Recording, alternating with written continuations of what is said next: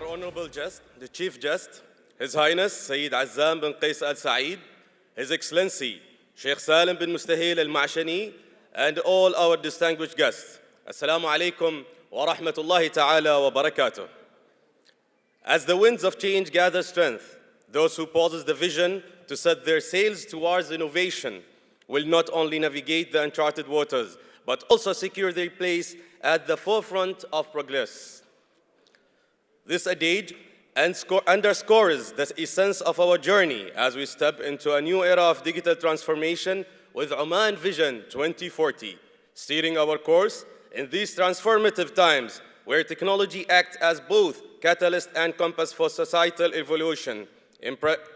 Embracing innovation becomes not just a choice, but a necessity.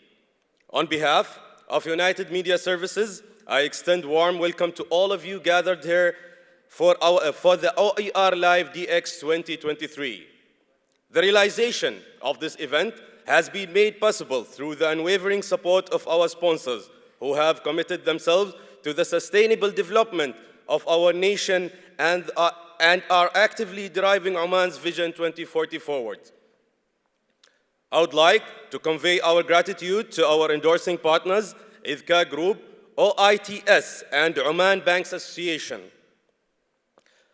I would also like to seize this opportunity to convey our deepest appreciation to our energy partners, Petroleum Development Oman, strategic partners, the National Bank of Oman and Ahli Bank, Islamic banking partner, Al-Izz Islamic Bank, official NBFC partner, Ta'jir Finance, insurance partner, Dhufar Insurance Company, digital transformation partner, Oman Data Park, InsurTech partner, Oman Qatar Insurance Company, strategic ICV partner, Business Gateways, support partners, Mustafa Sultan Enterprises and Dell, Insights and Infoline, and assist management partner, United Securities.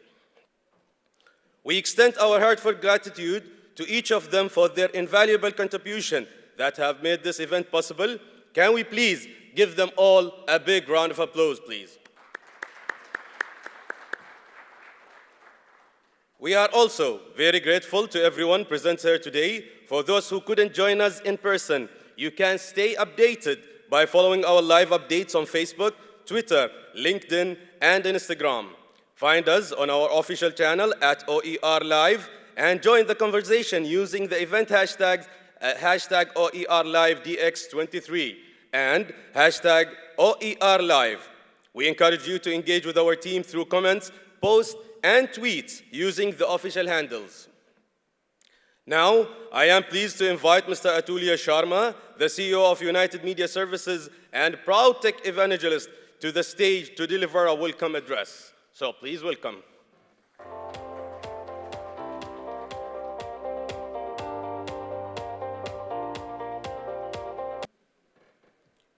Your Highness, Your Excellencies, and distinguished guests, good morning. On behalf of His Excellency Sheikh Salim bin Mustahil Al Ma'shani, I would like to extend a warm welcome to each one of you to the OERLive DX or Digital Transformation Conference and Awards 2023. We would like to convey our gratitude to our chief guest, His Highness Sayyid Azzam bin Qais Al Saeed, for gracing us with his esteemed presence. Thank you, Your Highness.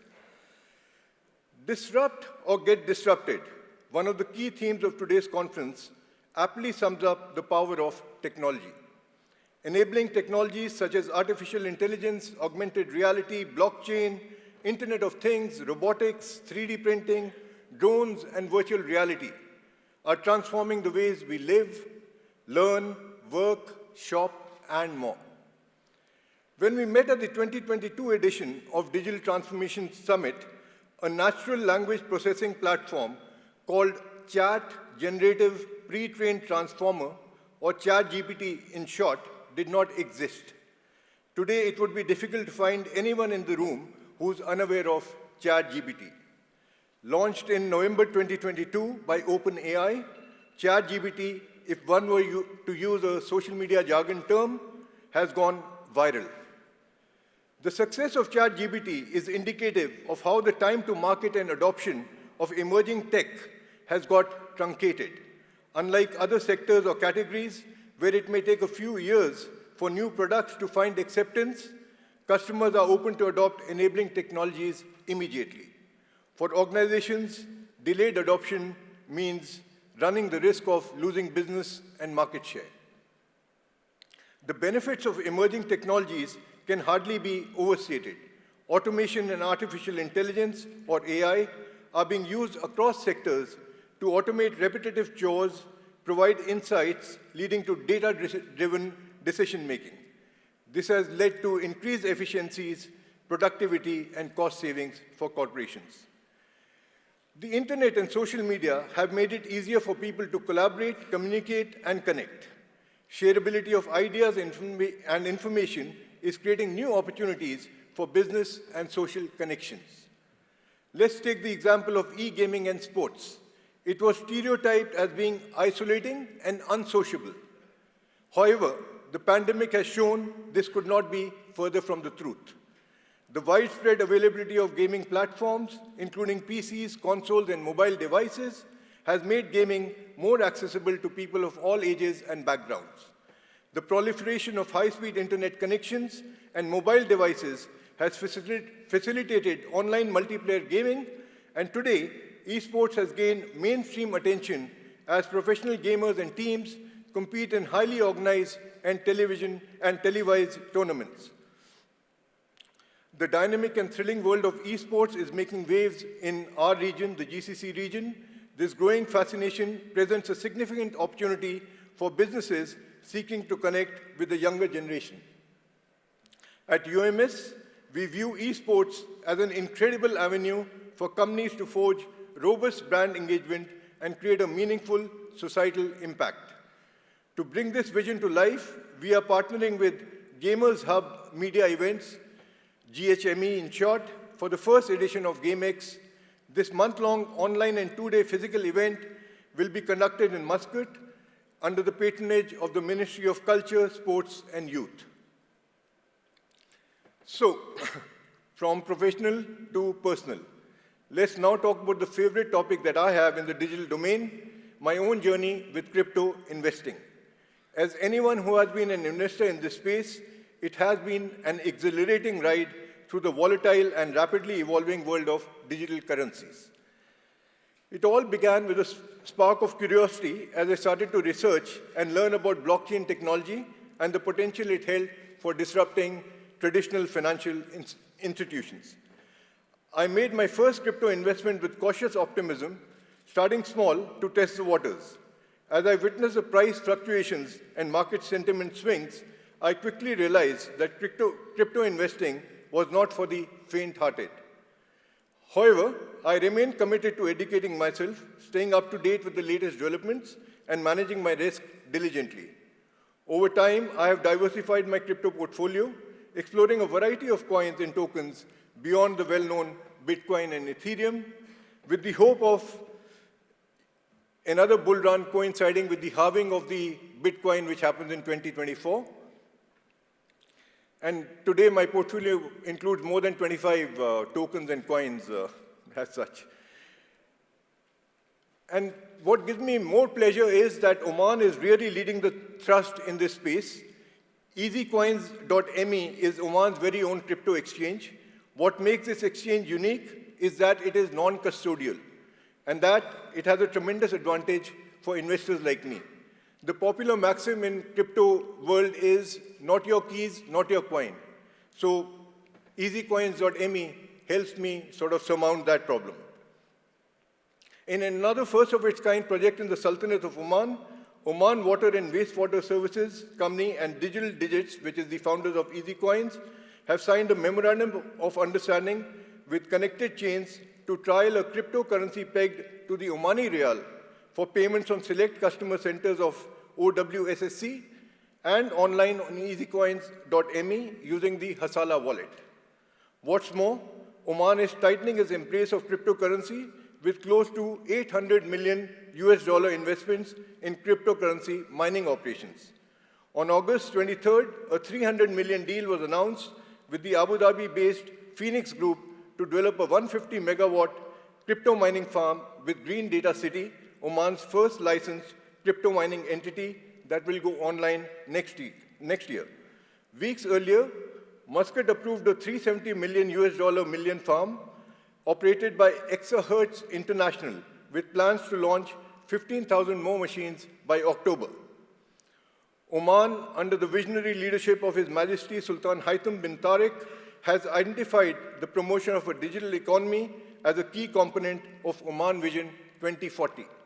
The Sultanate is working on a number of pioneering initiatives in this direction. For example, a digital transformation program, 2021 to 2025, being undertaken by the Ministry of Transport, Communication and Information Technology, aims to improve procedures, strengthen the country's digital infrastructure, re-engineer government services, and empower national competencies in digital transformation. An investment of 170 million Omani riyals has been earmarked towards this program. Another national program for digitizing all government services by 2025 is being executed to simplify services and enhance customer convenience. Similar strides are being taken across sectors. The Central Bank of Oman issued guidelines to banks and payment service providers to provide card tokenization services earlier this week. The service will allow local and international electronic payment applications available on smart devices such as Apple Pay and Samsung Pay to activate their services in the country. It will also support the National Digital Transformation Program and e-commerce in the country. Overall, these measures are in line with the e-Oman 2030 strategy, which aims to increase the sectoral share of IT to the GDP of Oman while becoming one of the top 20 countries in e-transformation globally. Let me end my address with a word of caution. If the benefits of emerging tech is the yin, challenges posed by it are the yang. Automation and AI have raised concerns about job displacement.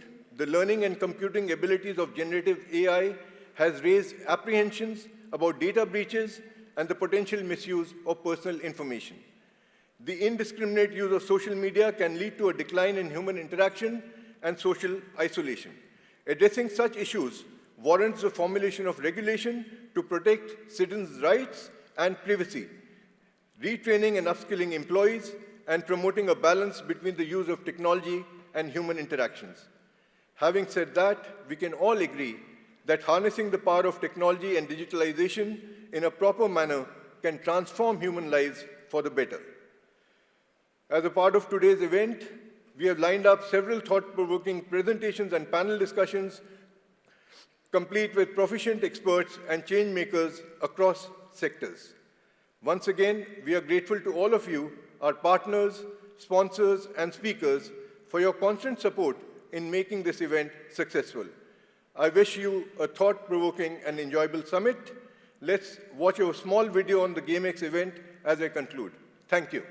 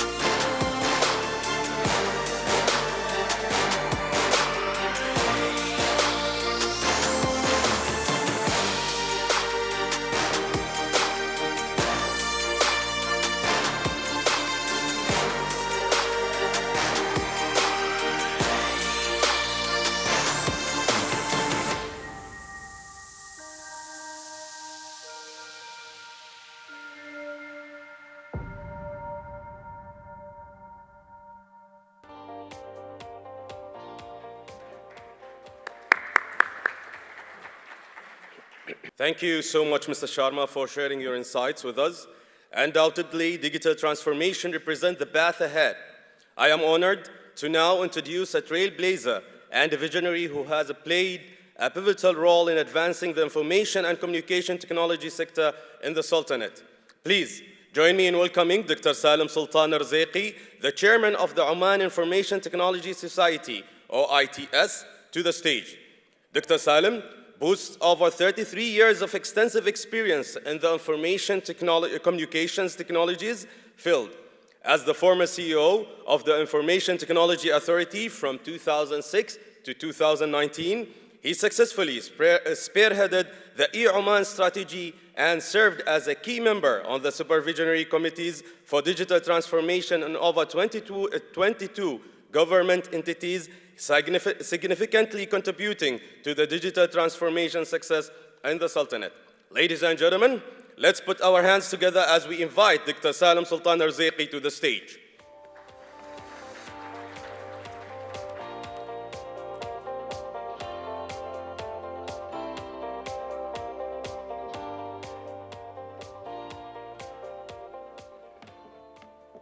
بسم الله الرحمن الرحيم والصلاة والسلام على أشرف الأنبياء والمرسلين سيدنا وحبيبنا محمد الصادق الأمين وعلى آله وصحبه أجمعين صاحب السمو السيد عزام بن قيس السعيد الموقر معالي الشيخ سالم بن مستهيل المعشني الحضور الكريم Ladies and gentlemen السلام عليكم ورحمة الله وبركاته صباح الخير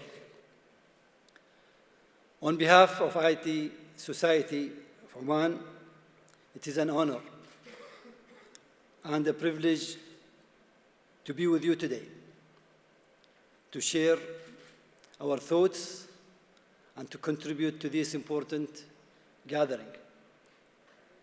We have great speakers from different industries that will debate the aspect of digital transformation. Today, I'll shed light on a very important aspect of digital transformation, the economic impact of digital transformation. But also we'll talk about the impact of digital transformation on transforming also the labor market. We will be acknowledging that the undeniable fact that we are living in a digital age.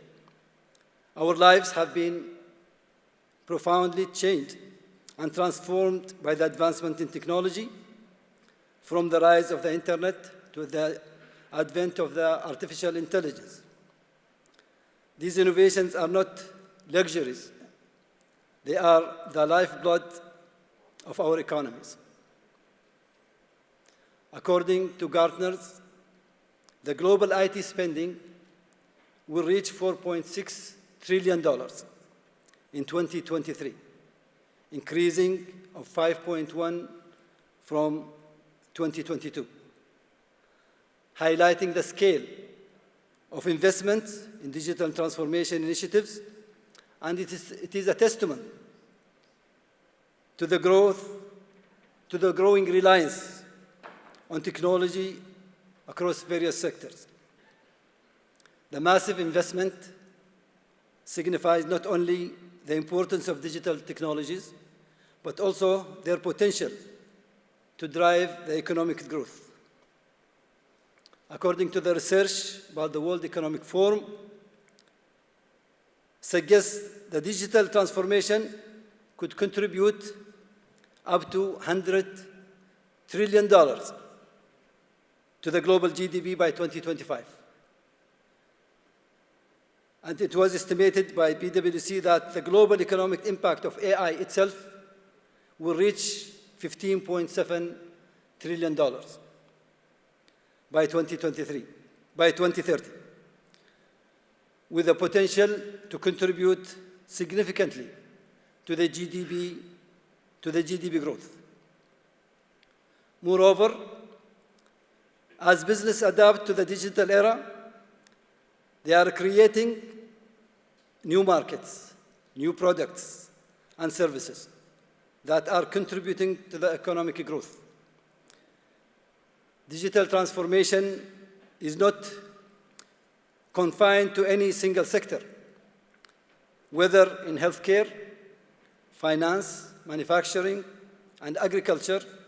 We are witnessing how data, analytics, IoT, automation are enhancing efficiency, reducing cost, and enabling new services and new business models. As a result, business that embraces these technologies are becoming more competitive on the global scale.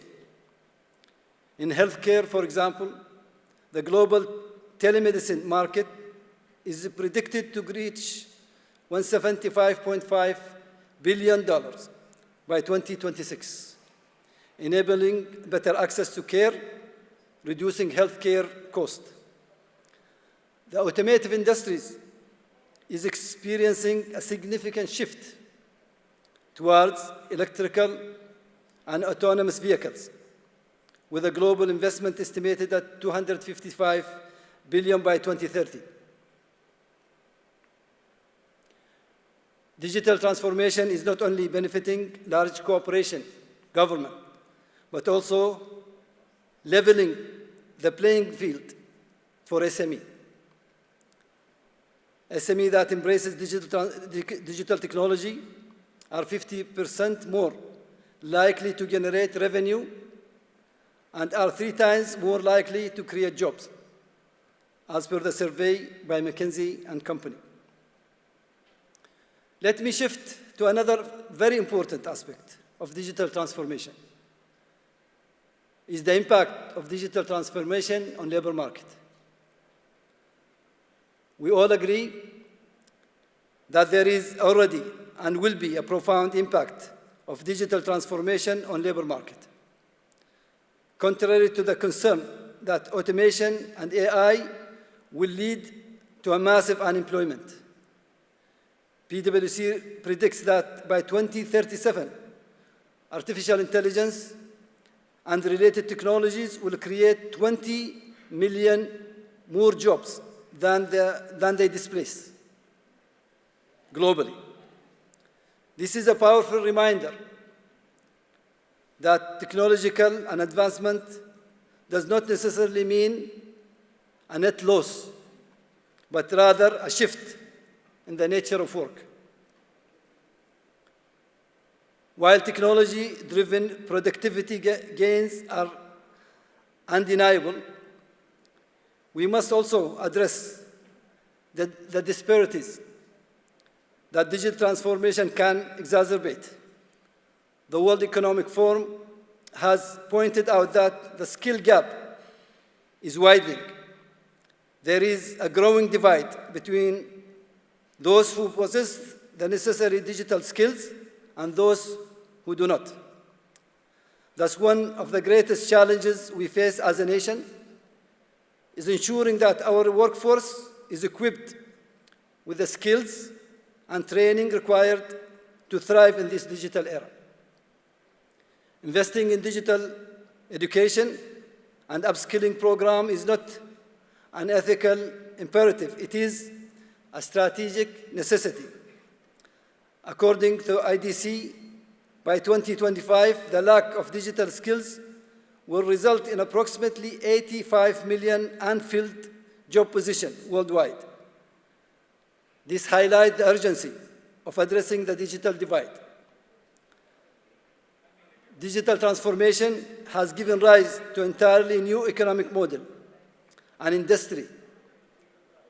The gig economy, the sharing economy, the platform economy have all emerged from this transformation. These models have provided opportunities for individuals to monetize their skills and assets and have disrupted traditional industries in the process. To conclude, the economic impact of digital transformation and new technologies is undeniable. They are driving growth, creating opportunities, and reshaping the world. While we must acknowledge the challenges they pose, such as job displacement and skills shortages, we must also recognize the potential for job creation and economic advancement that this technology offers. As we move forward, let us remember that it is not technology itself that determines our future, but how we harness this technology. By fostering innovation, investing in education and training, and ensuring that the benefits of digital transformation are shared broadly, we can unlock a brighter economic future for all. Together, we can navigate the digital age, ensuring that it is not just a time of transformation, but a time of inclusive prosperity. Thank you very much for your attention, and look forward to the insightful discussion and collaboration that will follow. I'd like also to thank ChatGPT for helping me prepare this speech. Thank you very much.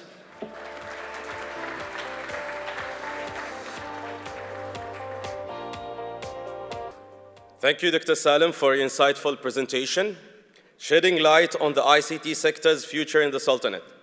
Now, let's turn our attention to our next speaker, who is a founding team member of Oman Data Park and has been steering the company towards remarkable achievements.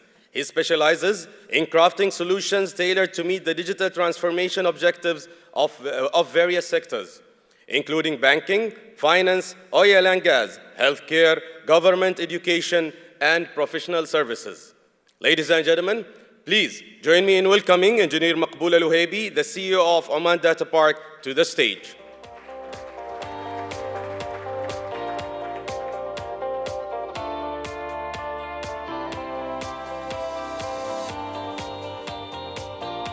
السلام عليكم ورحمة الله وبركاته.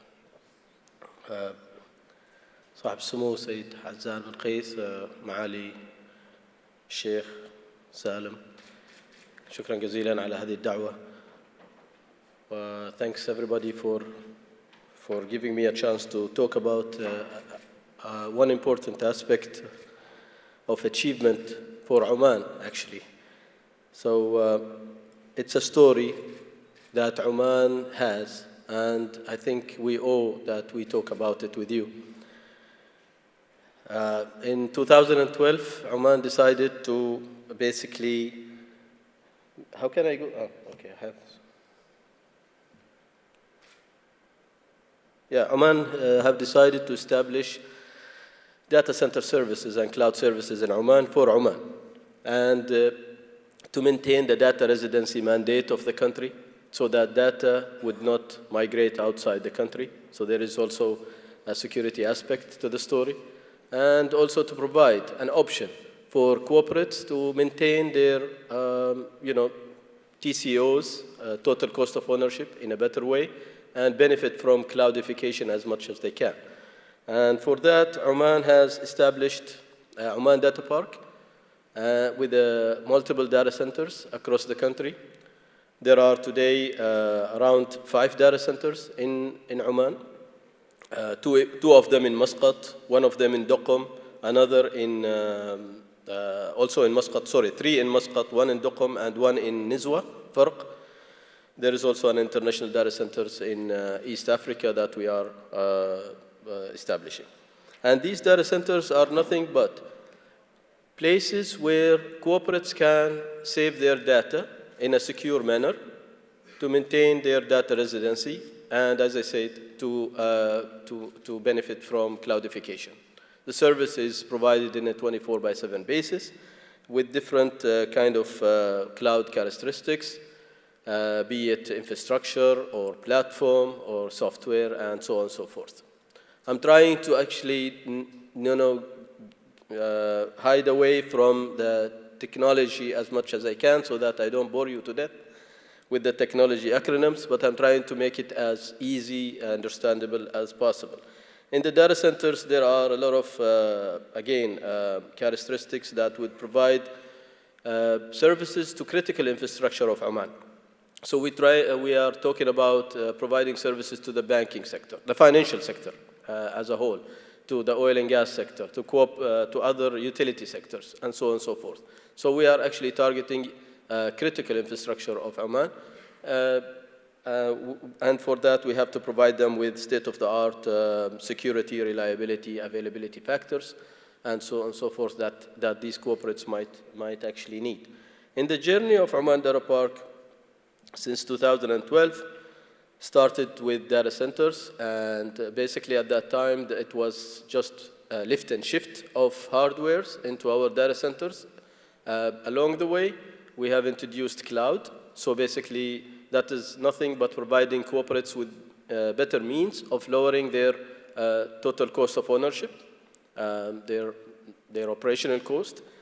And then we moved slowly into security and into the AI space, artificial intelligence platforms, by signing multiple agreements with multiple international players in the globe in order to provide, in order to maintain and establish a good ecosystem around us and provide you with the best of breed technologies.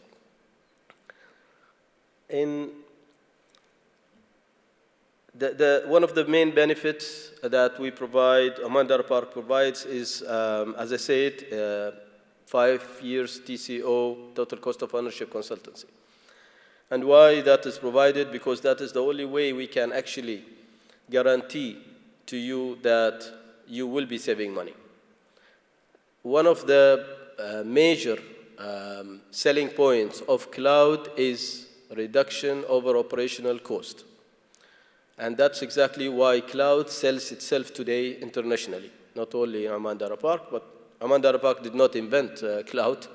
I hope we did, but there were other smart peoples around the globe who actually invented it, and they invented it for a reason. And the reason was to lower your operational cost. So the game is economy here. So that is number one. And number two, it's all about operational resilience and operational sustainability, bearing in mind that skill set movement can be a challenge to corporates. With that, Oman Data Park provides free of charge today 5 years total cost of ownership consultancy to corporates, free of charge. And then from there, if the corporate decides, Oman Data Park team can take you to a journey of design, build, project management, cybersecurity, and so on and so forth. The idea is to push the digital transformation in Oman as fast as we can. And one of the means of pushing that is through cloudification. If you are not cloudified, the chances of you winning the race over digitalization can be under pressure and can be challenging. This is an example of one of the consultancies that Oman Data Park team has provided to one of the corporates in Oman, one of the critical corporates of Oman. And you can see there how much reduction has been established or has been actually achieved. So you have two graphs here, and the numbers in white are the numbers that we pulled out of the corporates themselves. The numbers in red are the numbers from Oman Data Park and how much that corporate can actually save. 13.4 in the total cost of ownership of 4 years, 13.4 million that corporate would have been paying. With the cloudification, it's 3 million. So you can actually see the gap between the two. On the other example, we have a 14.8 versus 7.9, which is around 8 million Omani riyal. This is real numbers. And this is just to show you how economical cloudification can be to corporates. Bearing in mind that we are also not disregarding the security aspect, we are not disregarding the operational resiliency aspect, and we are not disregarding the managed operation or professional services that the corporates can actually provide you to maintain your volatility over skill set movement, as I said. The idea is to have everybody, as much as we can, under multiple roofs. I wouldn't say one roof, because that would sound a little bit risky to you. Multiple roofs of 5 data centers. And the idea is to have them connected. And that is the next step. And that's the step we are working towards right now. And that is where the real power is. So what we've been doing during the last 11 years is actually cloudifying as many corporates as possible in a silo manner. What we're going to be doing in the next 5 to 10 years is actually connecting those dots and connecting those critical infrastructure together in order to provide us as consumers and users and citizens the best possible service through integration. An example of that is the Open Banking API that Oman Data Park team is working on as I speak, by providing a platform where banks can actually not only integrate with themselves, but integrate with others through open banking platforms, which we call open APIs. And that would provide the banking sector what we call cross-platform integration. With the cross-platform integration, they can actually provide us as consumers and corporates at the same time better and quicker services, diversified. So financial sector are not talking about the financial aspect or financial side of the service, but they are also, through integration, they are diversifying themselves to provide other services, even ticketing, airline, for instance, providing us with means of planning our holidays through the banks by integration to the holiday and to the other corporates that are providing these kind of services. That's only an example, by the way. So what we are talking about here is Open API ecosystem platform that can integrate multiple segments in the country, not only within one segment, but across segment. And that's what we call cross-platform integration. And so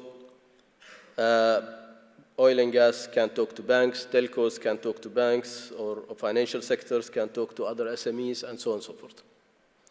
And that can only be provided through ODP cloud services and by providing ODP microservices that we have today. In the banking sector, we are talking about SaaS-based eKYCs, Know Your Customer, and that is something ODP already has and implemented. One of the stories, one of the references is the municipality elections, and today we are using it for a Shura election as well, whereby people can actually vote through their mobile. You don't have to go in physically into one of these voting, I would say, camps, but you can do it through your mobile by reading your ID card and getting yourself authenticated properly and securely using your facial recognition and authenticate yourself into the system, and then you can actually proceed with the voting aspect. That is used within Oman Data Park cloud infrastructure through partnering with one of the leading companies in this space.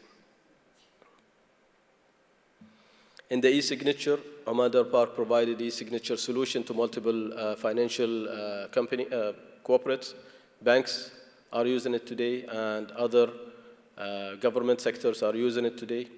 It is there. It has been used by some of the telco organizations as well.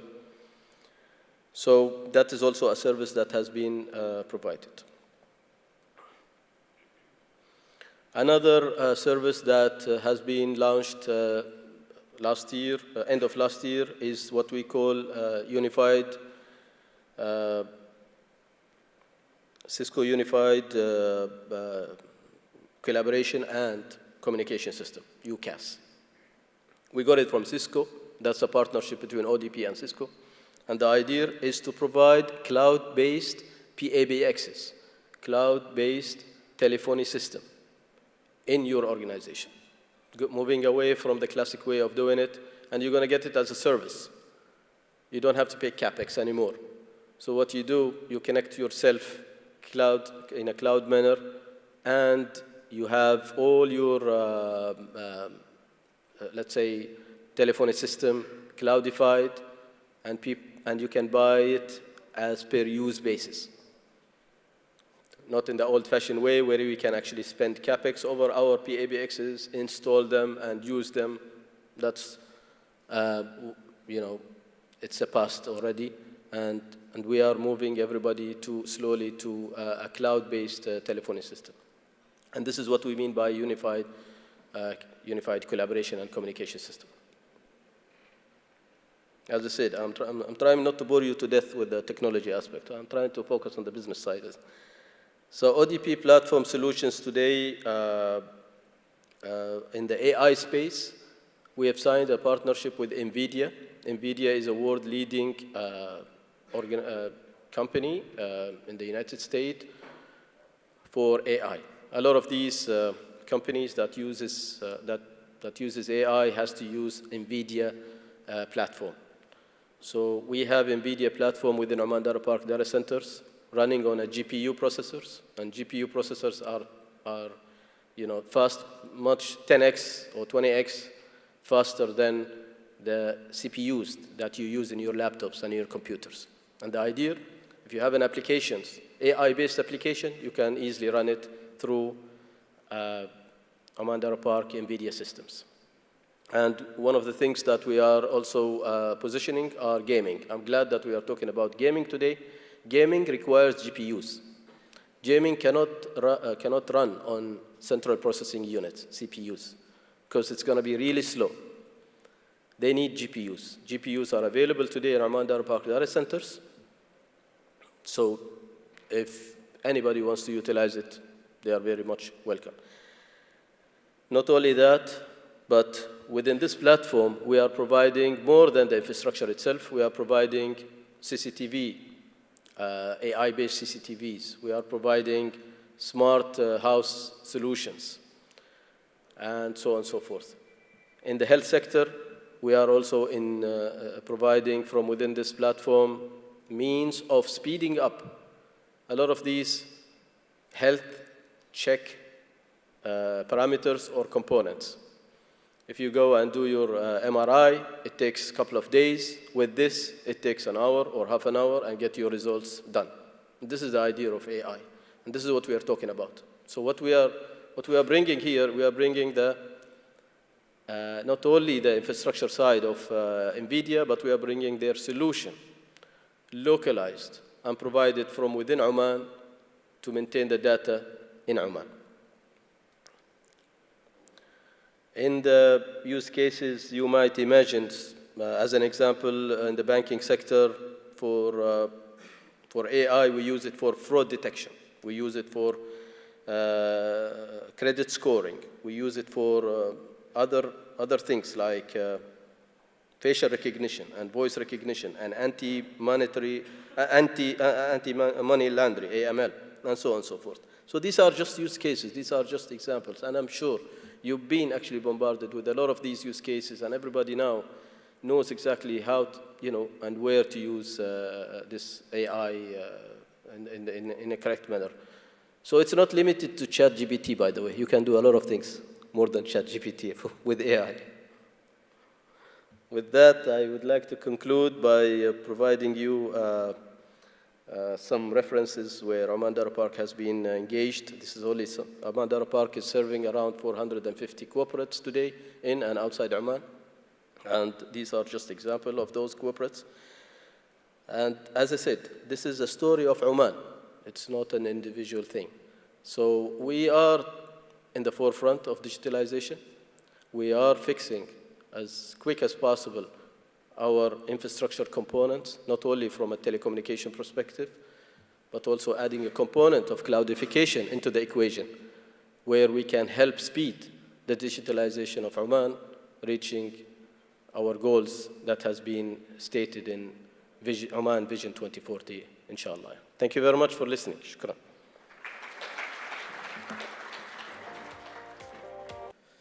Thank you, Engineer Maqbool, for the incisive presentation. I would now like to take your attention to the prestigious Alam Al-Iqtisad Awards 2023. On 20th September, in a red carpet award evening, the top performing listed companies in Oman, as well as the key corporate initiatives and industry captains with exceptional achievements will be felicitated. The premium event will witness the congregation of the key decision makers who are driving the country's business and economy. Looking forward to seeing you at the gala dinner. Our next presenter, ladies and gentlemen, is Mr. Saoud Al-Zakwani. He holds the position of the head of digital transformation at the Petroleum Development Oman. He is an artificial intelligence practitioner who has worked on the major advancement of the organization's digital ambition and also leads the corporate robotics process automation and technology inception program. His interest lies in a country value, automation, machine learning, deep learning, and computer vision. So please welcome him on stage.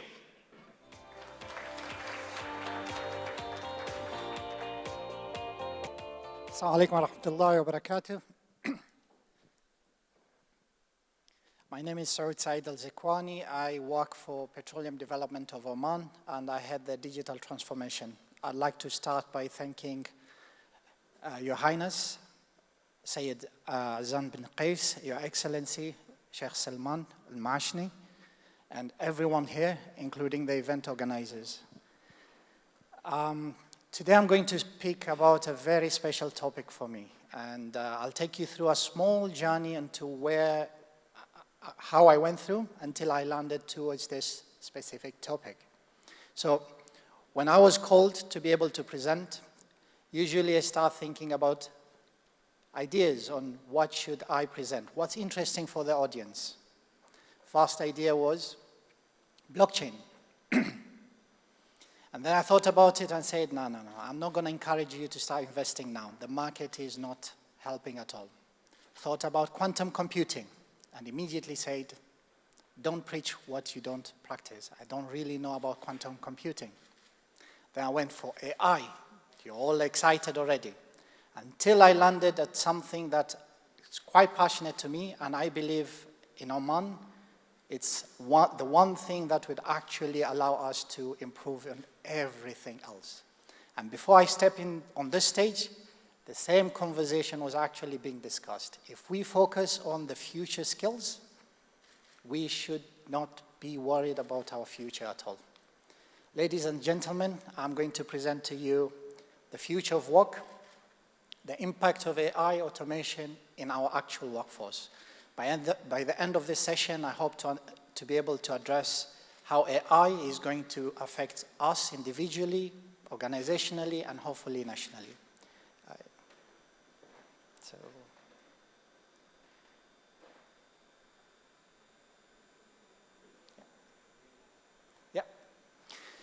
So let's talk about technology, but I'm not going to go really deep.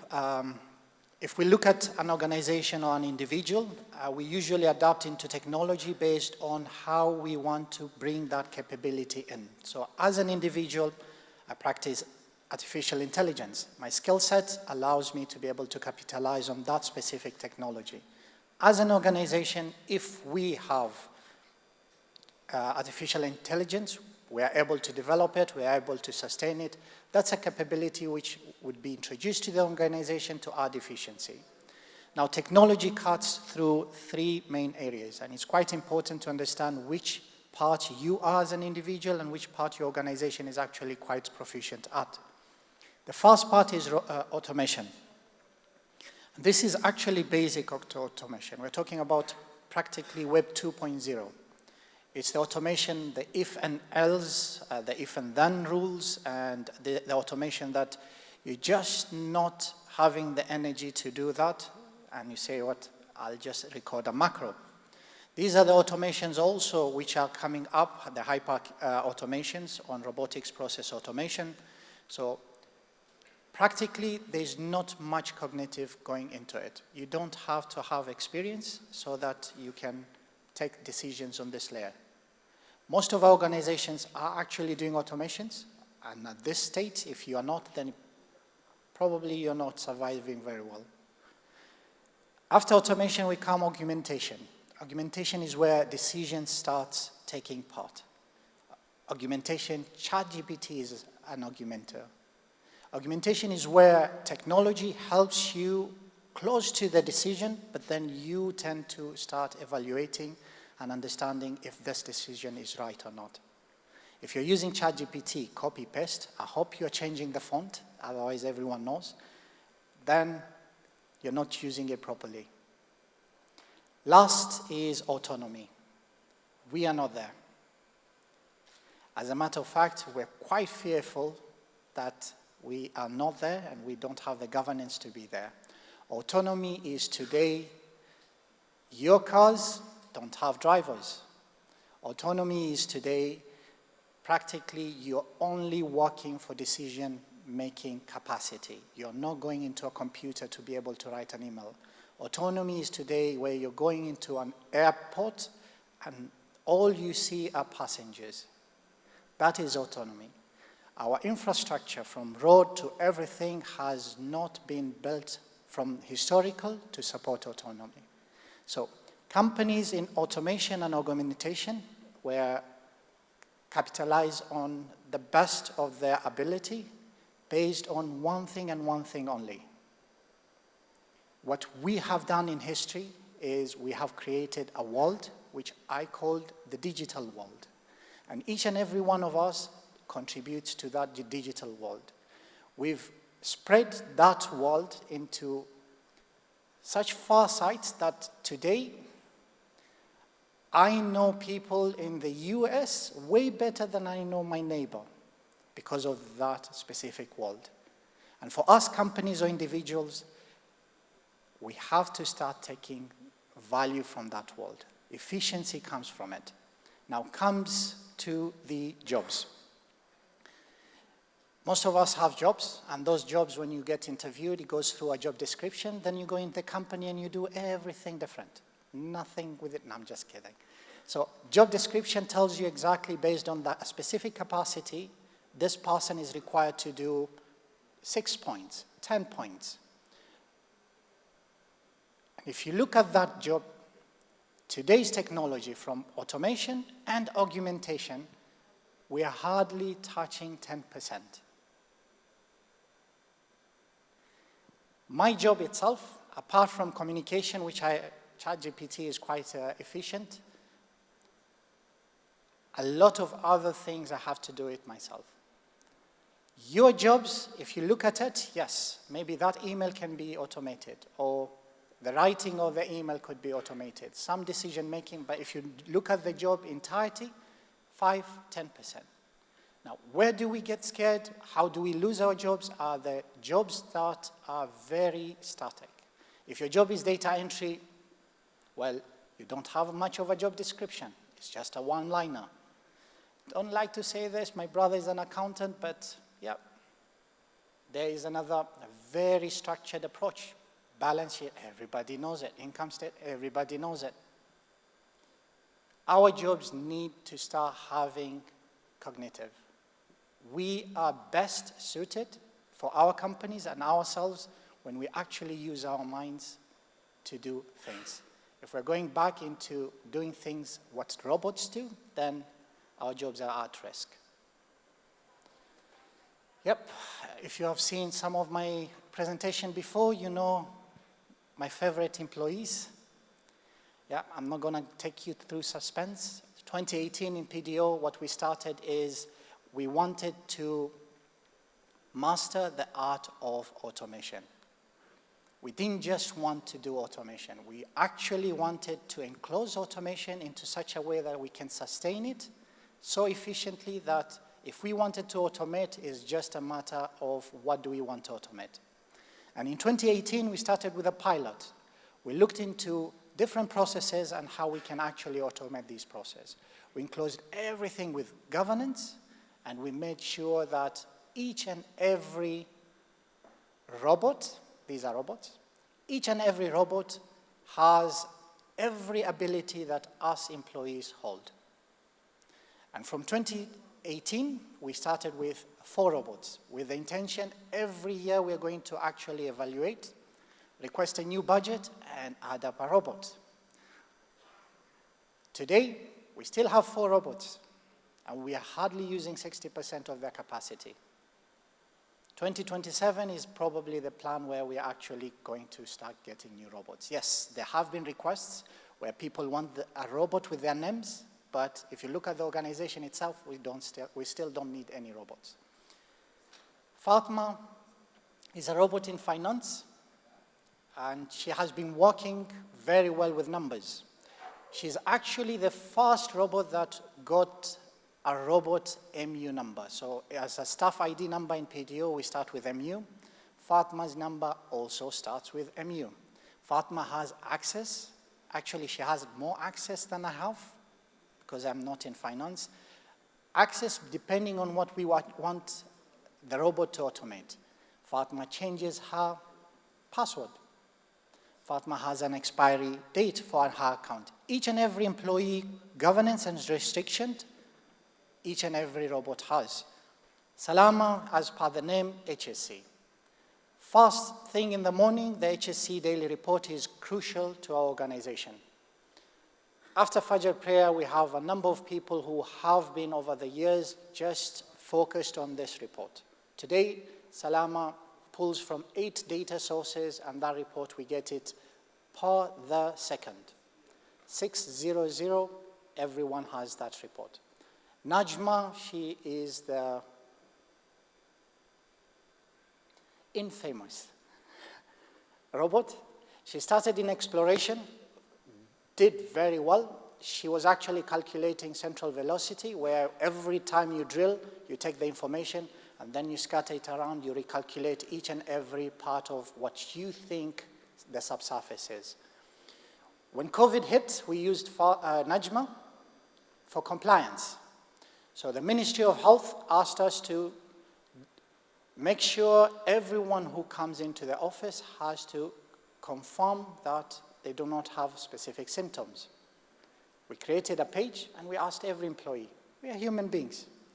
Najma, what she would do is, the minute you go into the office, after an hour you did not confirm, she will email you reminding you that you forgot to confirm a specific symptoms.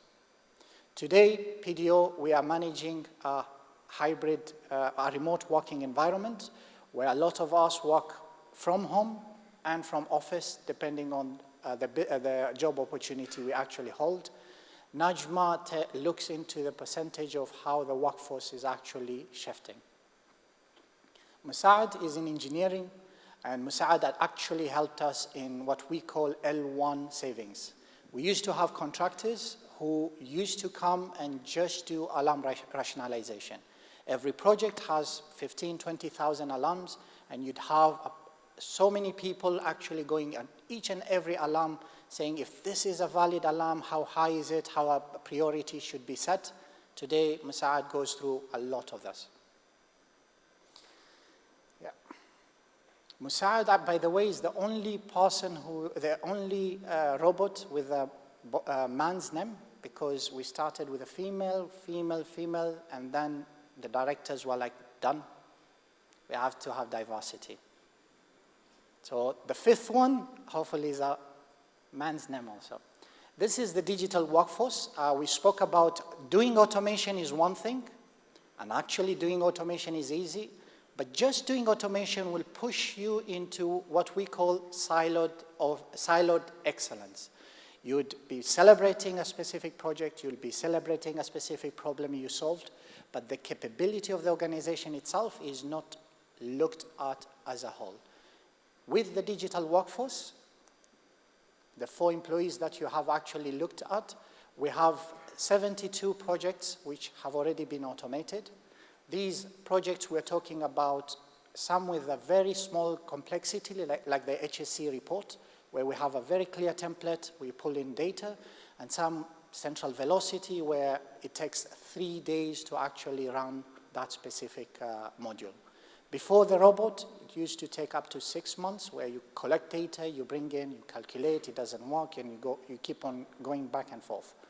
We have 11 in development, and I would actually say this, PDO is the contributor of bringing this RPA technology in Oman. We are the ones who actually set the demand for it and ensured companies push their skill set to this, and today we have 85% of our support being done by purely Omanis. We have 8 planned, and time to market, so the day we actually decide we want to automate something, within 47 days, it's actually working. And yeah, so that is one part of automation. Then we come to other areas, and I thought I would share some of these use cases that we actually do in PDO and how they actually impact our workforce. STEP, yesterday we actually say we've industrialized it. So industrializing an AI project, it means you've reached a point where consumers can actually use it without any challenges. ChatGPT is an industrialized product. STEP took us from 2018 till yesterday to be able to industrialize it. STEP is similar to Google Maps, but for drilling. We drill 3, 4, 5, sometimes even 6 kilometers deep, and each time we drill, we connect pipes. This pipe is called a string.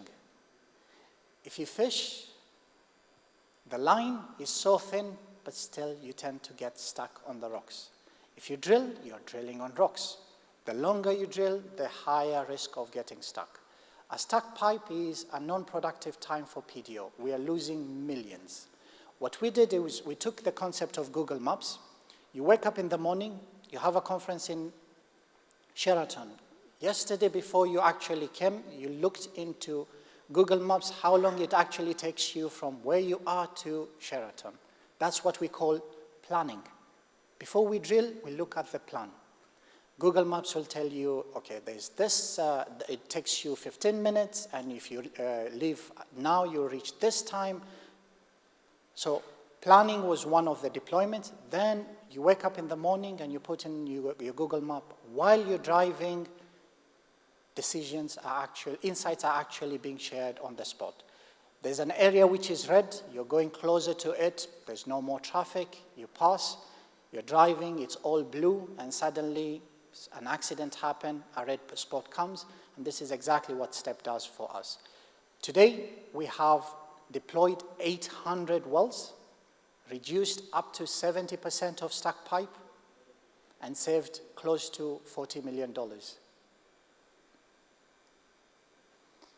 Wells around formation is a special project for me personally because it's only an Omani team actually, we closed ourselves in and we challenged ourselves. It's a very simple concept. Before you drill a well, how can we know what problems you're going to have? Is similar. Before you build a house, you ask your neighbors. What was your experience? So wells around formation, before any well is drilled, we pick a specific radius, 20, 30 kilometers, and each and every problem that you have experienced on already drilled wells will be plotted, so it's almost an accurate representation of what you're going to experience. What this helps is, instead of investing and going and spudding and starting to drill, you start looking at, I will get stuck here. What should I do? I change the design. I'm not going to go through this trajectory. I will choose a different trajectory. We save millions. And lastly, video analytics. Video analytics, we have over 1,000 cameras. How we operate currently, we look at a lagging indicator, something of a risk that happens. Then we go to the camera. What they told us happened actually happened or not. It's part of investigative. We don't want to move that way. We want to move on a fast step side where it's a lagging indicator. We're deploying video analytics in looking at areas where we have to ensure requirements which are set are actually followed. If we say a helmet is actually required to be worn and a person does not have the behavior to be able to follow those rules, this will indicate that that person is not doing it so we can actually communicate with them. Drilling operation, when the string is actually moving, no one is actually allowed to be there.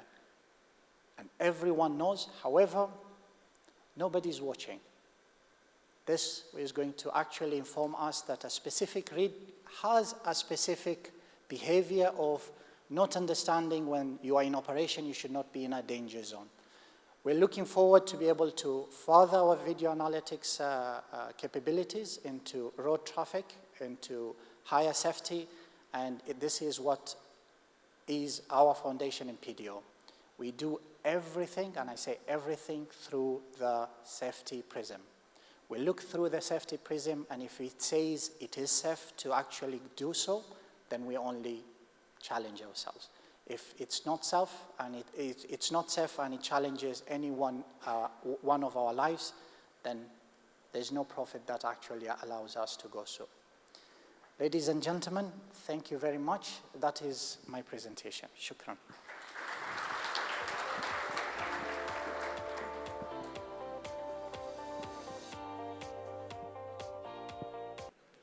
Thank you, Mr. Saud Zakwani.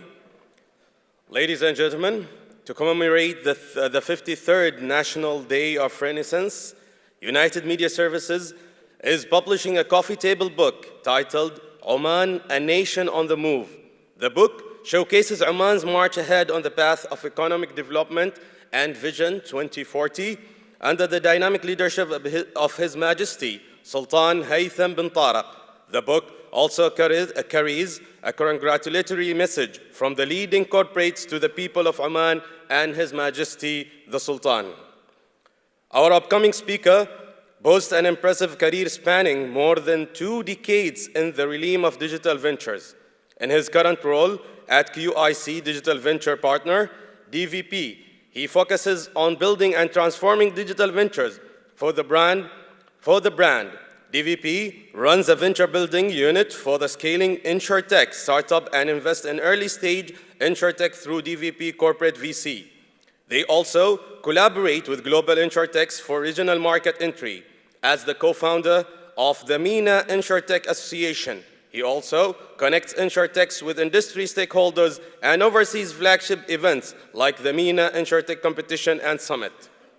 Ladies and gentlemen, please welcome on stage Mr. Las Gaharman, the Chief Digital Officer of QIC, who joins us from Qatar. Thank you very much for the introduction. I think you've said all my presentation already. So, it's a great pleasure to be here in the name of Oman QIC and QIC Group. I will give you a little bit of introduction to what is InsurTech, what is happening globally in InsurTech, and what is our role as QIC Group in it. As said, my name is Lars German. I'm the Group Chief Digital Officer of QIC Group, looking not into IT, but rather into digital business models and how we can use IT to build new kind of businesses. If you talk about InsurTech, we're not talking only about selling and buying insurance online, but we're talking about how, what we've heard about, AI, tech, data, can help us to define new kind of businesses, new kind of services for our clients. And I will spend my little speech about what is happening globally, have an example that we're trying to work on an ecosystem building activity that we're doing with the MENA InsurTech Association. Quickly, who is QIC Group? I think you have seen Oman QIC. We are the leading insurers in the Middle East, but we only do 40% of our premiums in the Middle East. 60% of our premiums are internationally through our London office, where we do reinsurance and have a Lloyd's syndicate. We also have a 300 people strong IT company, Nutech, that is delivering software solutions for insurance companies globally. And we have a 7 billion under management through Epicure, where we invest and grow the money itself. I'm responsible for the middle part, QIC Digital Venture Partners, where we do 3 things. We're building our own InsurTechs. InsurTechs that we build for QIC, but also for and with partners. We invest into InsurTechs, and we partner with the global sphere of InsurTechs and incumbents to join us in the MENA region. We do this, and it's not just PowerPoint to talking, we really hardcore working on things. So we have companies that we're building, we are investing globally, and last months also in the region. It is important, because an ecosystem is not only working by talking, an ecosystem is working by doing things. So this is our contribution. We are investing into startups. And we will see later on that we actually have an Oman reach out as well. Now coming to the InsurTech space. And as I said, InsurTech is everything. It's selling digital online, but also using tools to do a proper commercial insurance for petroleum, for drilling, for fleets, for everything else. We have seen a boom in insurance. Insurance as such is an industry that is lacking, I would say, in terms of IT implementation, in terms of critical thinking towards digital business moments. We have seen a lot of movements in the sectors. I personally was working in the year 2000 on the first digital insurance company in Germany. Back then, we already solved or tried to solve issues that we're still trying to solve today. This is the industry, right? We have a lot of regulation and we have a lot of inertia within the industry to move on. So we have seen a lot of VC companies investing into InsurTechs. I think Lemonade is one of those examples out of the States that actually was taking up a lot. So we have seen a big growth of VC investing coming out of this Lemonade IPA. Everybody wanted to be in there. Even VCs that don't understand insurance wanted to be there. We have seen a boom. And then in the beginning of 22, like in any other sector, it was falling down.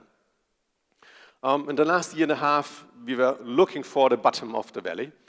We believe we most probably have reached the bottom of the valley. We definitely believe in it. We have invested already, so we believe we are on the bottom. This is the right moment of doing new things. But the statistics internationally speak for it as well. So we see an increase of investment activities, not necessarily investment rounds. And I think on this slide, I just put in this from FD Partners. It shows a little bit about, do I have a pointer here? Yeah. You will see the big bubbles. And the big bubbles are what is blowing up the whole InsurTech investment. Those are a couple of companies that are concentrating the majority of investments. Most of them we have seen already in an IPO. Most of them we have seen the IPO succeeding, and in the last year and a half, the prices and the share prices of those companies are coming down 40–50%. What we see is an increasing move into smaller tickets, early stage, because there are many things that we can learn and do together with InsurTechs as insurance incumbents. And we have seen not a single big deal in the last year or so. So we believe there is a new paradigm to be found. And we believe, and I come later on, this is the elephant in the room. I think every speaker before me was talking about AI. We will come to this, what AI means for insurance. Finalizing the investment landscape, we have seen a couple of amazing InsurTechs globally that actually, because they were missing the next VC round, have to be sold to incumbents, which is good for us as incumbents. It's not really good for the ecosystem because I believe InsurTechs really have an important role to play.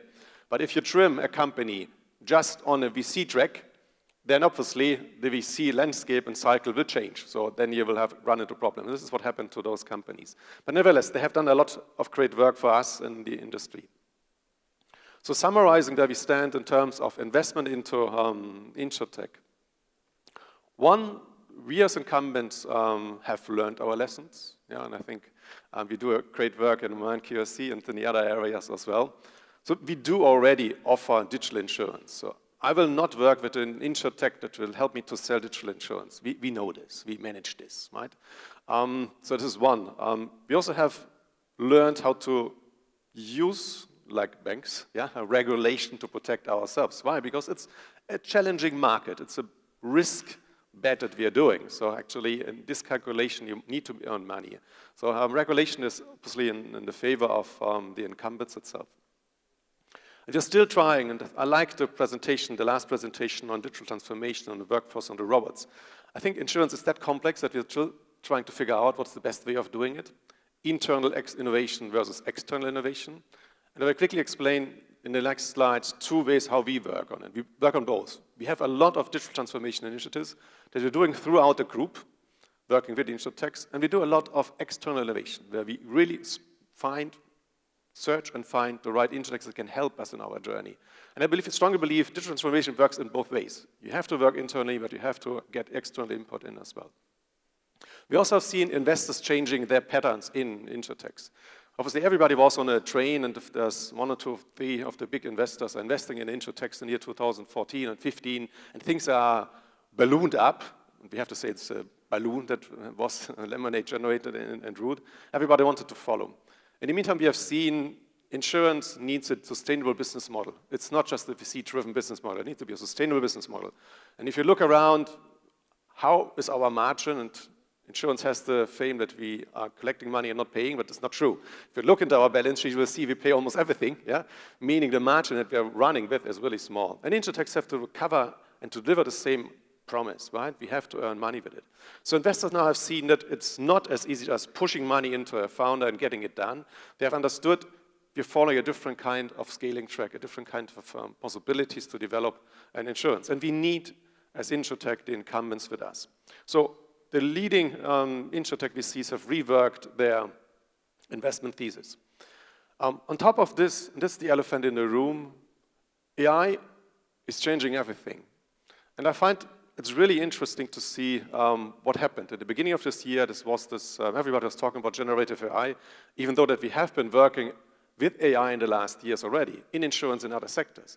But generative AI was the first time an application that normal users, my wife, yeah, could use and could be amazed about what AI can do. So from an abstract level of AI and using it like you've seen in your bots, yeah, to everybody can use generative AI in writing speeches, or at least validate your speech with generative AI. And the same happens for the business models. Why do we see a boom like this in generative AI and the usage of it? Because there are that many applications that suddenly are available, that have not been available 6 months or now. It's 8 months ago, before OpenAI actually came out. Those large language models have been there, but on an academic society. Now everybody can work on it. We work on it as QSC. Yeah? And if I look into the statistics, at least everybody, well, half of the population in the commercial industry says we touched on it. We touched on it as well. And we went deeper and looked into what is the areas of the insurance value chain where we can use AI and generative AI. And they are unbelievable. They actually bring me back to the point, investing in insurtechs, yes or no, when? AI is changing the fundamentals of insurance and the way how we execute. And this is an area where not a single company can do it alone. We need to do this in an ecosystem approach. So we have been really happy to, well, you see all those, and I won't go in. We can have a discussion, deep discussion on every single point of it.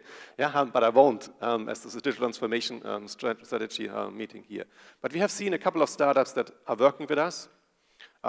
We are using them to do group-wide transformational projects, be it in the commercial insurance, be it in the call centers where we're using AI, generative AI, to talk to you without you knowing. Yeah? To call you, to help you to understand that you need to extend your contract. Yeah? But also helping us to understand, well, is there a risk? Is something happening to a company outside that we actually haven't known? By sending not only our risk engineers to all the sites, but having AI helping us to do this kind of stuff.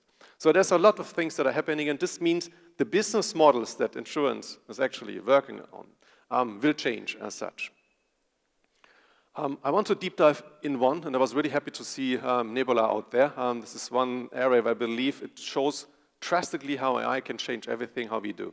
So cyber insurance and cyber. I think everybody is aware that there's a cyber threat out there. Yeah? I think you have seen personally phishing emails. We are under constant attack, yeah? Personally as in a company. So you'll see all this. And you see how the insurance industry is catered for it. We are not, at least not in our region yet.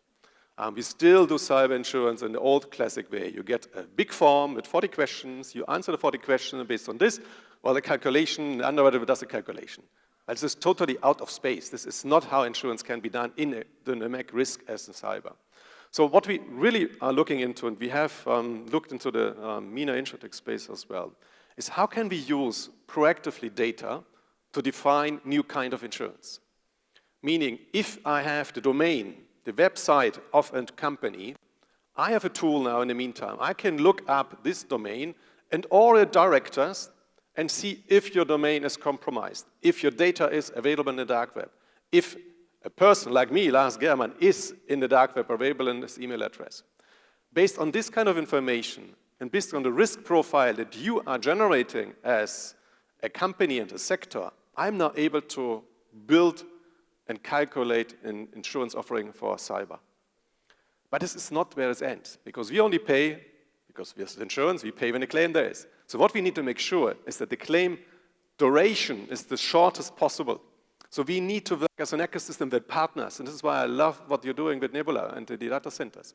This is exactly where we need to come in. Yes, everybody will get hacked. Yeah? So this is just a matter of question of time. Everybody will get hacked. The question is, how do we react? Having tools like, or the data park that you're building, a Nebula in there, you actually have the tools to be really reactive, to get the companies up and running fast. Meaning, we can give you a little bit of extra money to solve for this, but we need an ecosystem work on it. So we're looking actively into the cyber insurance market, and I would love to find more time with you to discuss this together with our Oman QRC team and see how we can build SME cyber insurance for the Omani market, using the tools that we bring in and you bring in. That said, I wanted to come to the ecosystem that you're doing, because I've talked now about InsurTech, QRC Group, and how we work. But we can only work, and digital transformation works only in this way, if you be able to work with external parties. So if I compete, Hassan competes here with the local market, right, with local insurance companies, well, I compete on group level with a couple of big players. If you compete on a product, then we're competing. But as our environment is that complex, nobody has enough money to do everything new at the same time. We are not petroleum companies, right? We are insurance companies. So yes, we have capital strength, but it's not good enough. So what we really need to do is find a layer where we have competing on the one hand and cooperating on the other hand. We are doing this through the MENA InsurTech Association, where we have an association which is a non-profit tool, where we have the leading incumbents with us, and we do together, work together with the InsurTechs.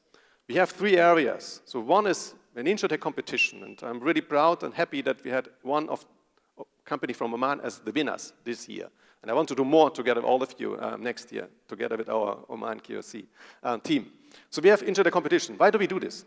It's not because of PR or something else. It's because we need to boost the ecosystem. We need to show, give our founders an opportunity to showcase, and also our incumbents to have an opportunity to be in touch. This is why we do InsurTech competitions. We have a summit similar to this, which is about knowledge sharing. So I brought in 90 speakers from the global world, all InsurTech influencers like us, together with the local InsurTech ecosystem, together with the incumbents, talking 3 days together about what is that we do, what is that we can do, and how do we invest. The investing part is really crucial, so I would invite you to talk with us and see how we can do things together by investing. And finally, we are, similar to what I do quickly here, you need to talk about new things. And this is what we do. We talk about new things. We're running in GITEX in 4 weeks' time in the UAE, the InsurTech program. We do the very same thing in ITC in Las Vegas. We have an digital insurance program as well. So giving opportunities to talk and to network. This is what we do. Yeah, and then a couple of more slides on how we did this. We had 323 InsurTechs in this year's InsurTech competition with us. So you don't get them by just saying, hey, I'm Lars, I want InsurTechs to be there. No, you actually have to be on the ground. So we have on the ground in 7 different countries. We didn't manage, I have to say, Oman to be on the ground. We did it online, but I want to be here together with you and run an InsurTech competition in Oman next year, early January or February. We have seen 320 startups. We have seen 90 startups pitching live on stage. So it's not just a paper or virtual thing. 90 startups pitching here. And then we have taken them and looked into all the details and selected 30 to come to our main summit, where they're presented in front of all the leading insurers of the region and all the leading VC investors, InsurTech VC investors together with us. And based on this, we had 5 winners. Out of those 5 winners, we have 1 winner out of Oman, which is Monarch. So you see, InsurTech, globally, things are happening. We're doing a lot of things locally, and we're building on the ecosystem to make things even stronger. And I think we are leading the pack as QRC Group. That said, I'm here today. Oman QSC is always here. We would love to do more. Yeah, and as said, in building together ventures, where you have a share, we have a share, investing together into interesting things. We're working on an Intertech fund. We'll be happy to discuss this as well. Thought leadership, talent development, all this is needed to really build the ecosystem. Thank you very much. We are here to talk to you. Thanks.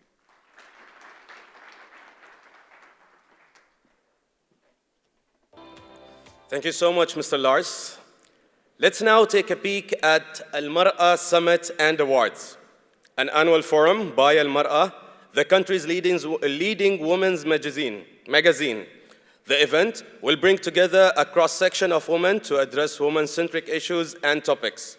The summit is being held on 25th October at Grand Millennium Muscat from 8 a.m. to 2 p.m., followed by Al-Mar'a Excellence Award the same evening. Let's take a sneak peek into this year's edition.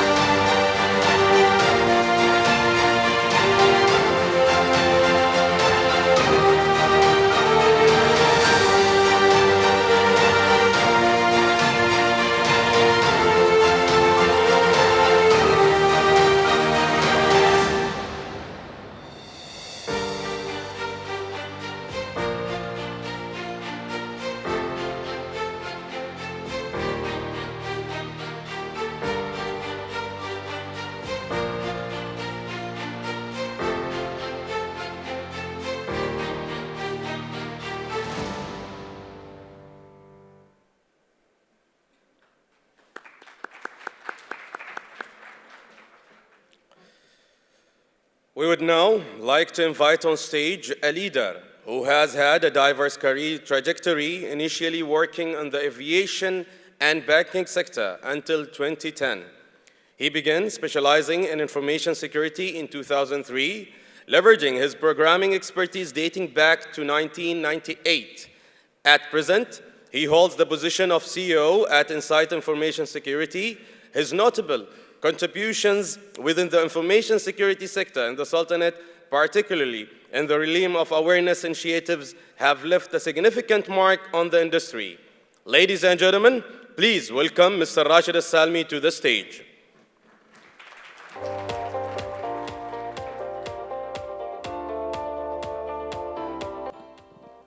Good morning, everyone. Your Highness, Your Excellency, esteemed attendees, thank you very much for making the time to attend today's event. It's a very interesting event, and I've actually enjoyed the bits that took place so far. Thanks to everybody that has preceded me in this. Today, my discussion is going to be about security. My presentation was conveniently placed right after an insurance company, so thanks, Lars, for the insights. And I do believe that some of the matters that Lars has discussed about the relationship between, of course, insurance and the security landscape would definitely be pressing when it comes to digital transformation. First of all, I lead an Omani company that started 20 years ago with a special focus on cybersecurity. We did realize at that time that information security was on the rise. There was need to protect all this digital infrastructure that was being put in place. Today, the landscape has changed, the awareness levels have changed, the drive amongst corporates has changed as well. So everything has gone in full throttle in the past few years. Not only that, but the advent of artificial intelligence and so many other beautiful technologies that have been popping up in the past many years has made it clear that no business will be able to move forward without digital systems and digital transformations. So to begin my discussion, I will continuously focus on security. I'm not an authority on digital transformation, so I'll spare you the discussions there, but I'll be looking more at the security aspects of this whole matter.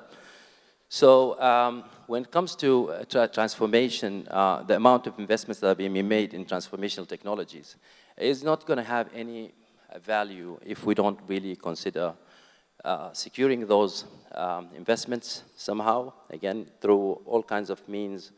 Of course, IT security and information security would be important there. There's insurance, there's so many other aspects also to think about. But without the proper level of confidence being instilled in the society, all these efforts might fail. In fact, if people are the main driver of technology, the reason why we keep innovating, the reason why we keep bringing up new technologies is because people actually want those and they demand them.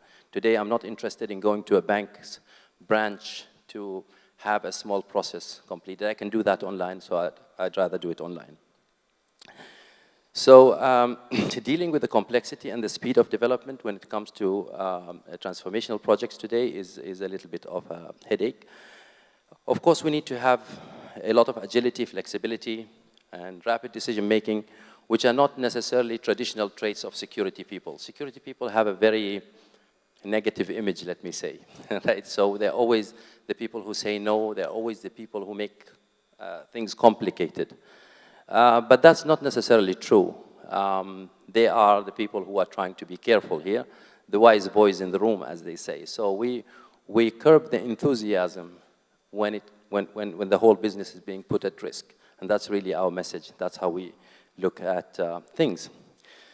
So businesses today struggle in so many ways in dealing with transformational aspects, but mainly, as a company, as Insight, we've been really focused on allowing people to gain visibility of what's going on within their environments. So we have a security operations center that's been focused completely on that message. We've been telling people that if you cannot protect what you cannot see. And when you develop a platform of any kind, you will definitely need to be able to see deep within that system, from a security perspective, so that you can actually be able to make proper decisions in that regard. There's also another complication, which is integration with new systems. So many complications related to connectivity, data sources, and of course the introduction of potential threats and vulnerabilities that we are unaware of or that we did not study carefully in advance. So good planning is very much necessary. And we believe that if you embed security within that discussion from the beginning, you can spare yourself a lot of headache as you move forward with your approach or with your initiatives. Again, as a company, we focus on security testing. We try as hard as we can to involve ourselves at a very early stage to make sure that security is kept in mind along the way as we design, develop, and introduce those systems. We live in challenging times for so many reasons. First of all, the amount of, or the number of systems that are being deployed every day is quite big, quite vast. And organizations are focusing on moving a lot of their assets to the cloud. They are looking at big data, or the potential with big data, the potential with artificial intelligence, and of course, everyone is utilizing Internet of Things today. All these areas are very, very difficult to control since they have a lot of moving parts in some cases, and also we will always have problems with data sovereignty as long as we're dealing with systems that are not natively hosted. So there are several matters to be concerned with here. So these are challenges, and everybody is trying to tackle them in one way or another. So they, the way they are today, being open systems, everyone sees them, we're aware of their vulnerabilities very, very fast. There's a huge hacking community out there that can really abuse this drive towards those areas if we're not careful. So if we go there unprepared, we are definitely going to start paying some price for it. Now, security teams have, again, as I said, they have a negative image in terms of speed as well. So always known to take their time and make those very, very extensive plans that take forever to implement. They would stop the development team for days and days on end just to make sure that everything is being done correctly. So that needs to improve. Security teams need to be more agile, and they also have to go through a transformation themselves as well. We don't believe that the security teams, the way they are today, the way they were configured traditionally, are going to be able to meet the challenges that are upcoming when it comes to digital transformation. But there's some hope out there if they start to induce that change that's required. On the way forward, it boils down to security leaders to begin with. So let's start with the security leaders who need to actually be more prepared than they are. And I'm talking here on a local level because that's the environment we deal with. We don't provide our services outside of Oman. So we're very much focused on the current status in the country. A lot of organizations are really driven towards transformation. There are even national projects on that regard. Of course, Vision 2040 puts that as a priority. But then there are risks that the digital transformation is going to present, and security leaders must be aware of those risks, must be able to handle and deal with the challenges that are upcoming in this regard. We'll talk about those challenges in a minute. So we are fast learning as security people. We're really learning fast that we can't keep on saying no to everything. We have to have a better approach. We have to look at changing our answer to our colleagues and tell them, let's see how we can do this as fast as possible and do it safely as well. So to be able to promise this kind of things, we will also have to shape up, and that's hence the transformation amongst security teams is important in that case. So in summary, the digital tools really have the capacity to make your organization faster, smarter, and gain a lot of benefits out of that. But if there is no clear-cut plan in place, if we don't really know where we're heading, what we're going to do about this, if we don't have the right strategies and plans, if we don't have that healthy discussion between different teams, I need to see the decision-making process change a little bit in our environment. So it's not going to be a top-down approach every single time. You see, seniors would always want to see development. They want to see improvement. They want to see the organization taking the lead in so many aspects. But if the teams below aren't ready, then what we end up with is a lot of patched systems, half-working kind of services, and we don't want to be in that position. So yes, strategy comes first when it comes to security as well. The reality today in Oman, this is a little bit pessimistic, but again, we are security people, so we have to be pessimistic. There's a severe shortage in skilled cybersecurity professionals. This is a fact that everyone in this field knows. Arranging for the right of support can prove challenging. If your development team is expecting certain support at different stages in their projects, and you don't have the right people for this, then you're obviously failing them. And I see that so many entities are already set up to fail in that regard. We see that from a business perspective. They don't have the right resources. They're not preparing those right resources. They have not started preparing the right resources many years ago. And as of today, they are still lagging in that field. So I think that will be a challenge that needs to be looked at. It's a very harsh reality that we have to work to remedy. I know that there are initiatives, like there are specialized training centers today in the country. There's so much effort amongst educational institutions to produce better and better cadre, but that's not necessarily going at the speed that we wish to have. Another concern is to find the right type of advice. So since these organizations mostly aren't prepared, they might as well try to look for that help from outside the organization.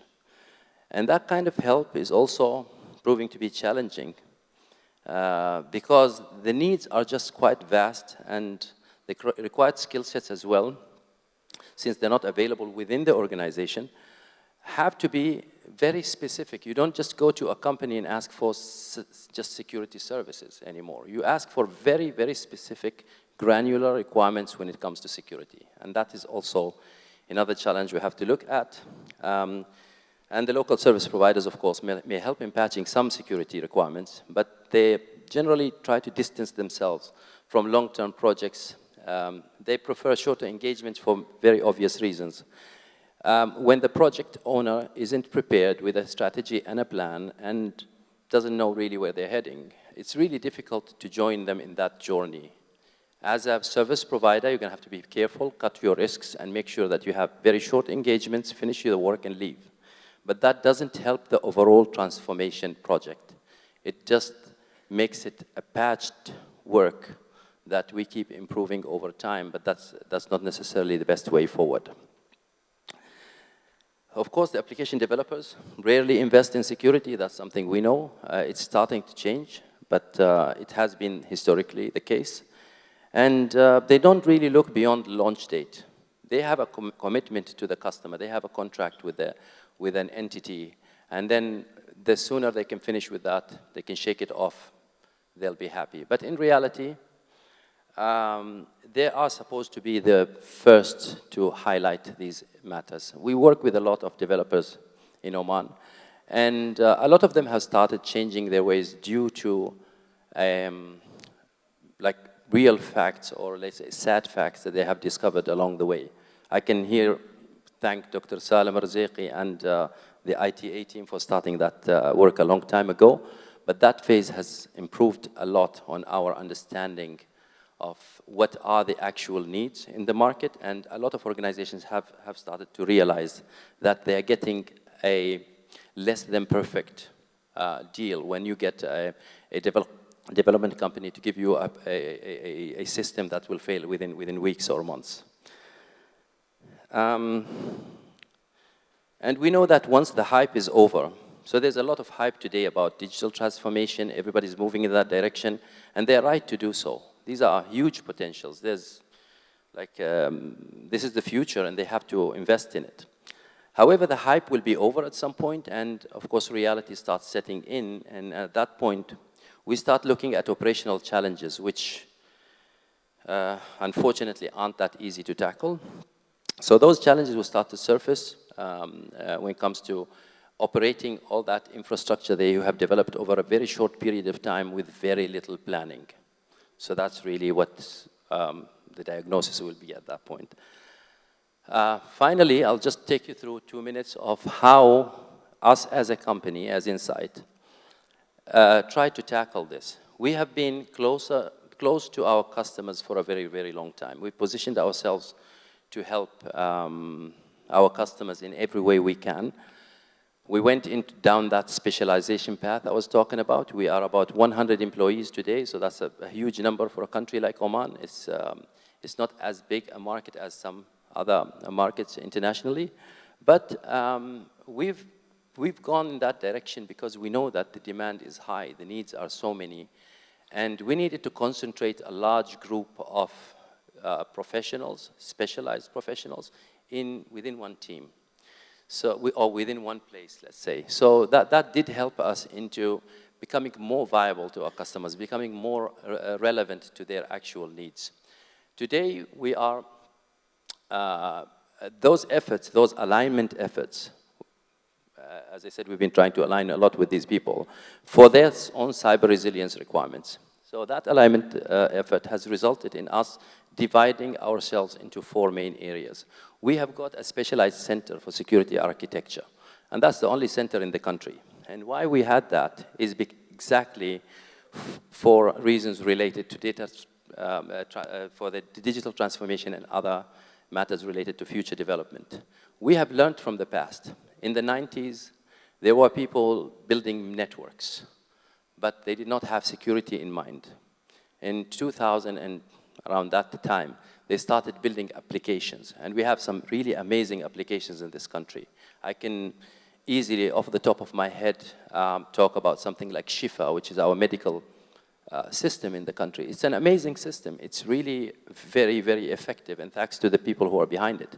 But I know, and all of us here know, that security, that was not built with security in mind. We wanted to change that in the future. We want to allow our customers to call and say, come here, I have this very promising project. It's going to be a national project. It's going to be a project that provides a vital service to the society, and we want you to help us with solving all those security challenges that we might face in the future. So our Security Architecture Center would be the right people to sit with you and decide on those matters. Then we looked at areas beyond protection, just the recoverability part of things. Are you able to maintain control over the whole process? So we baked security into the project. That's fine. But are we able to maintain that control over time?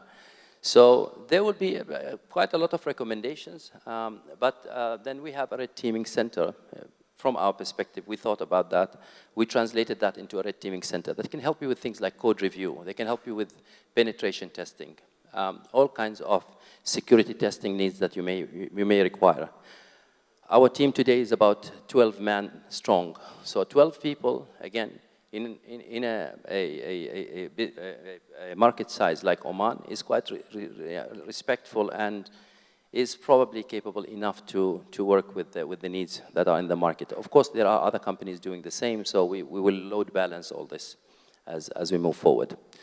So once we looked at recoverability, we started thinking about the next step, which is the security operations. And again, this boils down to visibility. Are you able to see what's going on within your environment, within your application, within your systems, amongst your staff and users? If you're not able to see all that, then your security view is very short. You will be able to launch an application, but you'll not be able to give any guarantees to anyone that you are on top of things, that you're controlling the whole process, and that you are able to adapt to change in the future. Finally, we have a Governance Assurance Center, which represents us in this event actually today. So the Governance Assurance Center is basically what we would traditionally call compliance teams. What we do is we work with our customers to help them meet their regulatory requirements. They also sometimes just their own ambition when it comes to certifying their own services. Today, you can certify yourself for PCI DSS if you're providing any banking services, for example, or financial services of some kind related to cards, to banking cards. Or you can certify yourself in any other aspect for that matter. So we have a team of experts that are helping our esteemed customers in achieving those goals. So with that, I thank you very much for your time. I appreciate your listening. If there are any questions, please, I'll be available for the rest of the day. Thank you very much.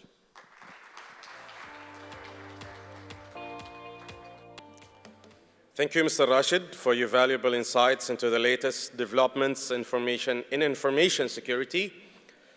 So now, ladies and gentlemen, it's time to embrace the spirit of celebration. It gives us great pleasure to introduce the prestigious OERLive DX Excellence Awards 2023. an esteemed initiative designed to honor the exceptional accomplishments of top performers in digital transformation. This platform serves as a beacon of recognition, spotlighting those who have demonstrated excellence and made significant contributions to their respective fields. We request our Honorable Chief Guest, His Highness Sayyid Azzam bin Qais Al Saeed, to come on stage to present the awards. I would also request Mr. Atulya Sharma and Mr. Saeed Al-Mashani, Deputy CEO, United Media Services, to join His Highness on stage. So please welcome.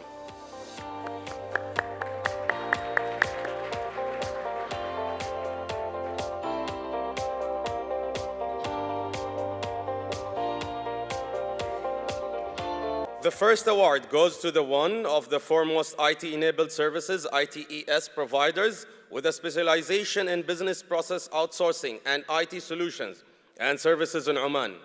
As an ISO 9001-2015 certified company, it ensures the availability of talent and prompt responsiveness while addressing clients' needs.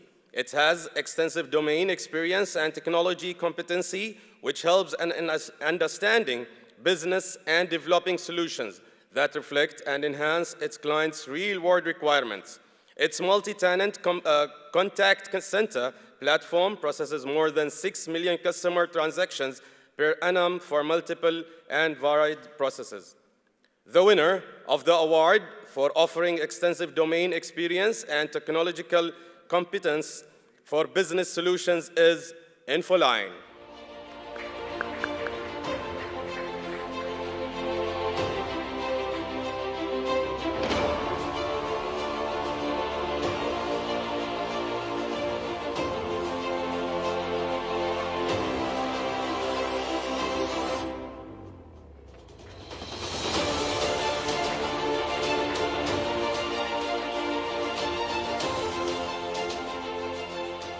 Congrats, Infoline.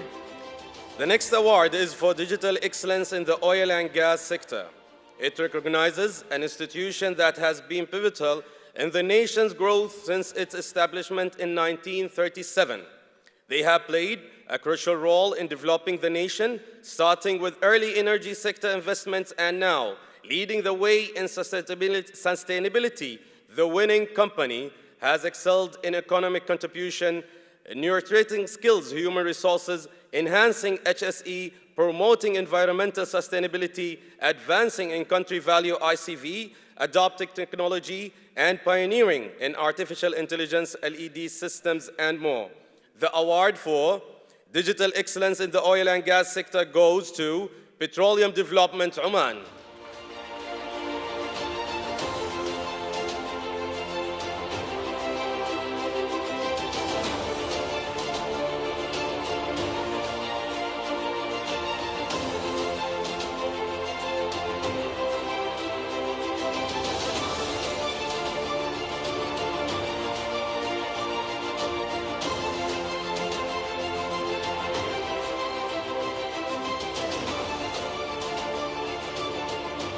Congratulations, PDO. Our next award goes to the leaders in digital transformation. In the banking sector, the winning institution is the first local bank in Oman and has been a pioneer in the country's banking industry. Since its inception, it has introduced numerous market-first initiatives, fully embracing the digital transformation of banking. They led the way by introducing self-service kiosks, a merchant app catering to micro and home businesses, and adopting QR codes for payments. Most recently, it also opened Oman's first digital corner, offering 24/7 services and enhancing accessibility and convenience. The leader in digital transformation in the banking sector is National Bank of Oman.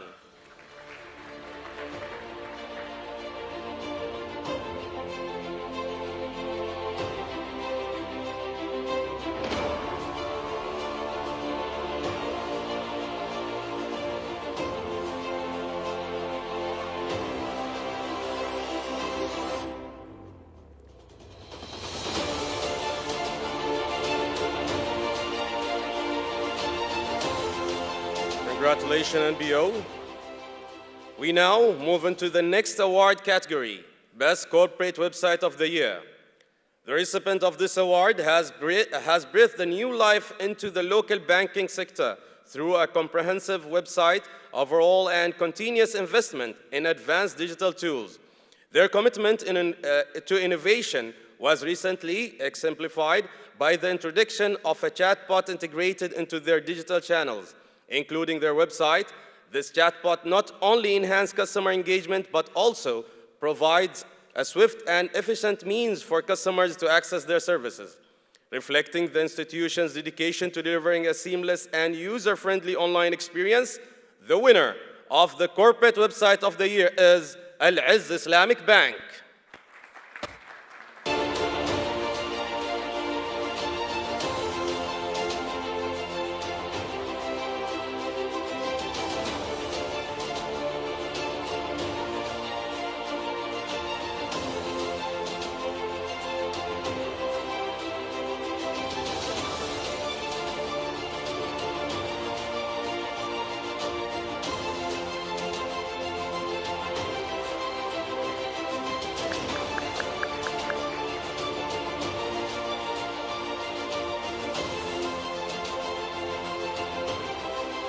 Congratulations, Al-Izz Islamic Bank.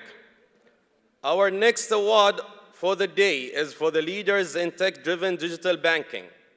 The award-winning organization has recently introduced an express digital banking service as part of its customer-centric and digitalization initiatives.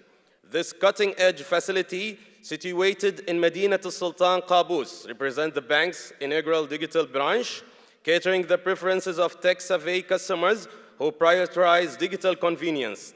The bank establishes a new banking standard with its versatile device and advanced digital capabilities. Additionally, the organization has also fulfilled its leadership in private banking and wealth management through the launch of its digital wealth system. Tailored for wealth management clients, this state-of-the-art system enables online access to investment profiles, mutual fund trading, systematic investment plan creation, portfolio analysis, and more. The leaders in tech-driven digital banking is Ahli Bank.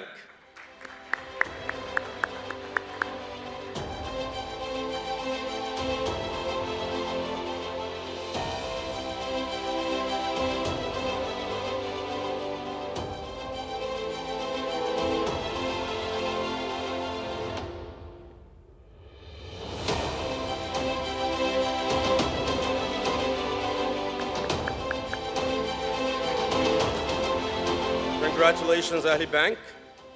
Our next award goes to an organization pioneering in e-trading and brokerage solutions platform. This award recognizes an exceptional platform that has revolutionized trading and investment in the Sultanate, e-Tadawul, offering a comprehensive one-stop trading screen. It empowers investors with an array of choices across markets and instruments, regardless of market conditions. In an era where flexibility and accessibility are paramount, this platform stands out by enabling seamless trading of equities and exchange-traded funds, along with effortless fund transfers between markets and instruments. Whether using a PC, laptop, phone, or tablet, investors can engage across multiple markets, enjoying a level of freedom and convenience unparalleled in the industry. The company pioneering e-trading and brokerage solutions platform is United Securities.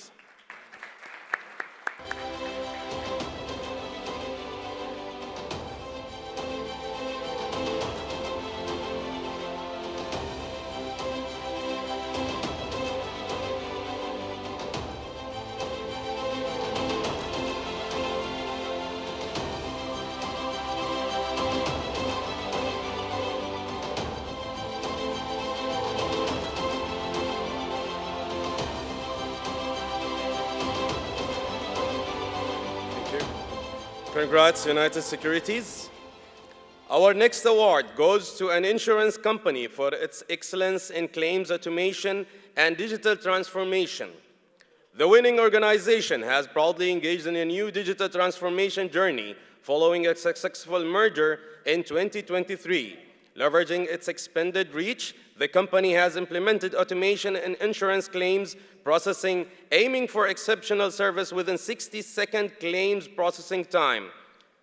This customer-centric innovation eliminated the hassle of traffic and branch visits for filling or tracking claims, placing convenience at the forefront. The winner of the OERLive DX 2023 Excellence Award for Claims, Automation and Digital Transformation is Oman Qatar Insurance Company.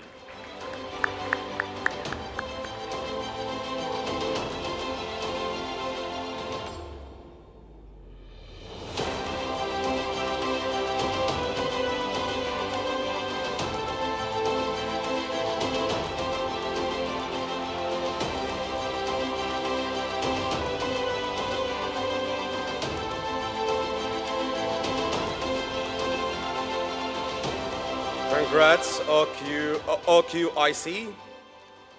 Our next award goes to leaders in AI-driven solutions, possibly the most innovative move for the decade.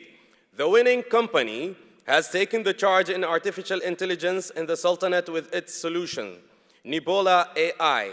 This is the first time a company has hosted locally high-performance computing in Oman, thereby unlocking the potential of artificial intelligence and graphic processing units-based competition. Powered by NVIDIA DGX system, the system empowers business and government entities with a wide array of machine learning and deep learning applications, offering exceptional value through applied intelligence and efficiency. There are no points of guessing for this one. The leaders in AI-driven solutions is Oman Data Park.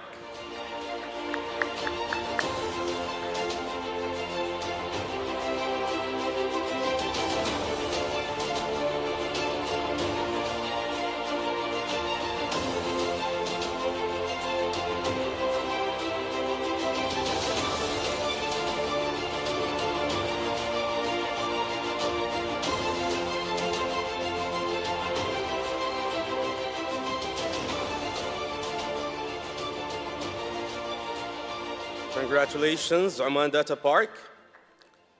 Our next contender is for an institution pioneering technological initiatives to further Oman Vision 2040. The winning company has established a comprehensive solution for the government's procurement needs, serving as a one-stop shop. They have set shining example by spearheading the digital transformation of Oman's government procurement through the development of the robust Joint Supplier Registration System, GCRS. Additionally, they have played a pioneering role in launching and operating the crucial national subsidy system. Their contribution have aids in creating a solid foundation for the realization of Oman Vision 2040, marking a significant step toward its ultimate achievements. The company, pioneering a technological initiative to further Oman Vision 2040 is Business Gateways.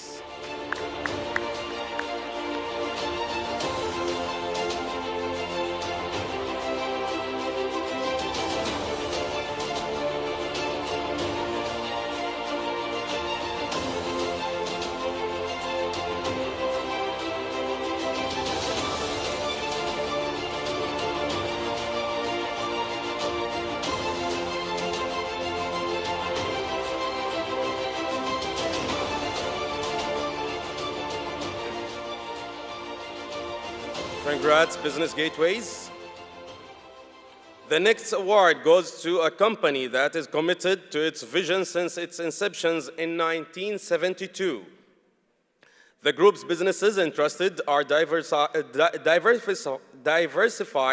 in areas such as information technology, infrastructure, medical, telecommunication, security, financial services, investment, hospitality, real estate,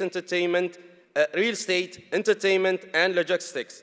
To name a few, the product and services portfolio includes a comprehensive range, combined with the long-term in-country technical and maintenance support to match the requirement of any security or commercial client. The OERLive DX Excellence Award for first name amongst technology solution provider is Mustafa Sultan Enterprises.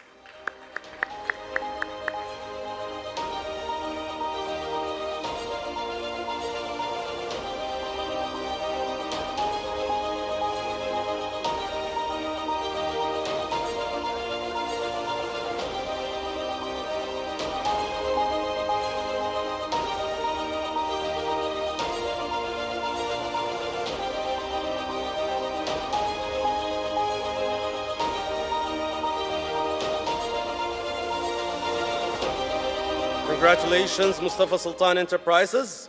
The next award goes to a company specialized in providing cybersecurity services with exceptional focus on customer security, productivity, stability, and efficiency. It has built very strong partnership with highly recognized technology leaders who continue to supply innovative technology solutions. The company is accredited for providing professional services in cybersecurity by the Ministry of Transport, Communication, and Information Technology. The winner of Excellence in Cybersecurity Solutions is Insights.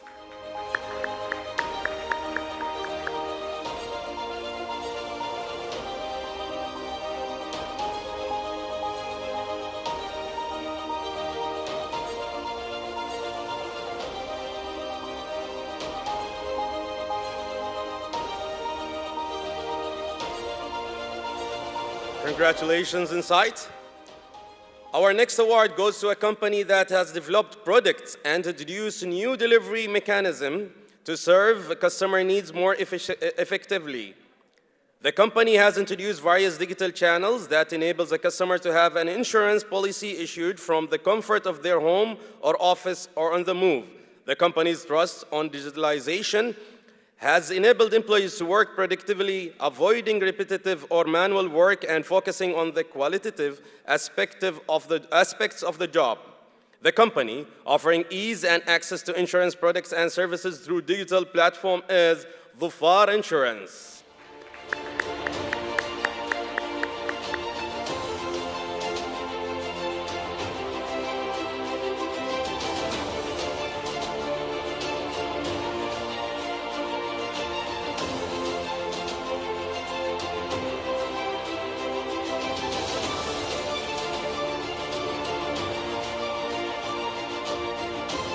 Congratulations, Dhufar Insurance. The next award goes to a company which was established in 2015 out of an idea to enhance customer journeys. Since then, it has established itself as an innovator in the field of digital out-of-home advertising and smart retail technology, proposing solutions that can transform communities, businesses by connecting them into a sustainable society. It prides itself on its values, which includes client relationship, transparency, and providing most efficient solutions. The winner of the Leaders of Digital Transformation in Outdoor Advertising Award is Mubashir.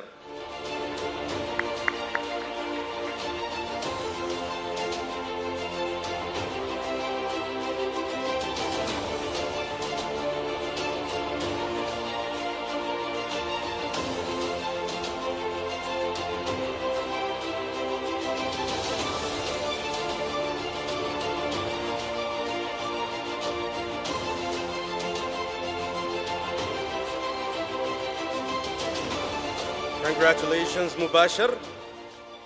The next award goes to a non-banking financial company which prides itself on its ability to provide best-in-class customer experience thanks to its technology enablement in digital platforms. The company strives to delight customers with quick and efficient service. In line with this vision, the leasing major has taken a number of initiatives to reduce the physical visit by customer to its branches. Its state-of-the-art mobile application allows for the non-boarding of customers and meeting their requirements digitally. The company website has also been revamped to provide a more informative profile. The winner of the award for being the pioneer in digital evolution in the NPFC sector is Ta'jir Finance.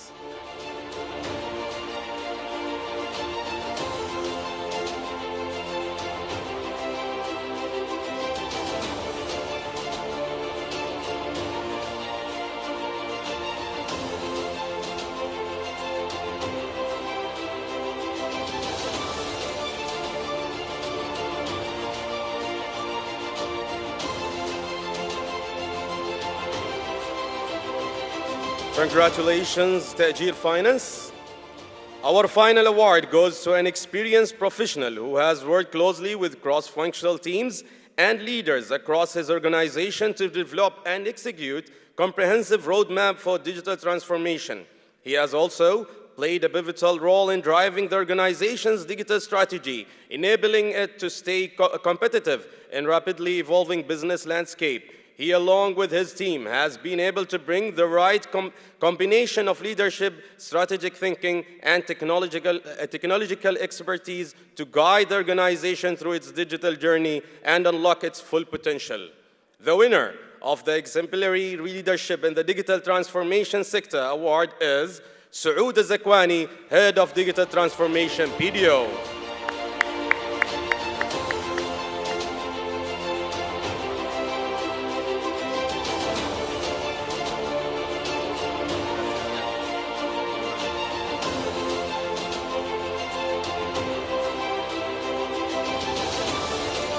So now, congratulations, Saoud. So now I'm inviting all the winners to come on stage for a group photo, please. And can we give them also a big round of applause again, please, ladies and gentlemen?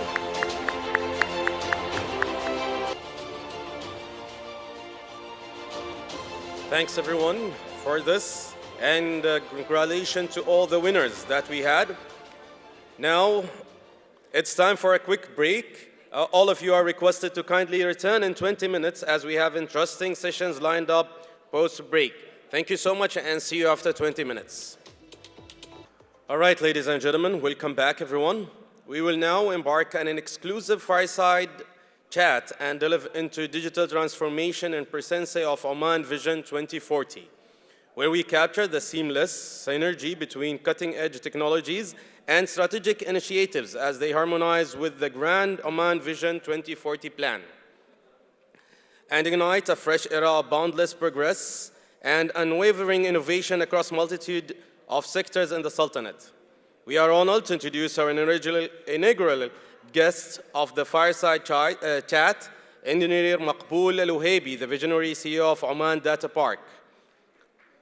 So please, come on stage. He has been a trailblazer in expediting the digital transformation for both public and private enterprises within the Sultanate of Oman, spearheading the introduction of AI solutions accessible to a wide audience. Engineer Maqbool, please join us on stage. Our next panelist is Mr. Saoud Zakwani, the Head of Digital Transformation at Petroleum Development Oman. He's an experienced professional with a passion to learn, develop skills, intellectual curiosity, and the ability to mine invaluable insights from large sets of data, be it structured, semi-structured, or unstructured. He aims to leverage mathematics and applied statistics with visualization for in-depth exploration. Mr. Saoud, please join us on stage. Our next panelist is Mr. Khalid Al-Huqani, the Head of IT at Al-Izz Islamic Bank. The seasoned professional brings over 17 years of extensive experience in various IT domains, including department management, project management, system analysis, development, testing, vendor management, business process re-engineering, and digitalization. He played a pivotal role in major banking projects such as consumer banking centralization and enterprise corporate portal implementation. Mr. Khalid also holds an MBA in IT management with distinction from the University of Wollongong, Australia, and bachelor's in computer science from Indiana University. Please join us on stage, Mr. Khalid. Our next panelist is Mr. Sunil Kohli, the CEO of Dhufar Insurance. Mr. Kohli is a general insurance professional with over 28 years of global insurance industry experience across India, Africa, and the GCC regions. He has extensive experience of property and casualty underwriting, marine underwriting, employee benefits insurance, corporate insurance, and claims management, besides risk management, including risk inspection of large risks. Mr. Sunil Kohli, please join us on stage. To moderate this session, we are now going to invite Alvin Thomas, the Assistant Editor of OERLive, an engineer-turned technology, automotive, and business journalist. Mr. Alvin has been in the media industry in the Sultanate of Oman and the United Arab Emirates for over 9 years. A technophile at heart and digital media expert by trade, he believes in digital transformation and tech adoption as the way forward when it comes to taking industries into a new era. So please give them all a big round of applause. Let's enjoy this. Thank you so much, Salim, for the very generous introduction. Bismillah ar-Rahman ar-Rahim, and a very good morning to all of you. Ladies and gentlemen, thank you for also giving us your audience to this fireside chat. 2023 has been a year of reform across a multitude of industries. It's almost embarrassing to sit here and try and explain the meaning of artificial intelligence when everybody at some level has already utilized it, whether it's through generative AI or whether it's through machine learning models, which people are not even aware of. Data is being collected at all stages. Mr. Saud, you're also one of the many digitalists that openly endorse AI and its true capabilities. Plenty of other professionals also resort to the power of GPT-4 and the likes of generative content. And this is very important in the grand scheme of things, especially for Oman. I'd like to open this chat with a question to Engineer Makbul, who has actually pioneered into this space with Nebula AI. So how has the AI sector transpired across Oman, and how has your solution been received? Thank you very much. Basically, AI is not only in the forefront in Oman, but globally. I always say, if you have $1 today, invest it in AI. You're going to be a millionaire probably in 20 years from now, if not before. AI is the future, whether we like it or not. And it is impacting everything we see, everything we live with. And that is, again, true for our industry. And in Oman Data Park, we take it very seriously, and we think we should also provide an option to the industry, different segments in Oman, in order to leverage on whatever we have from not only from an infrastructure perspective or platform perspective, but from an application level perspective as well. With that, we have signed an agreement with one of the world leading organization in the AI space. It's NVIDIA. NVIDIA today are in the forefront, and we have their infrastructure in Oman Data Park data centers, providing from within Oman local data centers, GPU processing powers. That is the IaaS part. And we also, within the agreement, providing applications to satisfy different use cases across multiple segments in Oman. So whenever there is anything new in the application side that is developed by NVIDIA R&D, we are obliged to, again, position it to the market to enrich this space. Now, with AI, I think it's different than positioning any other product in the IT space. It really starts with the use case rather than start with the product itself. So, and that is where we find it a little bit challenging. When we have to do what we call pre-assessment or pre-consultancy over it. So what we need to identify together is your pain point, your use case. And from there, we work backward. To satisfy that use case, we position the right application, if you might say. And that is what we are trying to do with multiple segments in Oman. One of the interesting use cases is actually in the oil and gas. We are providing processing power to process seismic processing, to exploration, and that is, again, with OQ. That's an agreement that we have signed during COMEX this year.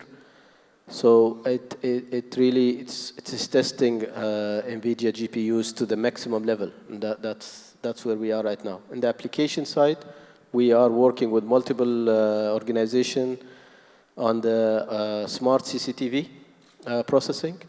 Again, smart CCTV is more than a camera which is taking an image. It is actually processing those images, making sense of them, and detecting any malicious attack that can be derived from within. Absolutely. And just to build on this, Mr. Saud, you spoke of having 4 employees today in the AI space, and you're looking forward to introducing more by 2027, if I'm not mistaken.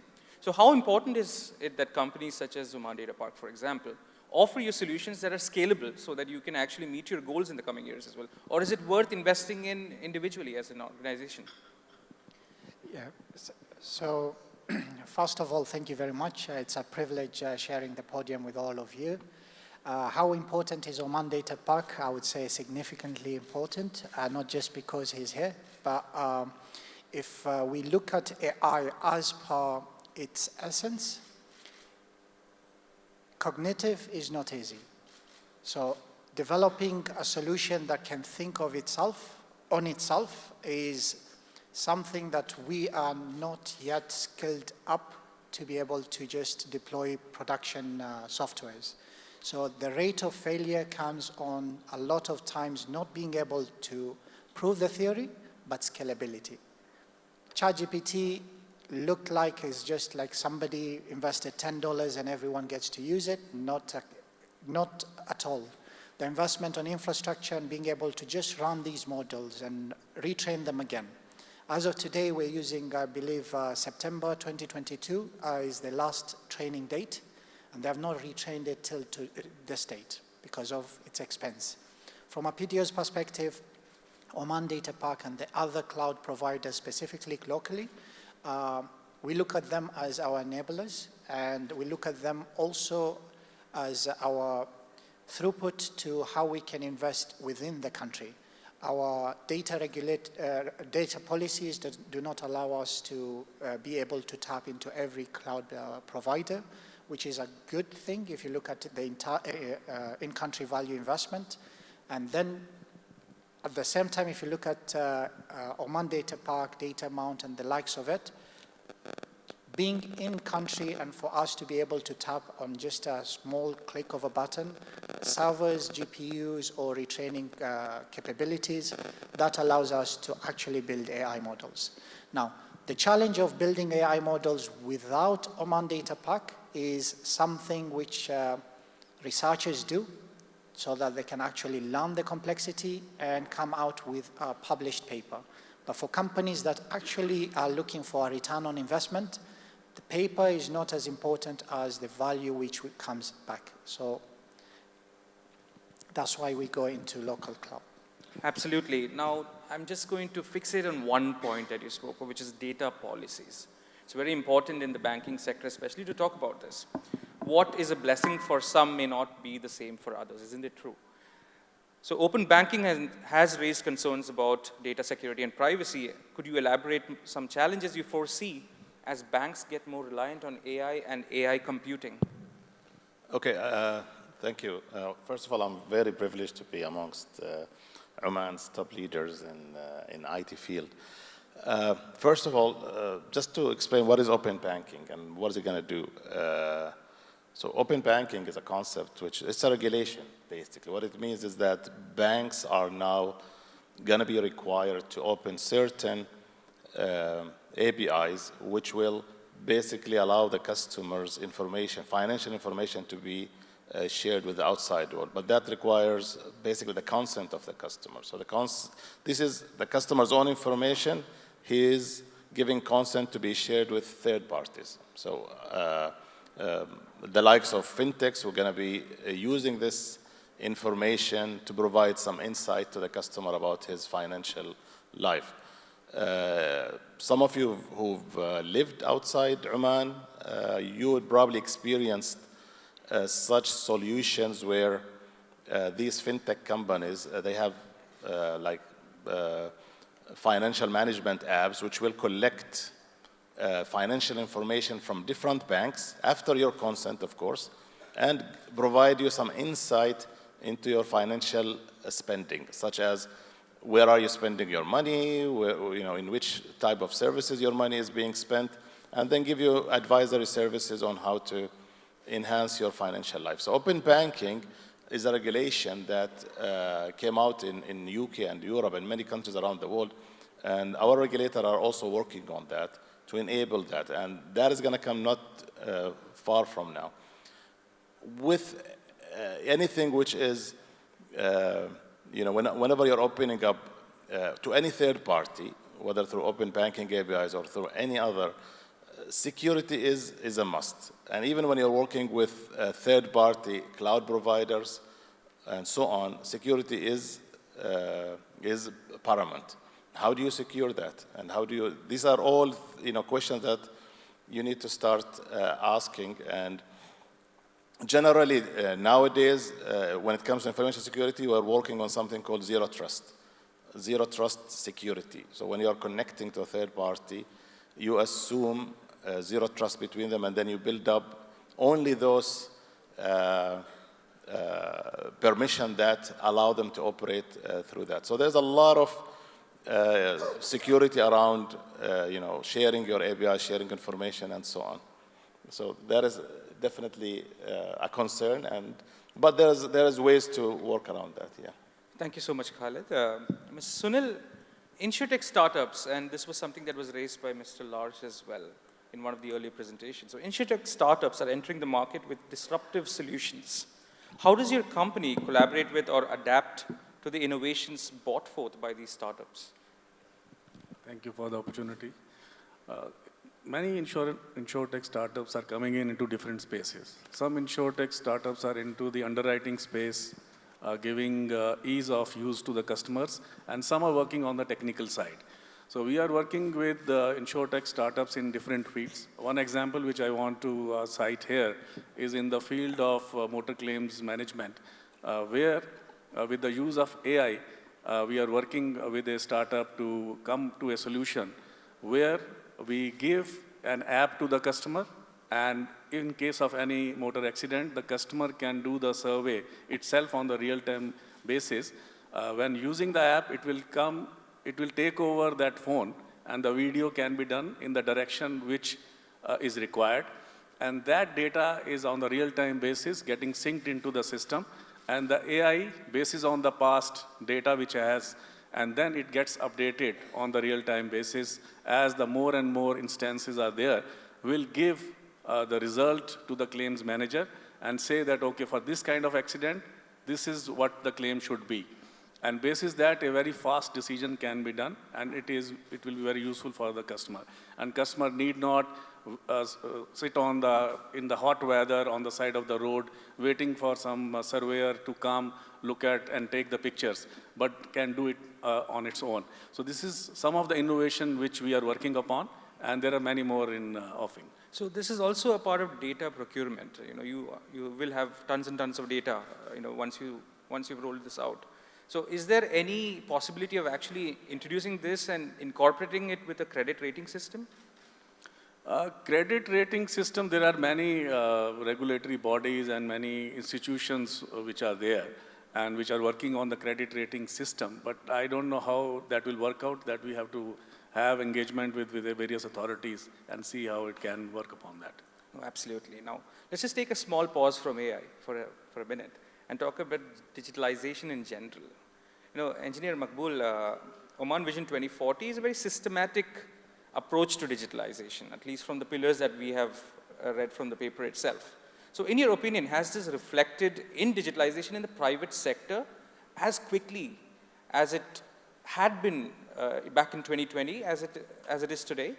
Do you think that initial push is still there?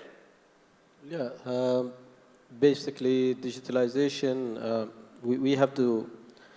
I think we have to decouple the components a little bit, yeah. So in digitalization, there is the technology part. Technologies are today almost ready. You have a lot of technologies around you that you can pick and choose. There is also the framework, which is more towards policymakers, be it in the oil and gas, or be it in the banking sector, or other sectors. So that's the framework part, the policies. And there is also the strategies within the organizations themselves. So every organization has their own strategies, has their own plans, has their own, let's say, priorities. Now everybody is racing towards reaching, it's a journey actually, there is no goal when it comes to digital transformation. It's a continuous journey. So everybody is racing towards maximizing the benefits out of digitalization. Digitalization is not how much technology I have in my organizations. It is how much value I actually managed to bring from using digitalization. So when we talk about values, we start at the pain points. And the more I identify my pain points within the organization, the better chance I can actually leverage that with the right technology, with imposing the right technologies and enhancing my performance, reducing my expenditure. If I can achieve those two KPIs, which is cost reduction versus performance enhancement, that is digitalization to me.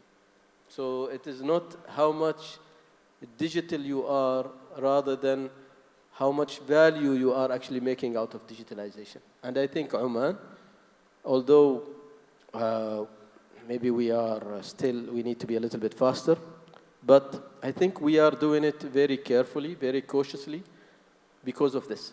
Because a lot of organizations that you see here are very much into the value creation, not the technology per se. COVID-19 had accelerated this movement and momentum to the maximum, and that's a good thing. Are we yet benefiting from that acceleration? The answer is yes. And I think Oman is among the forefront countries across multiple platforms, be it in the oil and gas, banking, and others. And we sense this when we talk to internationally with other segments outside Oman. Yeah. It's important that you say that we are actually on the forefront. Now, Mr. Saud, I'd love to actually hear from you on what the realities are. Are there any specific technological advancements or solutions that you're actually missing from this landscape here in Oman? The current landscape, what we're using in Oman, I think when it comes to technology, I don't look at it from a hype angle. So if Oman is missing any technology, most potentially it does not have much value. So for us specifically in PDO, we look at value, as Dr. mentioned, and how can we generate value where digital actually supports us. But technologies that are going to advance in future, not only in Oman but worldwide, I would claim blockchain. I think it's one of the very foundational technology that would allow us to hold our own rights, the transparency it brings, and take away monopoly, if you look at it. Another technology that I'm actually quite concerned is quantum computing. We were discussing about it, and it's good that we have not advanced that fast. But if today we have advanced in quantum computing, we're not ready for it. Quantum computers can crack a password in seconds, which will take practically 300 years for our current best capacity that we have. So these are the two advancements I would think a lot of investment is going on to. No, quantum computing is definitely one avenue that may come faster than expected, just as AI had. Were we actually prepared for this AI movement? I think, see, what does being prepared mean? Humanity is advancing in a certain path, and I do agree with Engineer Maqbool. What we need is not to focus on the technology itself, but rather the value that comes out of technology. Technology is going to keep moving, and there are going to be lots of new things that are coming up. A few years back, there was a lot of hype on blockchain.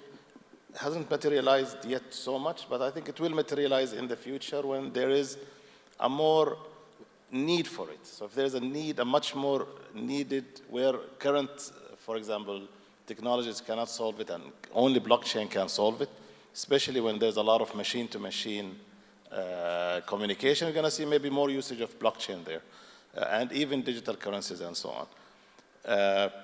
But there's generative AI, for example, is the buzzword today. Now, generative AI, I'm sure it's been in the works for a while, and didn't come from, it came, it was being built up. It came to the society because now it became easy to use for end consumers to start consuming it.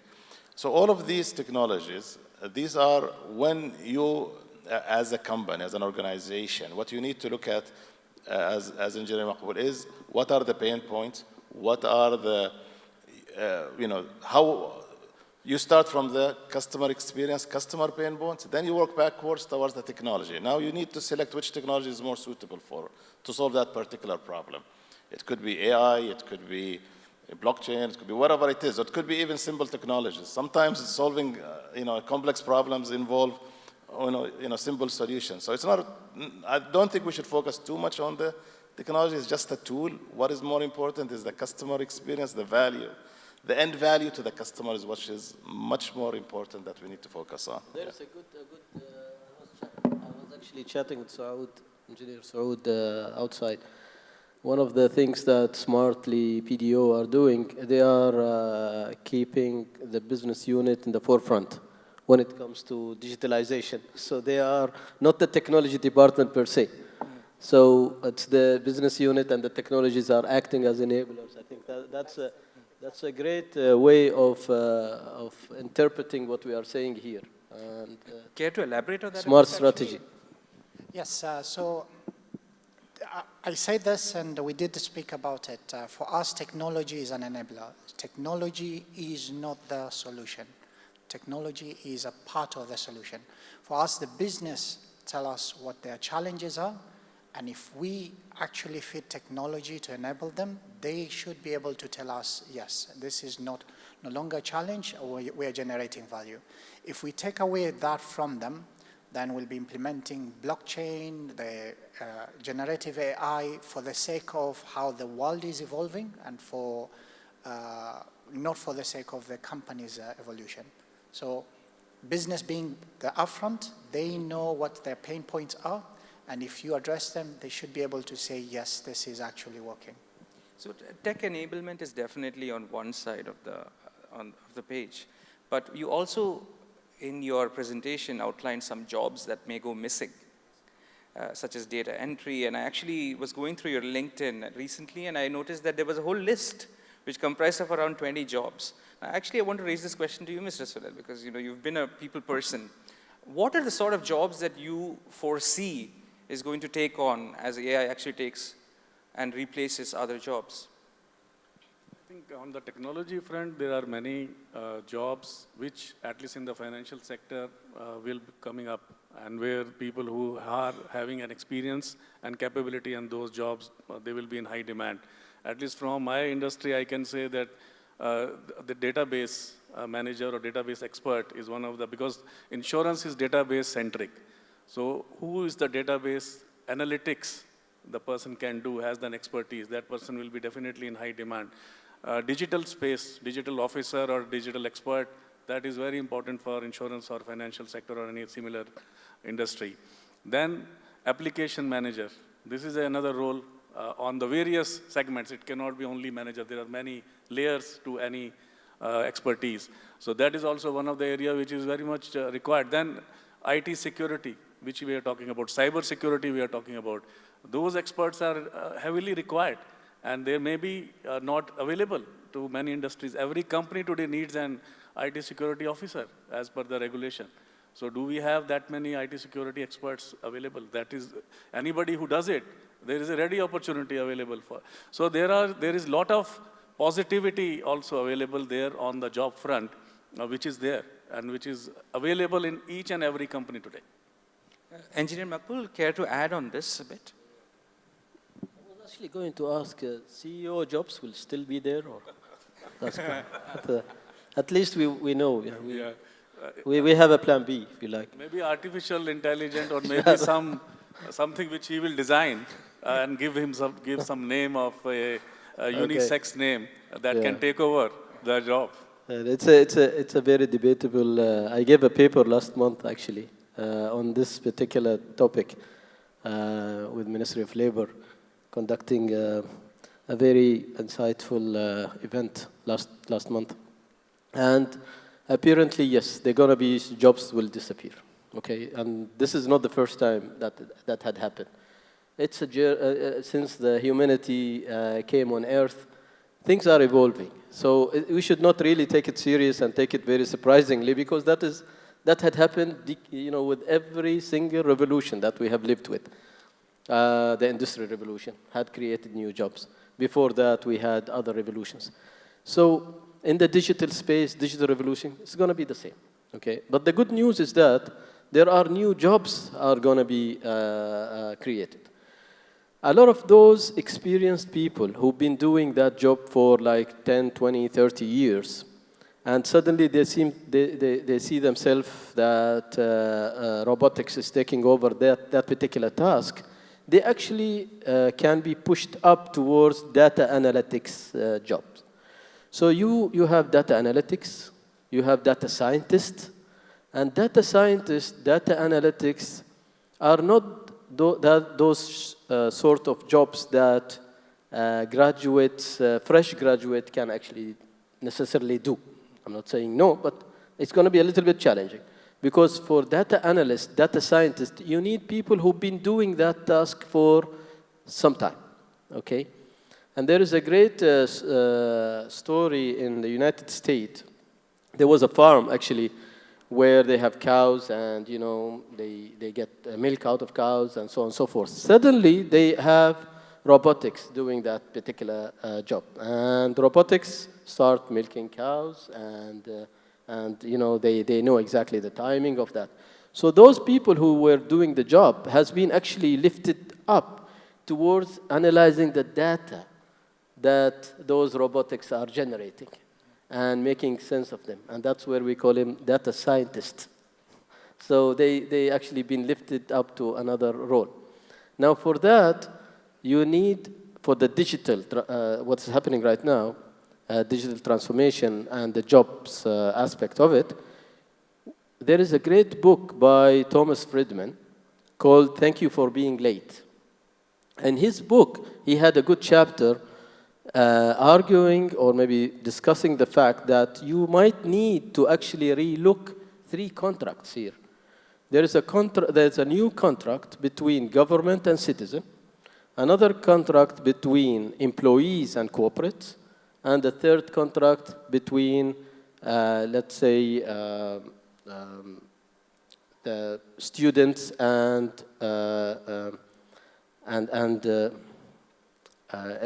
education institutes. Okay, those 3 contracts has to be relooked again in order for us to be at the same speed of minimizing the skill set gap over those 3 contracts. And this is something which would take time to explain it, but I think there's a lot of emphasis and researches in order to minimize the skill gap that can be created by this revolution that is happening right now. Okay, Saud also has something to say, and then so I thought I'll give an example because this I keep on getting this which jobs are going to go off and is my job still secured. If you're familiar with Formula One, the Ferraris, the Mercedes, currently Red Bull are leading. 30, 40 years ago, they would actually have to go to the pit stop, and there were only 2 people who would attend to that car. Those 2 people are fighting to be able to release the car before 60 seconds, where 60 seconds, it was close to impossible. The 2 people would reach 68 seconds, which hits the marker. Today, with technology advancements, and trust me, that car has so much advancements in technology, you will not believe. There are close to 20 people in the same pit stop, not 2, 20. So the actual change is value. In this case, it's value for speed. They would put 40 people if they can actually reduce the time. So from 2 to 20, it's a very clear transition with technology itself. As long as it's tied with value, we will be required to operate. We will be required to take decisions. Yep. Mr. Khalid, you want to say? Yeah, just quick to elaborate on what Engineer Maqbool has been saying on reskilling people, and that's very critical. See, people across different domains in the organization, whether it's in finance, HR, or in banks, we have operations. They are the experts in that domain. So even though today their job might be taken by an AI. There's no one that knows their job better than them. So no one that knows finance better than the finance department. They can actually themselves, if they find themselves doing a repetitive job, they know that job can be, if it's repetitive, predictable, it can be replaced by tools like RPA, the robotic process automation that engineer Saud is working with. So, but what they can do, see, robotic process automations are pretty, low-code, no-code tools, which can easily be used or learned by non-technical people. So those people can learn these tools, and definitely they can act as the experts and the programmers of those tools in their own domain area without needing IT even. So that is something that they should be thinking about in their own domain and their own area, expertise in those tools to automate their own jobs. Yeah. Yeah, but you did speak about reskilling also. What are some of the jobs that you would really start off with by upskilling? Mr. Khalid, I would like you to answer this because in the banking sector, what are some jobs that have to be urgently upskilled? Anything which is repetitive and predictable, it can be automated. Anything that requires some analytical skills, anything that requires, even that can be later at some stage will be replaceable. But the start is the easiest is to automate those that are predictable and repetitive. So if people are doing those type of jobs, we need to relook at how they can be doing more intellectual jobs in terms of decision making and so on. Yeah. And I also want to touch upon cybersecurity. How important is cybersecurity aspect going to be in the because of quantum computing? And one of the presenters had earlier spoken about how there is a lack of cybersecurity experts here in Oman. So is that true? And how do you see to the fact that we need more of these experts in, and who will train these people? Yes. I think the cybersecurity is not only in Oman. It's a challenge across the world. You will definitely have to fight for resources. You have scarcity of resources in these, specifically in these two domains. One is cybersecurity, and another is in data scientists, because those are really the domains that are driving value for the future. So definitely we're going to be fighting against scarcity on those. But yes, definitely, those are areas that you either have to take them. See, computer scientists who are graduating from university, they can be reskilled as data scientists. They can be reskilled as cybersecurity. So you have to do some work as well within your own organization to take on fresh grads and reskill them for those jobs. Yeah. Speaking of scarcity, we're also scarce on time by a bit. So I would like to ask this as a wrap-up question. So looking ahead, what do you see as the most significant challenges or opportunities in the digital transformation landscape in the next 5 years? There are more opportunities than challenges, I would say, to be optimistic. And that's a good news for our SMEs, our startups. And I think our generation should think more towards inventing their own jobs rather than waiting for a job. And inventing jobs today is much easier than the past. Why? Because the opportunities are endless. And there are a lot of pain points that technology can satisfy. And basically, if they can actually have a venture around it, that's a great thing. They need to focus more into the AI space. Artificial intelligence is still at its earliest, and I think the opportunities are humongous. There are, as Engineer Saud have talking about the blockchain aspect. I agree with him. Blockchain will have its foot in the future. Today we have blockchain, but in a silo manner. But in the future it will be integratable. You have Internet of Things. IoT is a great space for startups to start thinking about. Opportunities are humongous there. So those fourth industrial revolution components actually still at their earliest, and there's a lot of things we can do over that space. So, Mr. Saud, in the next 5 years, what are you looking at as opportunities? So just to add, I picked the mic because there's one point which I actually find it quite a big challenge. We are currently facing it. And if we do not evolve and change the ways how we operate, then we are just going to take it with us. I refer to digital inequality. And what it means is The Google, Facebook, Instagram, and the likes of these big companies currently monopolize data. We don't have much of a say to it. They make a lot of money based on what we share. Today, if you go outside and you pick up 10 riyals and you give it to somebody, I can assure you, you go back to sleep, no issue. But if you go outside and somebody takes from you 100 bayza, you drive to the bank to make sure that that 100 bayza comes back because you did not give it up. We look at money differently. We should start to look at data with the value that we need. Going forward, if we can handle this challenge, then a lot of opportunities would open up.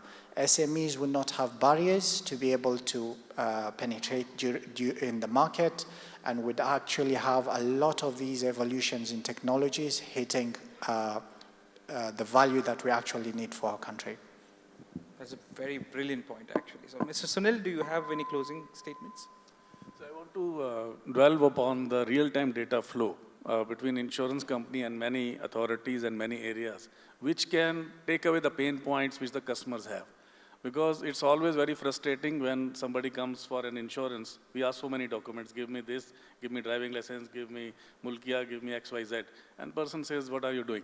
And then when the claim comes, we ask hundreds of other documents. And again, it's really cumbersome, and person is in a distress, and we are asking documents, which is definitely very frustrating, doubly frustrating for the customer. But if there is a real-time blockchain data flow, many of these things can be taken away.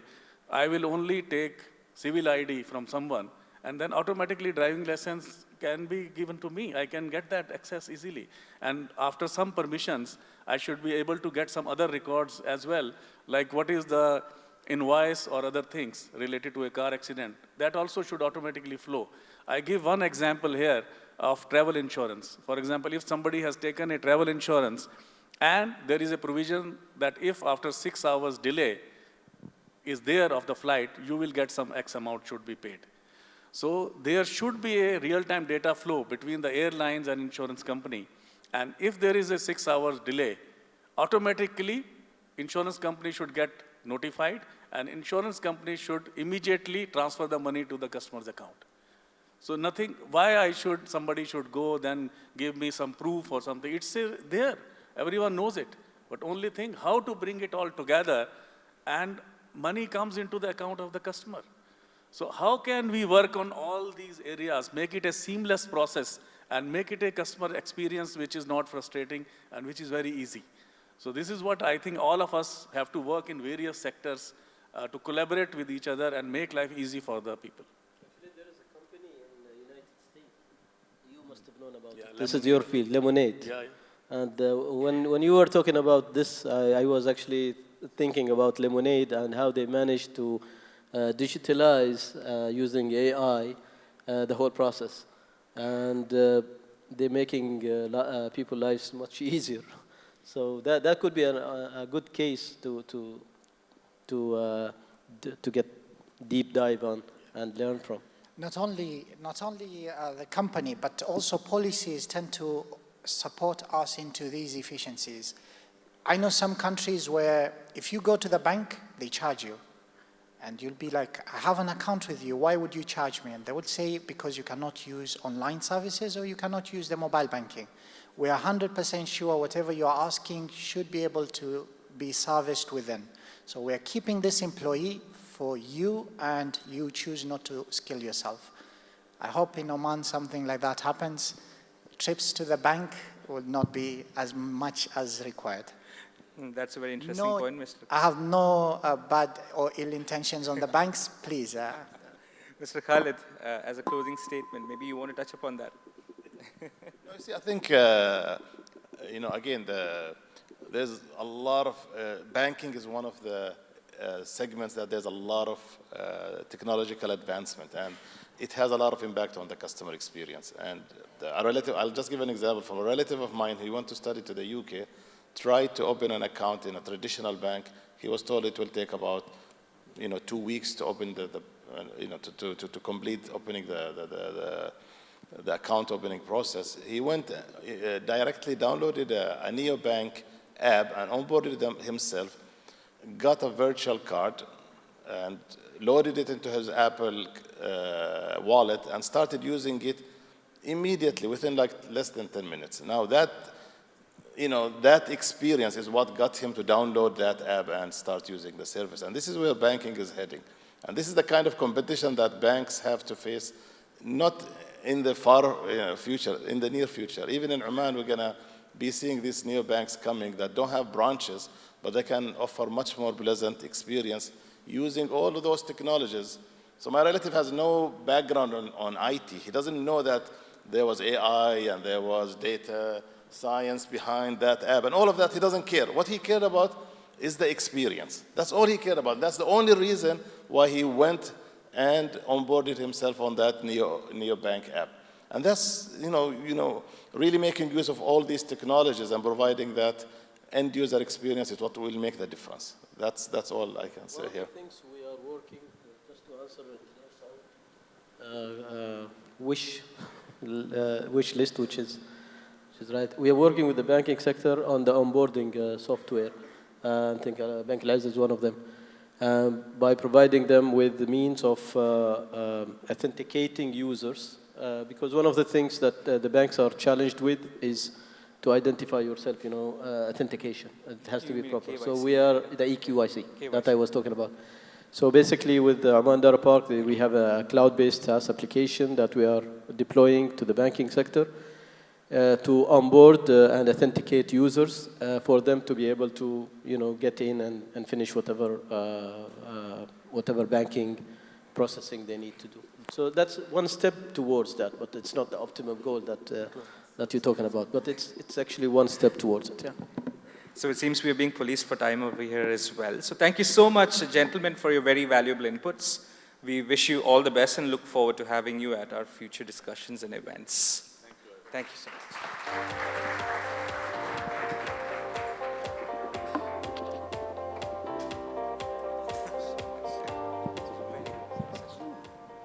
Thank you all for such an engaging debate. Thanks a lot. So now, ladies and gentlemen, we are kindly invite Dr. Ali Ashkeli, the Assistant General Manager and Head of Digital and E-Channels at MBO, to join us on the stage for a brief presentation. With a PhD in digital banking, Dr. Ali has been a part of MBO since 2019. He is actively responsible for managing digital channels which serve retail customers, contemporary products and solutions to gain market share in the retail space. Along with this, Dr. Ali is also responsible for ensuring the digitization of MBO's product and services across all digital platforms. Please join us on stage, Dr. Ali.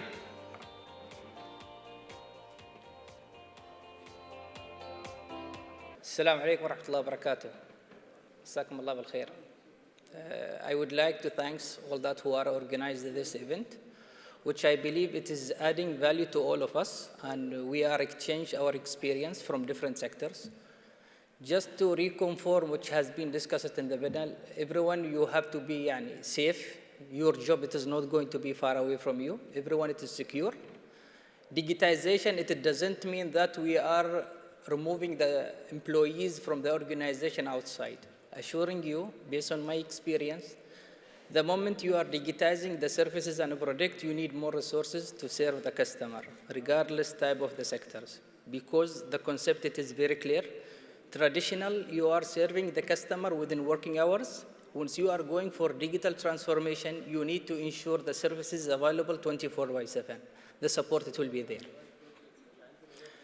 To start with the transformation, actually there is journey.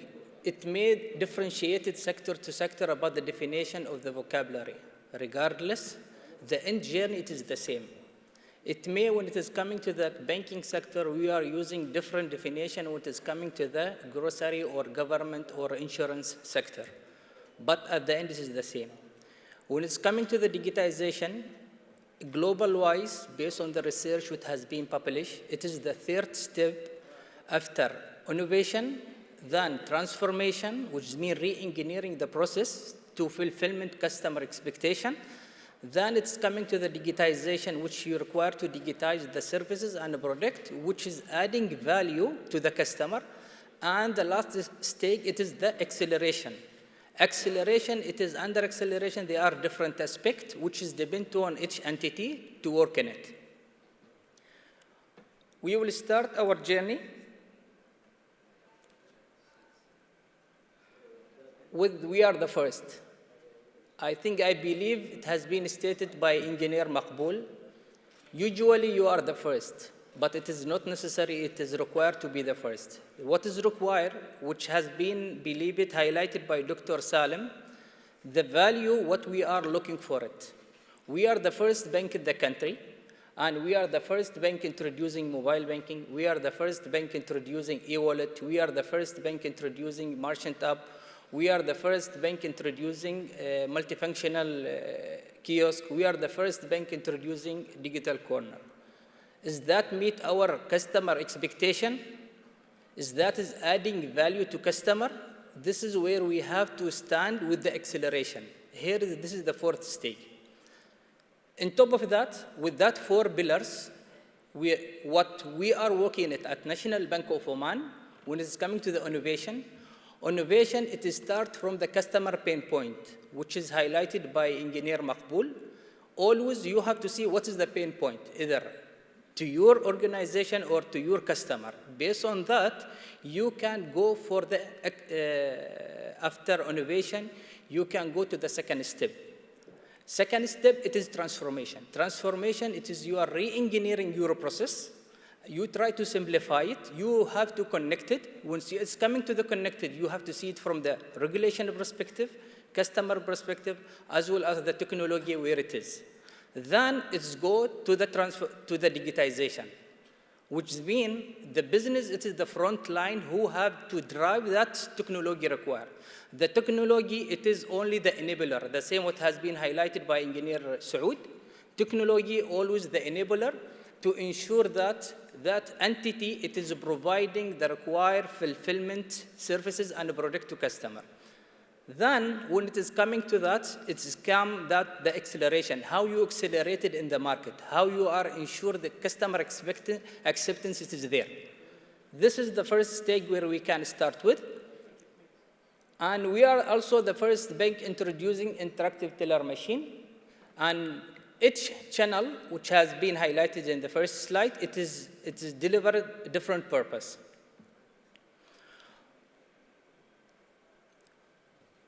MBO digital channel, we are building the ecosystem which fulfillment retail and corporate customer.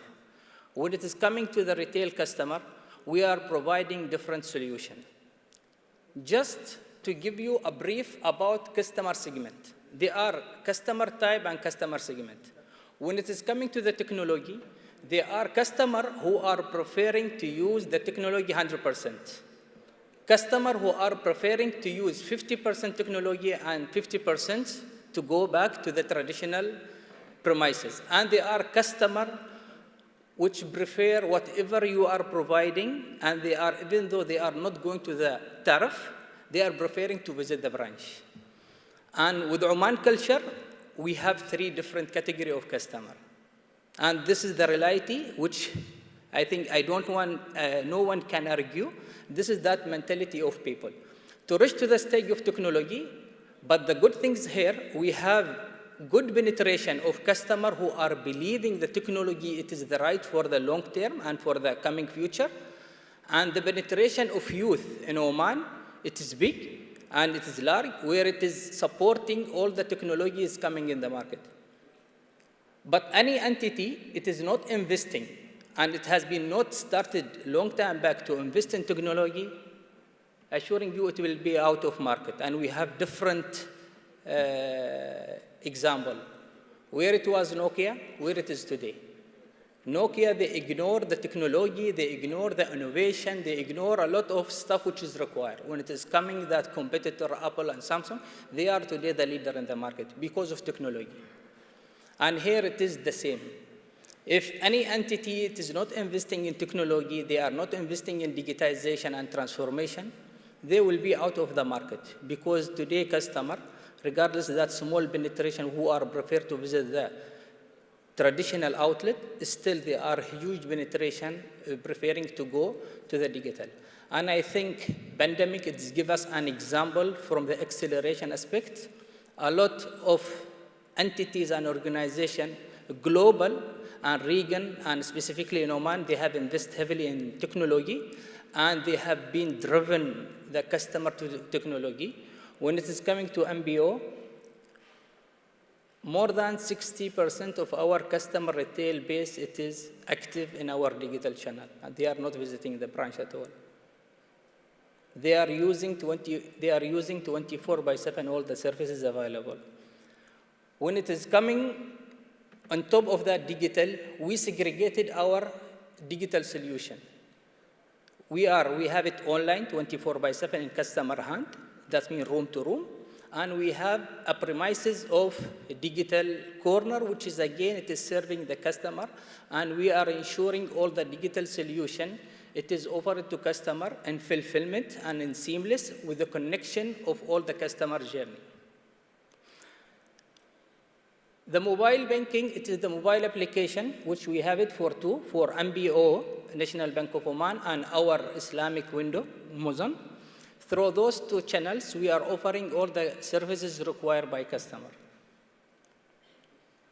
When it is coming to the digitization specifically, I believe Engineer Maqbool highlighted how's the digital onboarding, and Khalid also, his kids when he's opening account, the difference between to go to the branch and when you are open digitally. Digitally, you can get your account in instant. Of course, we have to consider mala'a, the calculation, scoring, and kram. Customer, they can open account digitally through our mobile banking. They can do all type of fund transfer, local, international, instant. They can do all the bill payment. And also, we have e-wallet. The e-wallet is scan and pay features, which customer can enjoy with it. Even though customer, they are not carrying the card, the plastic card, they can still use the mobile for the payment when they are paying to merchant. In addition on that, we have cardless cash withdrawal. Without carrying that plastic physical card, customer can use the mobile and withdraw cash from any ATM.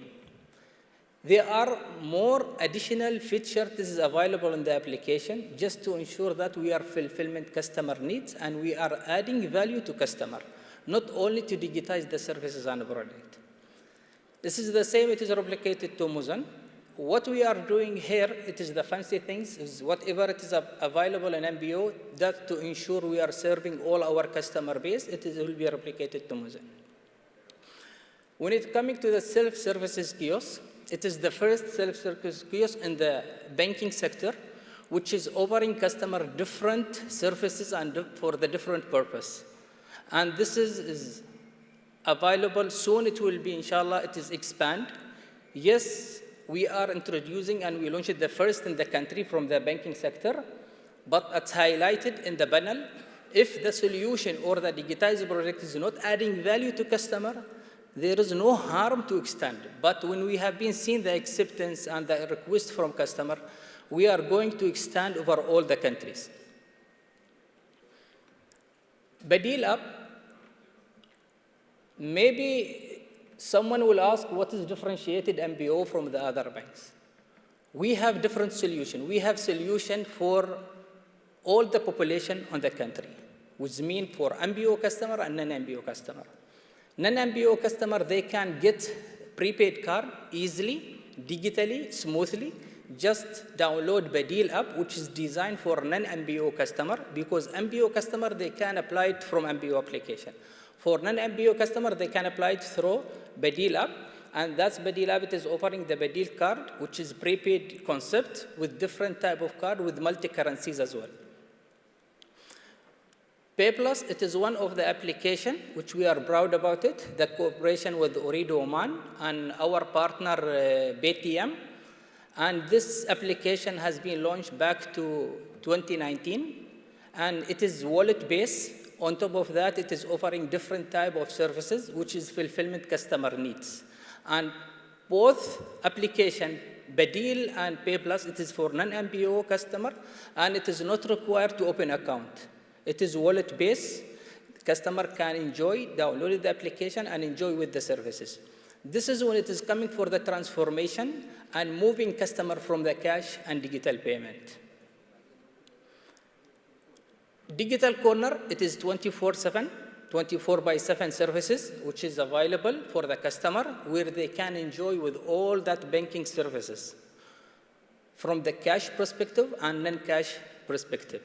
Today, customer, they can deposit 15 check per transaction through MBO ATM without any hassle. The system itself, it is routed the transaction, it is on us and off us. And it is digitized full journey. On top of that, customer can withdraw cash if it is required. Also, they can do payment digitally to merchants, to B2B, B2C, C2C, and B2B as well. And those solutions, it is designed based on customer needs, and it is adding value, and also to ensure the services available for customer without any hassles.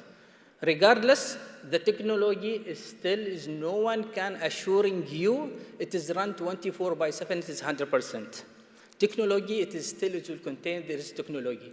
But we are assuring that we are offering the services to customer either through the digital corner, which is launched by the bank, or from the mobile banking, which is the future. This is from the retail aspect, where we are coming with the ecosystem. We ensure all that channel, it is fulfillment with the customer need. Our corporate and government, it is the key clients for us as well. We ensure that we are building the solution based on the need, and which is adding value, and to remove the paperwork and the cash outside from that new technology it is coming. The trend in the market, transformation. Again, when we are going back to the definition of transformation, which is used globally, re-engineering the process. It is not easy to convince corporate, go and use those platforms which is designed and built it for you to serve you 24/7. On top of that, National Bank of Oman, they are serving the corporate from different aspects. We have corporate internet banking, which is run for the clients 24/7. They can do different type of financial transaction. We have B2B, we have trade finance, and we have e-commerce, and we have RDC. RDC, where the client, they can process the check directly from the premises.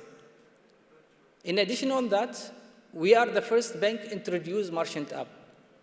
Merchant App, we would like our micro and home business to feel about the corporate life. And this solution has been built based on that cooperation with Ministry of Commerce and Central Bank of Oman. It is QR-based. It is based on the regulation. The clients or that home business or micro business, they have to provide the legal document, which they have been simplified by the government, and they can enjoy with the services. They can run the business from home without no investment from that premise. They have to build the shop, they have to do all the decoration required, all that license, they simplify it. From that aspect, National Bank of Oman, they are providing this solution to meet the expectation from the digital payment and to avoid cash. When it is coming for the POS machine also, it is one of the technology which is distributed in the market, and that it is reducing the cash. And based on that statistic has been published, we have seen that card acceptance in the country's growth, and cash, there is a reduction, big reduction in cash.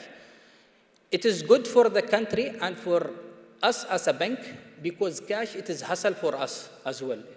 It is not on the market for the bank. The bank, they have to manage cash. Cash, it is costly, but when it's coming to the digital payment acceptance, it is the right solution for long term.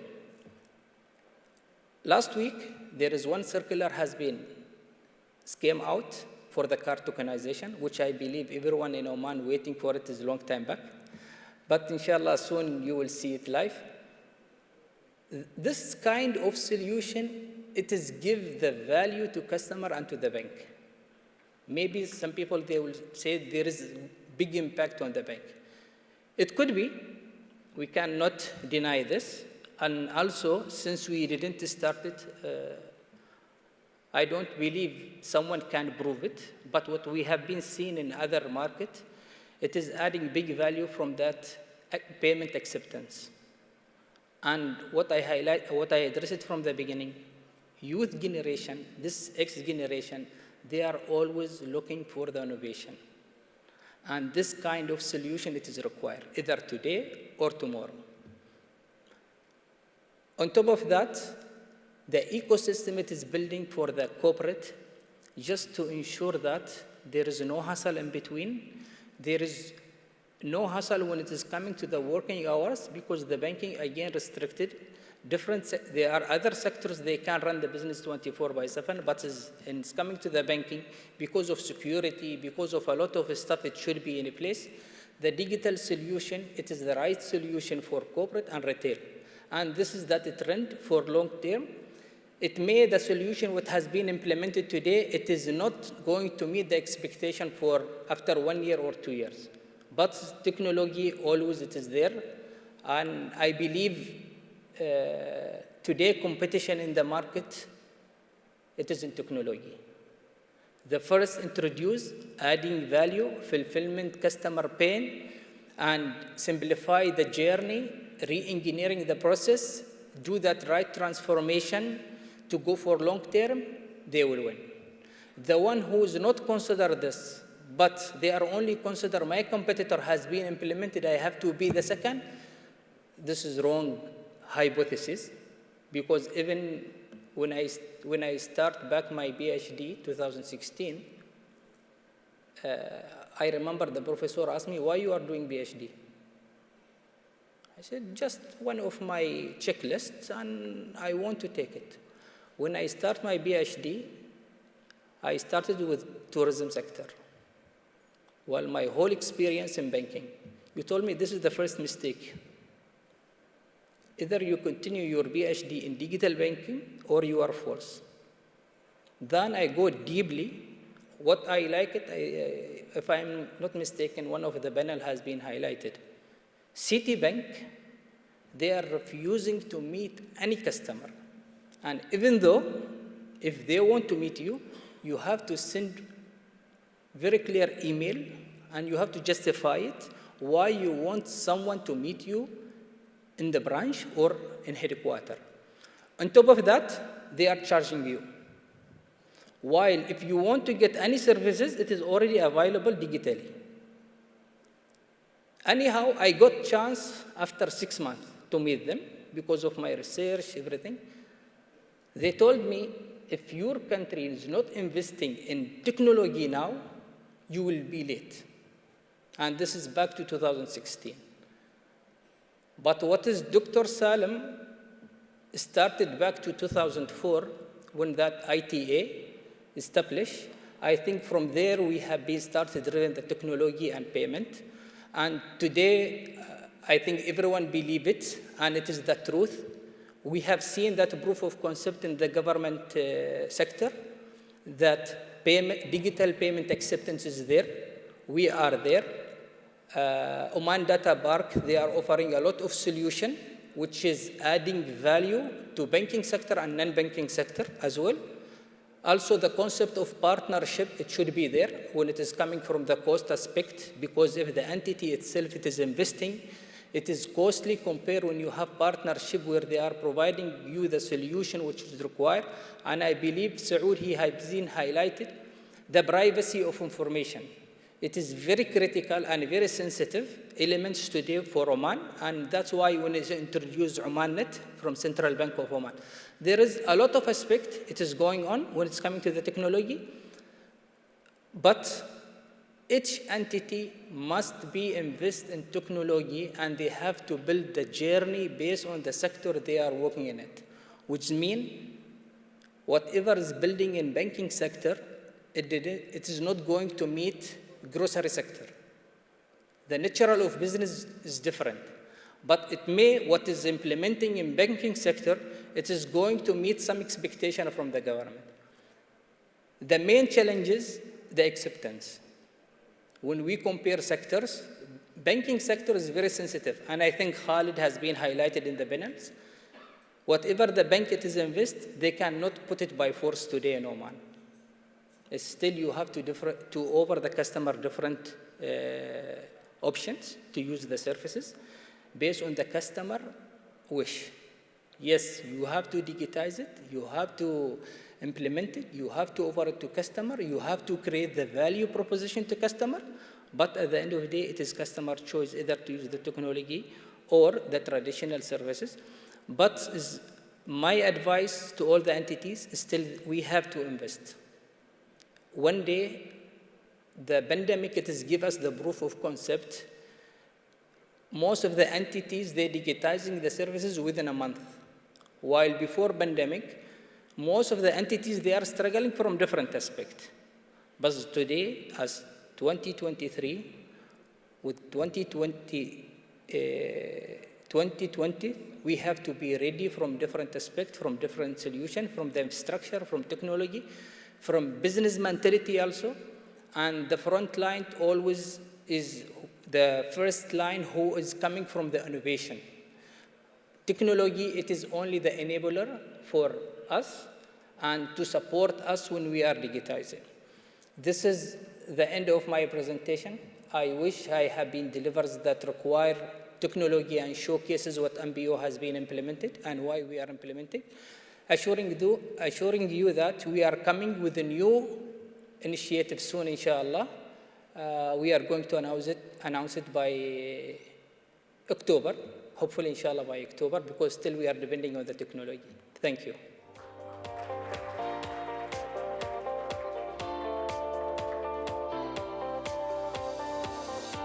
Thank you, Dr. for this presentation. So now we would like to introduce on stage Mr. Azhar Zia Rahman, an international consultant on the fourth industrial revolution.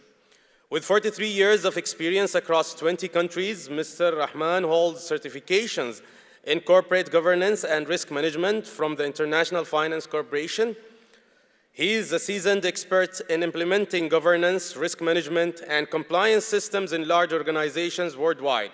He is also the author of the pioneer book, Technology Governance, Concepts and Practices, and serves on the President's Teams for Emerging Technologies and EVM-I Voting Advisory. The topic of his presentation is Beyond Digital Transformation in the Fourth Industrial Revolution. So please welcome him. Thank you very much for the detailed introduction. The topic is Beyond Digital Transformation in the Fourth Industrial Revolution. There are three important phrases here, and we'll talk about them in that order. The first one is the Fourth Industrial Revolution. The second one is digital transformation, and lastly, we'll talk about beyond, the beyond part. What is beyond? So this is the topic. The first question is, what is unique about digital transformation in the Fourth Industrial Revolution? Well, when the Fourth Industrial Revolution came around about 6 years ago, all these technologies that we call emerging technologies, they were already there. They were already mature. The problem was how to use them. I remember I was doing the governance audit of one of the most prestigious organizations in the region, and that is Dubai Electricity and Water Authority. And I was auditing their governance structure and governance framework. One of the major findings that I had was that although they were using all these emerging technologies, they were using them in silos. The problem was that they had different teams for all the emerging technologies, and there was no coordination between them. There was no synergy between them. And that is the dilemma of the Fourth Industrial Revolution. The technologies were already there, but they were not being used in a synergetic way. And that is the challenge of the Fourth Industrial Revolution, that how can we use those technologies with each other, create new services and new products in which technologies help each other achieve something. So that is what is unique about the Fourth Industrial Revolution. Now, the second issue is, why digital transformation? A very good point was raised by engineer Saud, and he said that technology is not the issue. The issue is things which are other than technology that you face in transformation. The other problem with the term digital transformation is that it suggests that transformation has got something to do with technology. It is not. The difficult part of transformation is not technology, it is the culture. It is the ESG part. It is not the GRC part, but the ESG part. The society, the environment, the governance. Those are the issues that are bigger in transformation. So I don't agree with the word digital transformation. It has been coined by consultants like me to make it look more attractive, to make it, to sell it more. But the actual problem is transformation, not digital transformation. So that's the second controversial point that I've raised. I know some people will not agree with me, but that's how it is. Now, the third question is, what is to be transformed? There are many things in an organization that needs transformation, not just digital, not just technology. Let's look at those things one by one. The first thing that needs to be transformed, which is very obvious, is the enterprise systems and processes. Of course, that's very obvious, they have to be transformed.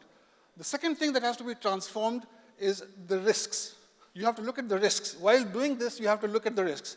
And one of the major problems, major issues that we face is that we don't look at the risks when we transform. When we do the transformation, the risks change. Some risks vanish, new risks emerge. We don't look at them. The third area that we have to look at is the assets. Now, what are assets? Assets are tangible assets, human assets, and information assets. So they have to be looked at when you do the transformation. The fourth aspect is the applications, because we use applications to do all this. They get transformed with the processes and the assets and the risks. The next thing is data, and this is something which is very, very neglected. We do all this without looking at the data. A lot of transformation exercises are done without looking at the data architecture. People come back to data after everything is done, but that is wrong. You have to start looking at the data in the very beginning. And the last thing is the stakeholders. The stakeholders are affected by the transformation. They are a major part of the transformation. This whole thing is a framework. And this is called framework from the fourth industrial revolution. So this engulfs everything that you have to look at in a transformation exercise. And this is my own copyright framework. I've used this framework in many projects. I've adopted this framework for many industries, and it has been adopted for a lot of, I'll talk about that later on. Now, let's go into a little detail about this framework. The processes and the systems break down into 7 levels. At the top is governance. The governance has to be transformed, and that is where the story starts. Until the top is involved, until you've got the support from the top, you cannot do any transformation. The next one is general management. The general management, the CXOs, they have to be involved. The third is the technology governance and management. Now, this is something very new. We talk about IT governance, but IT governance is something very, very small. In any organization, we deal with a lot of technologies, and those technologies have to be handled in synergy. Therefore, the term technology governance, and I wrote this book about 5 years ago when the fourth industrial revolution was just coming. And this was the first ever book on technology governance. Mind you, it's not IT governance, it's technology governance. And I've got all original ideas here. After that is the core operations. Now, out of these 7, 6 of them are general or supporting operations, supporting processes. Only the one in yellow, that is the core operations. That is the core activity of the company. The next one is infrastructure management. To do all this, you need some infrastructure. So you've got processes for that. Next one is monitoring and measuring. All of this has to be monitored and measured so that you know if things are going right. And the last one is continual improvement. Now this structure agrees with the ISO standards as well. So these 7 areas have to be looked after when you do a transformation. Now this is the level 1 of framework. If you go into level 2, this is how it looks.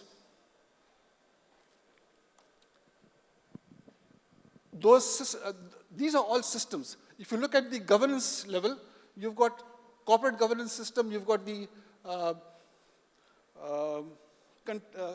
context management system, value chain, and so on. Each of these systems consists of processes.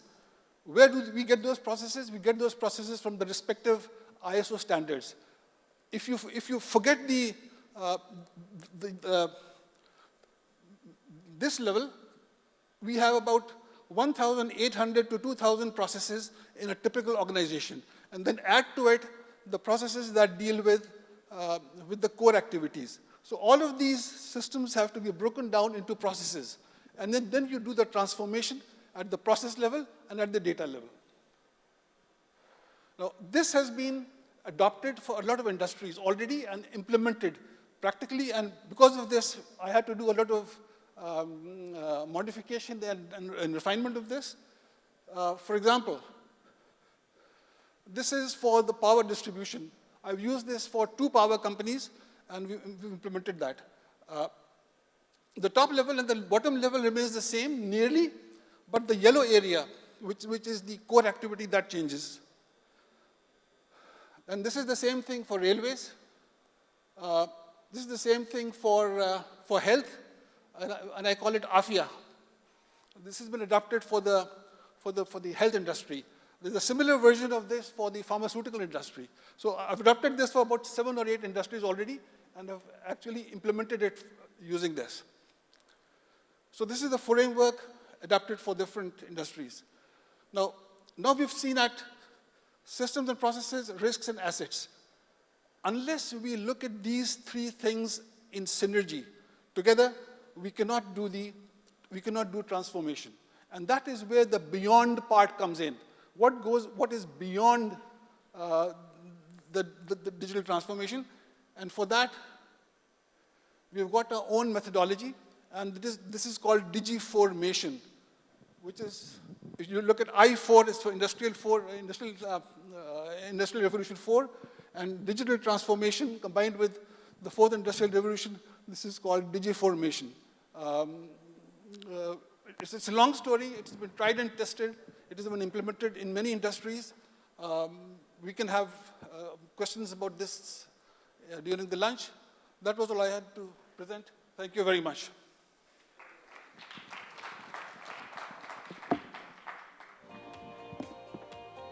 Thank you so much, Mr. Azhar, for this insightful presentation. Before we begin the next phase of the conference, let me briefly set the stage. We have assembled a panel of accomplished experts to delve into the topic at hand, emerging technologies, navigating opportunities and risks. Let's welcome all our esteemed panelists to the stage. Our first panelist is Dr. Ali Al-Shikeli, Assistant General Manager, Head of Digital and E-Channels at NBO.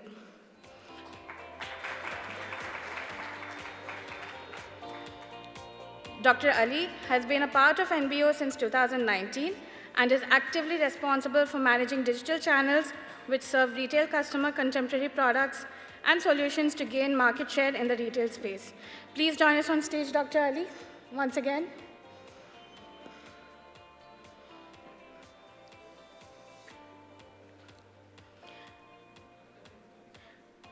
Our next panelist has been an ardent contributor to OERLive DX's previous editions. Mr. Hemant Murkot, the CEO of Business Gateways International, has an extensive experience of 3 decades of backing him in the IT industry. As a seasoned management and IT professional, he has varied experience in multiple development platforms. Mr. Hemant has also led several consulting teams on procurement, IT infrastructure, engineering, subsidy deployment, and FDI implementation strategies in Oman. Mr. Murkot, welcome. Up next on the panel is Mr. Hassan Yassin Al-Lawati, the CEO of Oman Qatar Insurance Company. Mr. Hassan is a distinguished leader. Mr. Hassan is a distinguished leader in insurance and finance, known for his visionary leadership and strategic acumen. As OQIC CEO, he was successful in orchestrating a seamless merger with Vision Insurance, solidifying his company's market presence, and is also recognized as one of the top 100 CEOs in the Middle East by top CEO conferences and awards.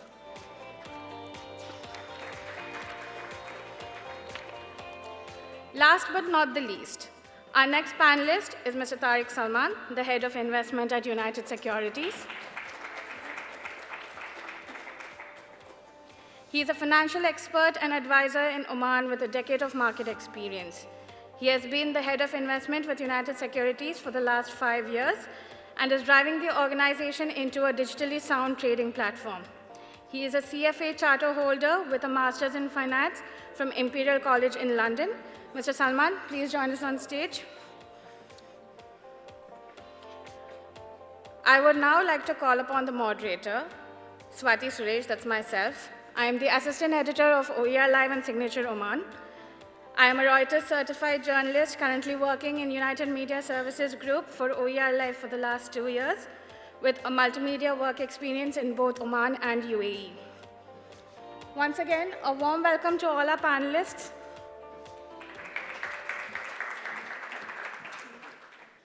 Good afternoon, ladies and gentlemen, distinguished guests, and a very warm welcome to all my panelists for the second panel discussion of the event. I would actually like to start on a note where emerging technologies is like an ocean in the digital transformation era.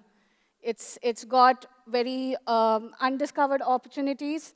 At the same time, it's largely available for every industry player in the market today.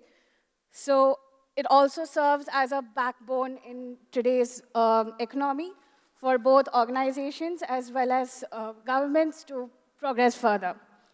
So my opening question is, what are the most promising emerging technologies that have the potential to reshape industries and also the ecosystem and society in Oman today? Mr. Hemant, we can start with you, please. Assalamu alaikum. Thank you for having me here, Swati. It's been a pleasure. It was really amazing to listen to all the presentations that were going on, and a big hello to our fellow panelists as well.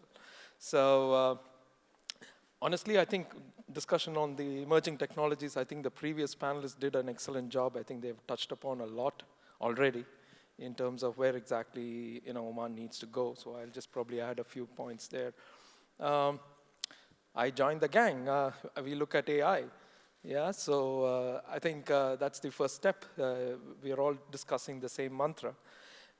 Probably I go a little deeper. Within AI, I think the focus could be more on the machine learning and the deep learning models, because I think we have already transcended towards the data analysis and things like that, what is happening. This could go into those areas. Now, AI is honestly not something new, even though we've been very intensely discussing about AI as a major thing. It's been there from 90s since, because I remember my colleagues and all, we used to work on fuzzy logic and neural networks, and it was all to do with AI from those days, I'm saying. But the difference is primarily those were in very closeted models where they were trying those applications, working on certain fuzzy logic neural network models that were there, but it wasn't reaching the public at large. Yeah, so the core transition that has happened now, where there is a kind of an adaptation to this particular technology, is simply because of the frameworks that have come up in the markets. So you will see that from an IT perspective, there are a lot of frameworks that are being built on these AI models. And, well, obviously, things like ChatGPT. I don't want to even discuss that now. It's too boring. But those frameworks are the ones that are actually happening. So why is it that AI is becoming such a big thing? And what basically happens, in my opinion here, would be that the whole concept of computerization way back from 80s, if you notice, I mean, we were using the terms like computerization and stuff like that. And essentially, it was nothing but using the system as a support tool. And then we started moving into empowerment down the line. Maybe in the early 2000s, it started becoming more of an empowerment. Then it moved further on towards the concept of dependence. And we are now slowly entering into an era of, how do I say, inclusion, and further down into hyperdependence. So when I say hyperdependence or inclusion, it means there's no escape. Be it from the time you wake up till you go to bed, you are, or even after that, actually, you will go through the concept of utilizing technologies at a hyperdependence levels. So when it comes to that particular mechanism, there is no basic differentiator between what exactly AI can do or cannot do, because you are going to see it already both from a tangible and an intangible mechanisms that are there. So that's the AI, a bit of it from my humble opinion. Coming to Oman as such, and being in Oman's IT industry for, I think, only 12, 13 years now, an exciting journey as part of Business Gateways. I think it's not, even discussing about emerging technologies for the next 10 years is frankly a long shot, because in IT, we are talking disruption by the day. And we don't know what's going to spring up in the next 5 years itself, for that matter, leave alone the 10-year mark. But in Oman, I think before we even look at the embracement of new technologies, I think there is a lot of requirement to embrace the current technologies itself.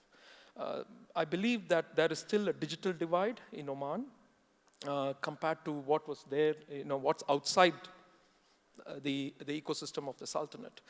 There is still a lot of digital divide in the sense embracing the current markets, embracing the current systems that are present there.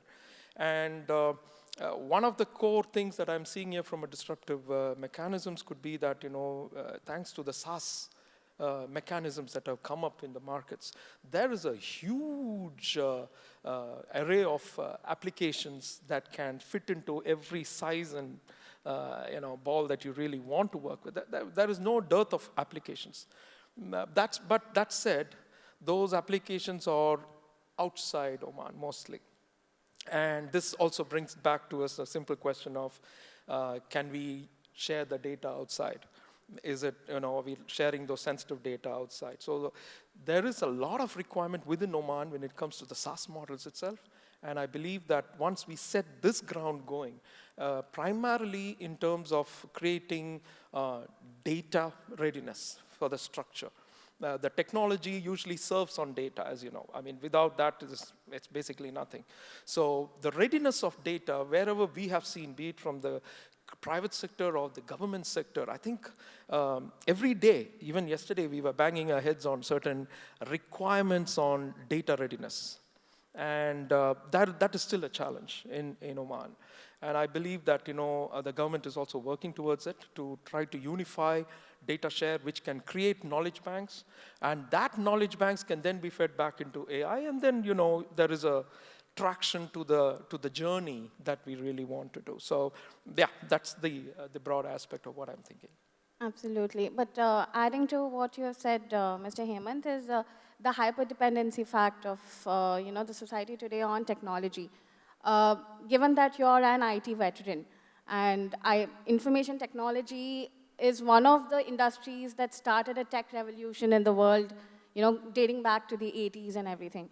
So it's always been a constantly evolving industry, and of late, be it COVID or any other economic challenges or opportunities that have come up in the last 5 to 6 years, how are you balancing that high demand from customers and from needs from organizations as well? Because the demand has just now accelerated more in the IT industry. So how are you balancing that? Yeah, I think that's applicable not just to BGI as business gateways. I think the fundamental thing from an IT perspective here is the demand is usually created by the consumers or the customers. And that you can stuff something down their throat and say, okay, this is what you need to do, or listen to them. Understand the challenges of those particular markets that are there, and then start building applications that can fit that particular bill. And Swati, the end game of an IT guy, the moment you step into the world of IT, is a vortex. Because then, there is no sleep, there is no thing, because you have to keep running that pace to make sure that you are learning and keeping abreast with the requirements in the markets, and then trying to identify the technologies that are there. So the critical component here is understanding certain technologies, picking and or rather cherry picking those technologies that can actually meet your, I'm talking more from an IT organization's point of view, not the market, but is to understand what is your core areas of journey that you want from your organization, and then strengthen that particular technologies to meet your customers' demand. So you cannot, obviously, in IT, do everything. Yeah. You cannot be a jack of all trades as well. You need to cherry pick. You need to understand what is your core synergies that you really want to work with, and learn to be good at that so that you can provide those kind of services to your markets that you need to do. Thank you so much, Mr. Hemant. Dr. Ali, just as a parallel to what Mr. Hemant said, your recent presentation about NBO in terms of digital banking, again, the BFSI sector is one of the major sectors in the Oman market today. So in terms of that, IT is also involved in banking services with AI and other emerging technology services. So how, according to you, with demand, you're enhancing the customer experience digitally for your customers? In my left hand, I have CEO and head of investment. Depend on them. Either we are success or fail. If CEO agree, approved, and investment is ready to invest, will be success. Based on our experience from the AI, actually we'll go back. It is all the trend, as he highlighted. In Oman, it is coming as hard topic. It is back to 2020, beginning of 2022. Then we are seeing what is going on in the market. In MBO, we start with the proof of concept. To give you our experience, we build the solution in-house to see it is going to add value for us or not. Because the investment team, they will asking what is the ROI from this investment. The investment itself, it is divided in 4 things, either to customer experience, or cost cutting, or float, or adding fee income for the entity. If no one from those factors it is in place, you will struggle to influence investment team to invest. Again, to go to CEO to get his approval, again, he will ask you the same question. This is everyone should be considered. To start with the AI with us, we start with the proof of concept. We build the full solution in-house. We use our own data. Today, there are entities, the business itself is depending on resell the data. We said, let us to use our data, let us to build the concept, let us to see how much we'll gain from this within 3 months. What we put it that budget for that as a target, we achieve it within 1.5 months. Just we use our AI concept from the technology aspect, from the data analysis we have it. Then based on that, today we have established a unit, it is called virtual banking. Only they are responsible about the AI and how they are using the data and how they are generating revenue for the bank. This is our experience from the AI. From the technology, I think in today's market there are many vendors. Our service provider, they are offering the solution. And I believe SMEs today in Oman, they have that capability because we need to build the partnership with them. We need to give them the chance. Even though for proof of concept only, let us to support them from that aspect. From the technology, it is dependent on us how we are going to build it, what we are looking for it, what is our objectives behind of AI. Based on your experience, it is customer experience, it is yes. It is one of the factors we studied. It is enhancing customer experience when you are implementing AI. Also, it is adding value from the revenue aspect. This is the overall what has been implemented and our experience from the AI. Sure, thank you so much, Dr. Ali. Mr. Hassan, would you like to add on to that from an insurtech perspective? Because recently, Oman Qatar Insurance has actually streamlined all their claims using AI and automation. So how do you mitigate all the possible risks and challenges and ensure that all your insurers and policy makers and policy holders have a seamless transaction online, at the same time the data is also secured? Absolutely. So, Doctor, thank you very much. You have paved for my pitch here. So, from a strategic point of view, basically, I'm not an IT expert, and we have had great insights since the morning. The real question is why. So we are not here investing for the sake of investing, right? So it's not about, AI looks fantastic, and we need to get into that world, and if we don't invest today, then over the next 5 years we'll be outdated. The real question is what value we want to perceive. And value has different meaning. So for example, let's put it in this way in the insurance industry. You've got a set of customers, be it corporate or retail. They have their own requirements, and in a very simple terms, they're looking for the most competitive rate for them. They want a fast service, and they want efficiency whenever they need the service, be it claims or the point of selling the policy. Now, for us, okay, we're not deviating from their requirement, but we want an adequate pricing, right? And this is how it makes us sustainable. We want to make sure that there's no fraudulent intent or there is, kind of gaps in the processes. And at the same time, create value for the shareholders. And then you have the regulator. They want to ensure that, we are abiding by rules and regulations, and we are the company sustainable, right? And in between that, the value is created. So the question comes, it's not about one company or one solution. It's about how we are adding to the entire system. And this is what the pitch from Mr. Lars is, that building an ecosystem that will bring the real value to the industry. It's not about one player. So let's go back in time a little bit.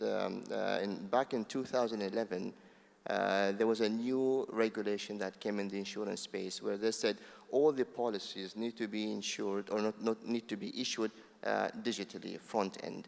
Before that, I remember in 2007 and before, let's say an underwriter would issue a policy manually and then go and collect the cash from the customer on spot, and then wait until these manual certificates are getting uploaded into the system.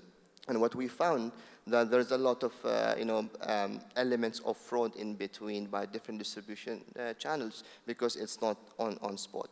And then there is delay in customer service because somebody might have purchased a policy, and then before the policy is actually issued in the system, they have a claim to file, and then the claim handler is unable to process the claim. So it created a lot of issues, and this was identified. Here came the role of the regulator. They said, we understand, and there's a clear value to the entire system. The customers are getting the value, and you as an insurance company. So that was the very beginning. But then at the end, okay, you got your certificate digitally, and then what? Again, you have to go and walk to the ROP office, wait in the queue, get your mulkiya issued.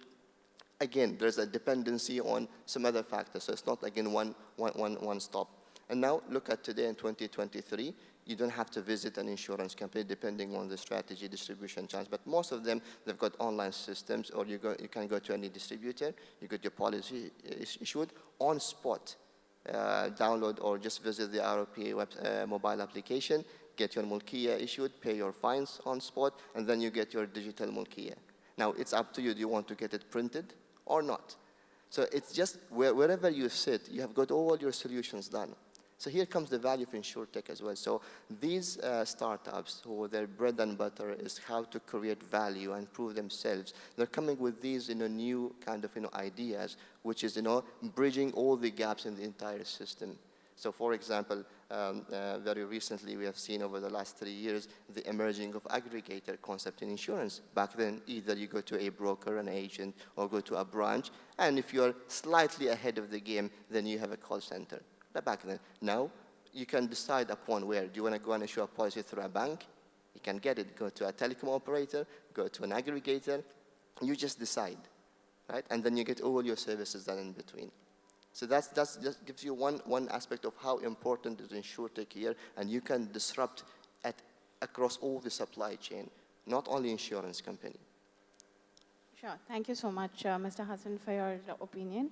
Mr. Tariq, again, adding to what Mr. Hassan said, that insurance is one of the sectors that is, strictly regulated by the government. So is the finance industry, which is, I think, very heavily regulated. What are your thoughts on how technology is evolving in that industry, given how, the government is keeping a close watch on that particular sector?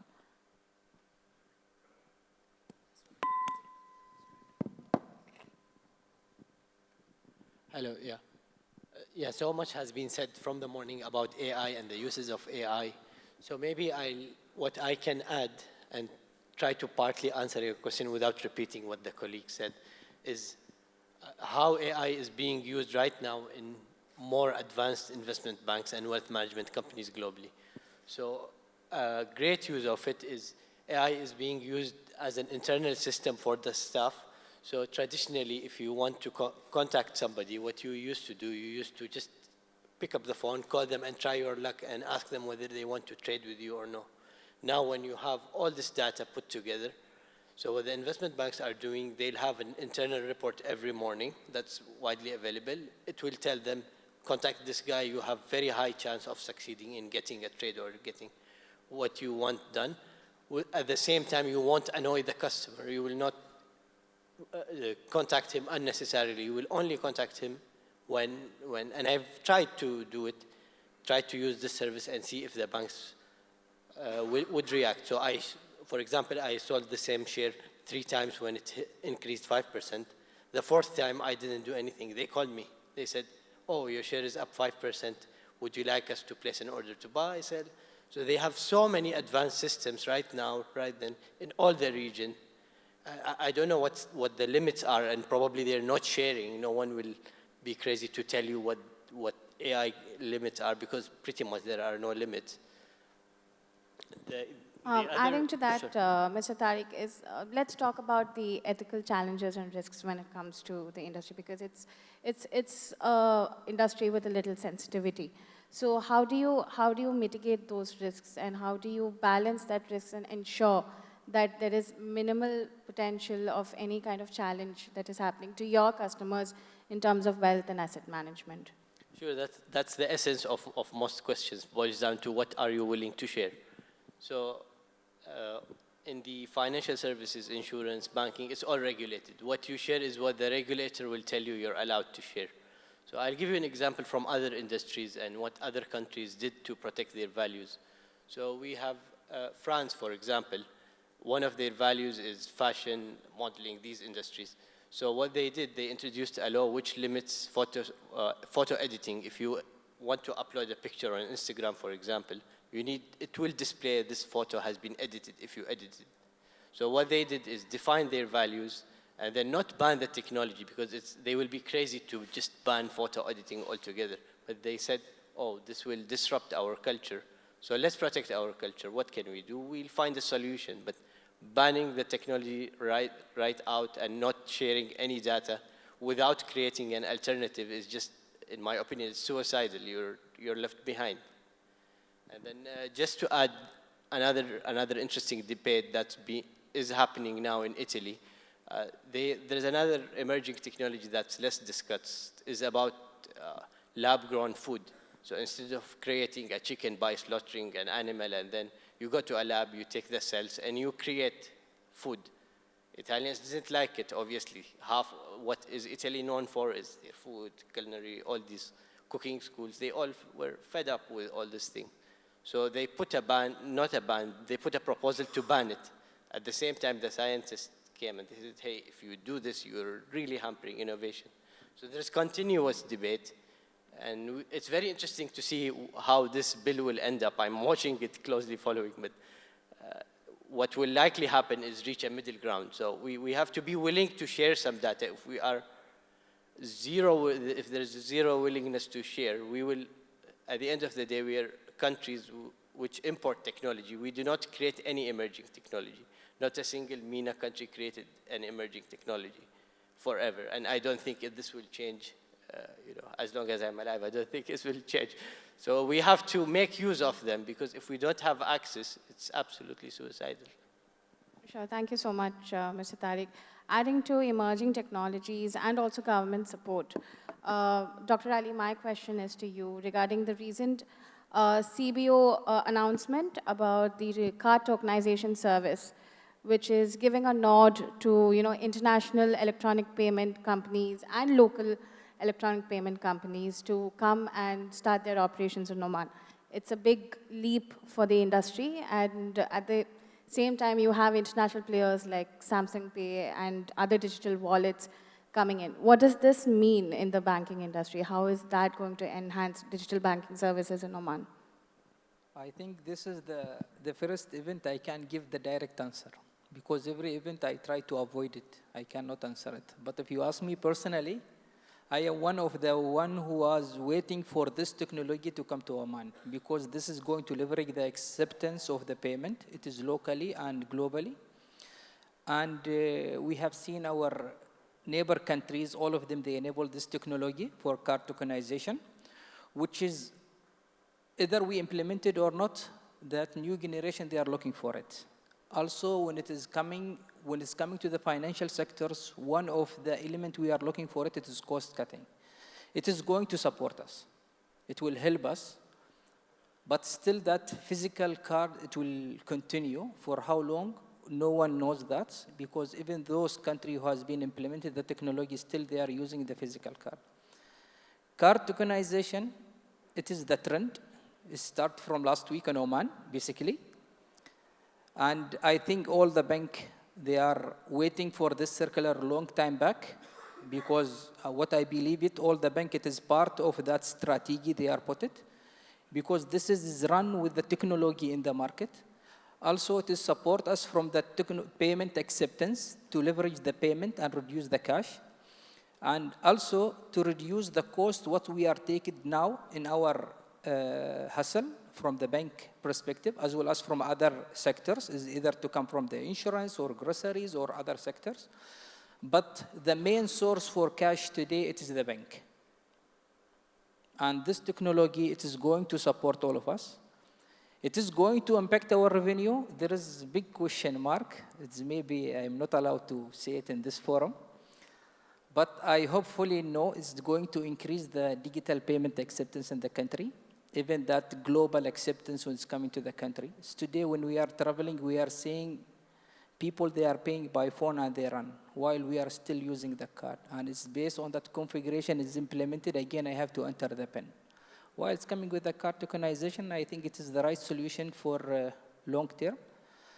And I hope we can deliver it as soon as possible based on the expectation it came in the circular. Mr. Hassan, can you add to that, given that the insurtech companies are now using digital platforms to reach out to customers and clear out their grievances. So with the addition of additional digital payment options compared to the traditional banking services, how is this going to support the insurance sector? Absolutely. So one of the things we have done, we've decided 2 years ago, is that none of the branches will accept cash in terms of when selling the policy. It's different payment methods, and then we had to come up with different solutions because checks are not as convenient, as one would expect for every retail customer, right? Bank transfer might as well create some issues. Then we came up with the concept of payment links. So now any walk-in customers, we give them different options, and a quick option would be a system-generated payment link the moment the policy is issued at the final stage, just the payment stage. A text message will receive, customer receive a text message, make your payment, and then immediately policy is issued. Right? So this was part just preparing ourselves for what's coming in the future. So digitization is not an ultimate goal. digitization is something that, is a midway or a first step, I would say, towards automation, right? And then the autonomous world that was mentioned by, in the previous discussions is, again, something that might happen in the future. So these are the things that, we need to keep, we need to think about. Now, if we go, now I shared a little history of how transformation started in the insurance industry, and that was just the front-end solution. Now, it's a different era altogether. Now, companies are not talking about how to issue a policy, but then how do we extract more value that would help us internally, and then hence the discussion on the emerging technologies, AI. AI is definitely one of the most promising solutions for the insurance industry. It is not something that companies will be investing, already invested, and continuing on that. I'll cite one example. Let's talk about medical insurance. The government is talking about mandatory health insurance sometime, anytime soon. We have just to wait, because they're building a Damani platform. This platform brings all the stakeholders together, and that is the real value. I just go back to the real value that you get. What we have done, we said, okay, if we had to grow our medical books, right? How would we service our client? How are we, one step closer to our strategy of giving a real customer experience? So we have invested in AI. It's up and running. It's the, as a system or technology makes a decision at the claim stage. Right? It's called auto adjudication system at the claim stage. And then I don't need any manual intervention there. I'm not saying I'm replacing jobs. It's just more accurate, faster, instead of settling a reimbursement within 15 days, as typically stated by insurance companies. You get it done literally within 4 days. It could be done spontaneously, but then 4 days with all the regulatory check, first checker, second checker. But ultimately, it should be on spot. And that's the ultimate, you want. So this technology would immediately understand, first of all, what are the terms and conditions of the policy, and at that very policy verification stage, if it passes, it goes to second stage, which is the claims stage. So what are the sublimits of the policy? Is dental covered or not covered? Reading the reports of the doctor from the hospitals, what does it say in a nutshell? Is it something that, is it a gray area or a very clear area? 80% of cases are catered by this AI. And the balance 20% is either gray areas or higher amounts where we need to apply different level of verification. So that's 20%. So now, are we replacing? We're not replacing. Instead of investing in 20 additional resources for doing nothing but very basic jobs, its question is, how do we uplift the skills and become smarter in the ways we operate? So following a merger, a very simple question, are you reducing the number of people? The answer is that we are growing. In fact, we are recruiting more people. Right? So it's not about a misconception of if two entities merge, then immediately think about 30% cut in your manpower. In fact, we're investing more and we're growing in terms of number of people. Thank you so much. This brings me to my next question, actually, because this was a concern that was raised by the earlier presentations in the first half of the event, as well as in the keynote address. That is how emerging technologies are disrupting traditional business practices. That is leading to a skill gap or a job displacement. There is always a constant fear where machines are always going to replace man. And that's always going to be a forever catch-22 debate. So all of you being industry leaders, how do you think that gap is going to be bridged? We can start with you, Mr. Hassan, from the insurance perspective. How are you going to have more skilled trainees or any kind of corporate training, especially for people to adapt to the emerging technology and the rapid growth that's happening? Maybe this is a question number 20 that I have received following the merger, right? So what will happen whenever we have a town hall and then we break some news about new technology or new strategies? The question comes, what will happen to us? So my simple answer, my first basic answer is that the real question that you have to ask yourself is how to stay relevant. Relevance is the key in this, in today's world. So be it in technology, be it in your skill sets, being in what value you bring into the for the organization. So this question was answered somehow in the previous discussion about, how do you change your focus from what you do today and what you can do tomorrow. So if you are a data entry level, then definitely this is something that system will do on your, technology will take over that. Now, question is, how do you design, I would say, these formulas? How would you make sense, of the data that is being produced, right? How do you extract trends that make sense to us? And if we believe that, technology or AI will simply make all the decisions, I disagree with that statement. We need our minds and our brains, because our brains have created the AI and not the vice versa. So still we need to bring that intuitive mindset, the intuitive decision that systems will not be able to do. And this question was asked in one of the forums in Lloyd's of London back in 2018, when there was a paper, and I was part of that, discussing about the autonomous vehicle. And they said that by 2030, driverless cars and roads and infrastructure needs to be developed, and then this will reduce the frequency of insurance to really minimal. Right? And who will be responsible for that fault? Is it the owner of the car? Is it the manufacturer? Is it the cybersecurity and cyber insurance going to come into the place? And will this, and before we reach to that full automation, the question is in between the hybrid model. So you still have vehicles with drivers and you have driverless vehicles. How would you deal with that? Right? So sometimes in today's world, you obviously if somebody applies a brake in front of you, and if that driver takes a bit of left, you automatically, your intuitive mind says, take a bit right, and you avoid crash. Would this language would be understood by the technology? Or they will say that, okay, I need to apply the brake in a different way, and then they might end up crashing. So the element of human being, the element of creating more jobs will always be there. We should not fear. The question is, how can we stay relevant in each industry? Thank you so much, Mr. Mr. Tariq, can I get your opinion on how, from a local perspective, especially in the finance industry, how are we training the new recruits to adapt to the emerging technologies in the sectors in Oman? Sure, I'll answer this in a more generic way, because what applies in finance industry also applies in many industries. So just to add to what Hassan said, there is a recent IBM study. They did research, and they think 40% of the jobs need reskilling within 3 years.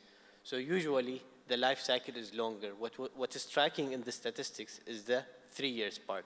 So 40% of us here, 4 out of 10, will need to learn new things within 3 years so that they're doing something meaningful. Just to give you a statistics of how serious this is. And then the best way to answer this is maybe through a story of what happened to the photography industry. So photography industry, what happened is, let's go back 2 decades. 2 decades ago, there were around 700 million pictures processed per year. 1 decade ago, around 2005, 2006, this figure is the equivalent to, say, 8 billion pictures per day, 8 billion. Today, 5 billion pictures are taken every single day. So do you think the number of jobs in photography industry are higher now or lower? It's definitely not higher by a little bit, exponentially higher. What change causes is mainly job volatility more than any other thing. It causes people who are willing to learn to have more opportunities than the people who don't want to learn. It just leaves some people behind, and that's the nature of progress. So what we think is what's that? The world wants to live in abundance. That will never change. If you have the capacity to buy 2 cars and you need 1 car, most people will buy 2 cars. That's what humans are. That's how humans live. And as long as this does not change, we think the job creation will keep on growing. Thank you so much, Mr. Tariq. Adding to that as a subcontext, Mr. Hemant, emerging technologies, since you are also coming from a different Asian market as well, so you are more aware of the emerging technologies that are happening outside of Oman. How are you incorporating that? Do you think that at some level, or rather at the grassroots level, emerging technologies are either lacking or they have potential challenges in Oman? Because at what scale are we looking at emerging technologies evolving and being used in the market? In Oman, you're asking specifically about Oman. Compared to global markets. Oh, yeah, there's a lot of catch-up, to be honest. There's a lot of catch-up. One of the, apart from the governance and, the requirements, one of them had basically put it very nicely that, I think it was Engineer Saud who had mentioned that Oman takes it slowly. Okay, and that's the truth, that's the fact. Oman does take it slowly. Oman is a bit cautious when it comes to markets. It doesn't mean it's weakness. It means to let certain technologies settle down and go through the thing so that the best practices can be absorbed. I mean, that's, I believe, is the rationale behind this. But there's a flip side to it. The flip side of it is, are we losing the race in the process? Do we need to be in the forefront of technologies, or do we need to wait and watch and then adapt? Sometimes the margin is a little too late. That fear is there, that it's too late, because by the time we adopt something, they have already moved on. When I say they, I mean the international markets. So it's a fine line, really. But I think my strong suggestion is we should get aggressive here. We have to get aggressive. We have to make sure that we balance the maturity of markets, which is there. But that said, what I'm seeing here within Oman is you see, there are two kinds here. One is the technology factories, guys like us, IT companies, who churn out technologies. And then you have the technology consumers, or the open markets. So the technology factories ourselves in Oman, I think we are going it a bit slow. It could be simply because of the demand outside, the controlled markets that are there. The market size of Oman is fairly limited. So that's one aspect of it. The other side of it is like our friends here in the fintech and areas.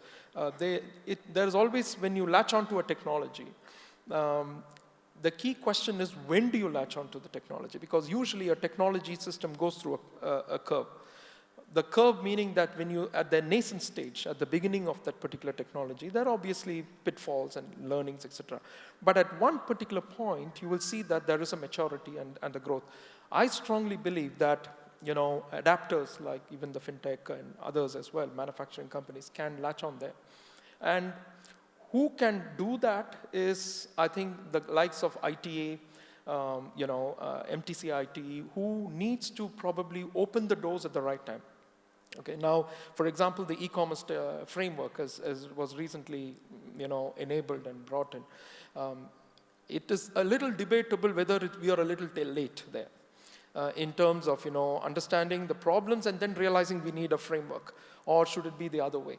So it's very critical that the government agencies like MTC-IT, ITA, etc., they manage this to open the doors at the right time to make sure that adapters can come in and then spearhead into the ecosystem. So there is a bit of alignment that is required, because the world is going at a breakneck speed outside. Yeah, it's crazy. Sometimes it's scary, actually, when you see where it's going and things like that. So we need to study this. And the problem is at the grassroots levels, like unlike in India, for today, if you go, you will see the fisher area. That day I was stunned when I saw a fisherwoman on the side of the road, and she had a Paytm, card, and I was stunned. I was like, does it mean that she's totally connected to an entire banking system? Not to demean her, I don't mean it in that sense, but I'm saying more from a cultural perspective. And if you had asked this, or if you had pictured this 5 years ago, you would have said, are you mad or something to expect her as a homemaker who just goes with a basket in the morning and just picks up some 10 fish, comes and sits on the side of the road, and you can today transact, and she doesn't even want cash. And I am like, where are we heading? But that's what I'm saying. So those are the markers or the waypoints that we see. And in Oman, that grassroots level of adaptation to using IT very, very strongly needs to be stoked. And it's not the fault of the grassroots, it's the matter of confidence that the communities like us give them to ensure that they embrace it so that they can start, using it.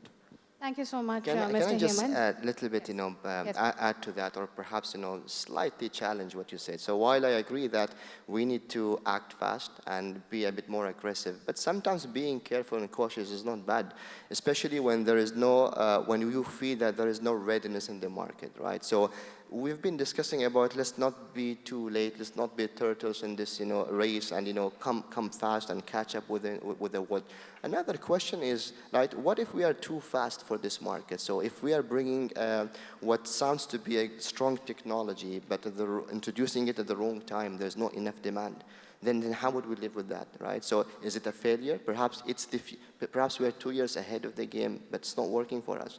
So let's talk about some of these, emerging technologies which are yet, to see them in application.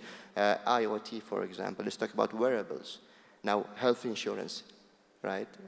How can you be more accurate in assessing a risk of, or predict, a risk of an individual, right? By wearables, for example, these smartwatches, you can connect, and then accordingly you will change your pricing model, give more discounts for those who adopt, or living a healthier kind of lifestyle.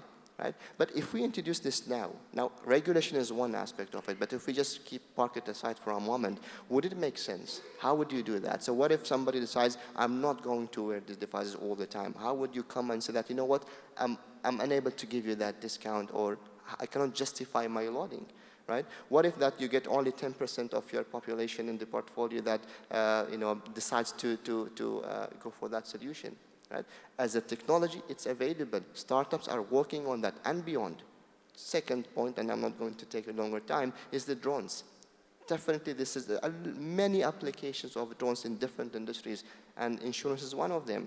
We had one of the pictures in the MENA InsurTech that they have come up with a very nice solution, very efficient, which is using drones in risk inspection, risk engineering, for the corporate risk.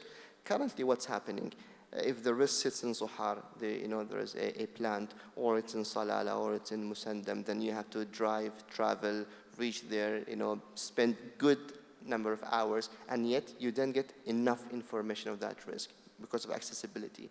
Now with these drones, right, you can still go and visit and make sense of the different, precautions or risk safety and measures taken by the client or by the insured, but then drones can have access and gives you views that you otherwise won't do it. This is a huge value add and disruption to the corporate risk. Now regulation becomes an issue here. Are you allowed to use drones? What about sensitive, kind of areas?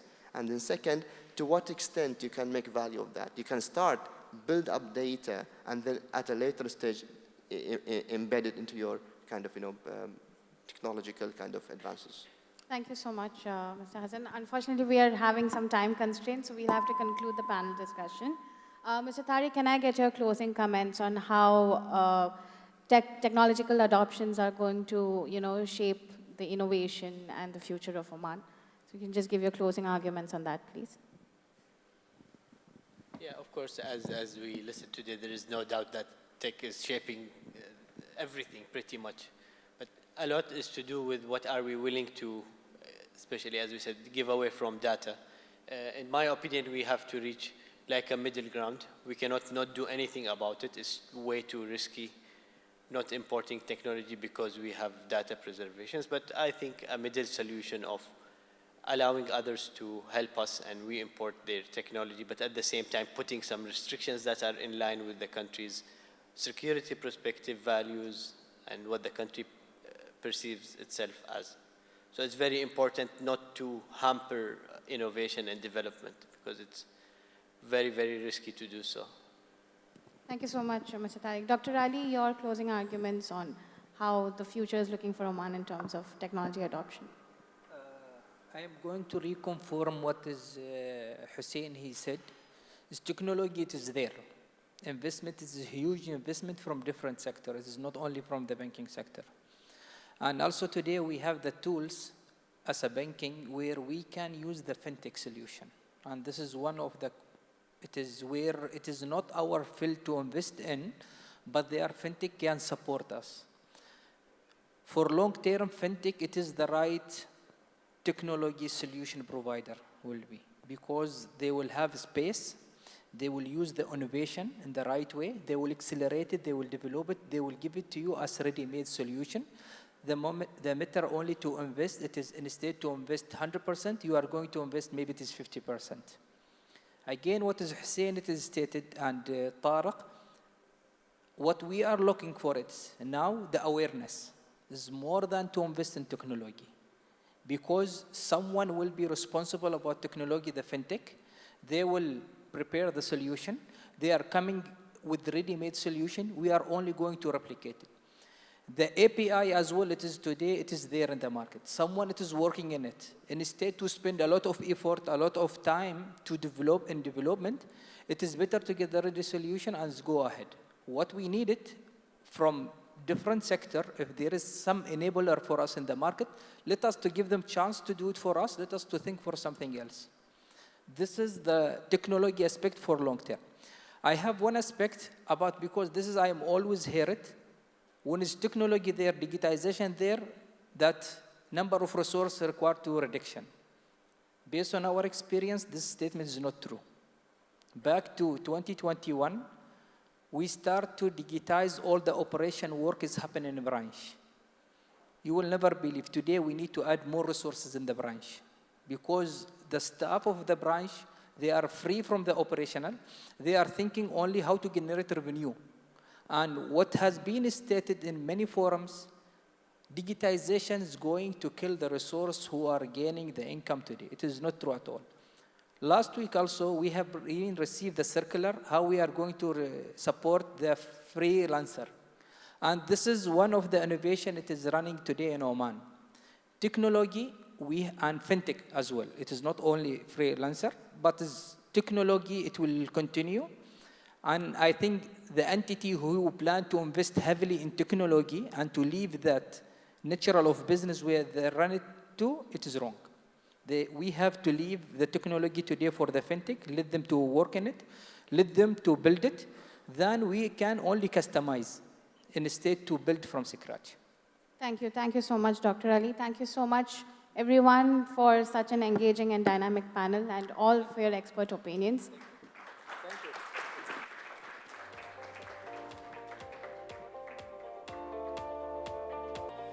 We appreciate all of your valuable insights, ladies and gentlemen. So we'd now once again like to invite on stage Mr. Hemant Markat, the CEO of Business Gateways International. So please, ladies and gentlemen, put your hands together to invite on stage Mr. Hemant Markat. I don't know about you guys, but I'm seriously hungry. So I'll make this as short as possible. I don't want to torture you with too much of a lengthy session now. So once again, thank you so much for hosting me in. I really appreciate it. What we are going to discuss today in a very short way is to give an idea about what Business Gateways does. And I was mulling over multiple topics to discuss about and figure out what needs to go into it. But then I thought, let me focus on one of the favorite topics that we have, that's the in-country value, or the ICV, and how Business Gateways, or BGI, we are trying to empower and drive the whole system. So as you know, ICV is a very, very serious requirement today in the country. Oman is doing great guns when it comes to ICV. We are marching really forward, and we are driving the whole ICV ecosystem. And so today's discussions on what I'm going to talk about is about how exactly the transitions of ICV has happened in the country, where do we stand, and where are we going, and how does BGI fit into the ICV framework as such. So ICV basically started with the blueprint for the oil and gas industry way back in 2012. The oil and gas industry, or the sector, started this particular march towards setting up the blueprint for the entire ecosystem. Essentially, the ICV can be just boiled down to two major components. One is to do with the higher retention of spend. Second is to strengthen the Omani national force. So eventually it all boils down to these two particular components that are there, retention of spend and the national workforce that are there. And the whole strategy is to base itself on the KPIs that are there available in the markets. There are two major platforms today in the industry of oil and gas that drives ICV. One is the JSRS, the Joint Supplier Registration System, that is driven by BGI. Then we have another system called the Monitoring and Reporting System called MARS, that is a compliance system driven by another company like ours called SSL. So together, there is a clear harmony towards the scope of what exactly ICV can drive between the pre-contract, the post-contract, and the compliance monitoring of the ecosystem that is there. And I'm really proud to say that Oman is today treated as one of the best models, or one of the best, most mature models when it comes to ICV in the world. So how is it going forward in our particular structure? We have seen that ICV is really becoming a national culture. So it is now embraced as a cultural aspect within Oman. And we are going to see a lot of government-driven approaches to the corporate and to the businesses that are there. It has become a priority pillar when it comes to the industries of things which are there. So it's no longer just oil and gas centric. It is spreading across to all the other sectors in the country. And there's no other way to escape it, because we are moving towards Vision 2040, and ICV plays a huge role when it comes to this particular component of that. So there is a lot of unification that is being progressed and processed within it. There has been a national task force that has been set up. I don't want to delve too much into it, but there is a national task force that is set up in order to unify all the ICV components together so that they all speak one story. Because today, again, ICV is more still in silos, what oil and gas, what the tourism sector, what the health sector, and the agricultural sector, they're all still toying with the idea. So there is a need for unifying the entire ICV systems that are there. And Oman Tender Board and OIA are basically actively leading to kind of handle it, considering that OIA is spread across its tentacles reasonably into all sectors. So there's a lot of influence from OIA and Oman Tender Board from a point of view of making sure that the high-value projects in the country that are floated are actually connected into the ICV model so that there's a better spend and retention that's available. So BGI, we have set up something called as a digital ICV model.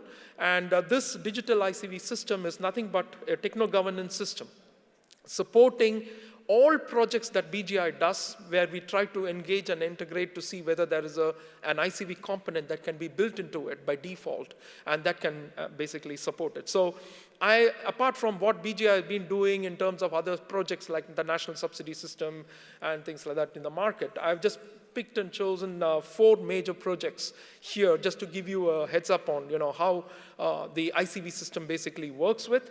We have the JSRS, as you all, some of you must be aware of the JSRS and what exactly it does. Then you have the ICV monitoring support, the monitoring system, the RUP system, and the Arab Africa business framework. I'm just going to quickly touch upon these guys in short. So the JSRS, even though it's an entire oil and gas driven supplier ecosystem that is available, there is a huge ICV component attached to it. And today, JSRS drives ICV from the point of view of SME obligations, from the point of view of managing contracts and making sure that Omani companies and Omani manpower workforce are actually benefited from these kind of a spend that is kind of coming into the country. So that's what I've basically shown here. So you have the ICV obligation contracts, the ICV performance models. There is a B2B ecosystem to support SMEs, etc., into the system here. Then you have the RUP system, which is also coming up. We are working together with the Industrial Innovation Academy of Oman in order to build an entire ICV system for the industrial sector. And this is a very exciting project. This is a work in progress. And what we're trying to do here is to look at ICV, not just from the point of view of an obligation value. For example, if it's a $100 million project, then 10% or 20% of that is percolated into the ICV, in the oil and gas model. But here, we are looking at primarily more about going into the products and services level itself, so that you can deep dive into ICV and stitch certain products and services for a ring fencing model or a mandatory model that can be applied. And in order to do that, we require the data, in order to make sure that we are empowering, in order to go down to the grassroots, and that's precisely what RUPT is doing, and this is where we are heading into that. Before I come to this, I'll just quickly touch upon the ICV remote operating system, which is there. Now, this monitoring system is coming up very soon, inshallah. And BGI is doing the work for this. We are building up an entire ICV system for more than 160 subsidiaries of OIA. And they are spread out into all the sectors that are possible. And if you notice that the entire thing is going to be unified. So OIA is going to have a massive ICV reporting and monitoring system. And we are implementing it on their behalf, where they'll be able to grassroots level go down from the corporate to all the holdings like Nama, Omran, etc. that are there. Then below that, all the more than 160 subsidiary companies are going to be integrated into this particular ecosystem. And not to mention, under each subsidiary, you have those contractors who are actually involved in the spend and the projects related to that, and then going down to the subcontracting level. So if you notice, the entire ICV monitoring and mechanisms operate from aligning the ICV plan that is there to the ICV reporting system.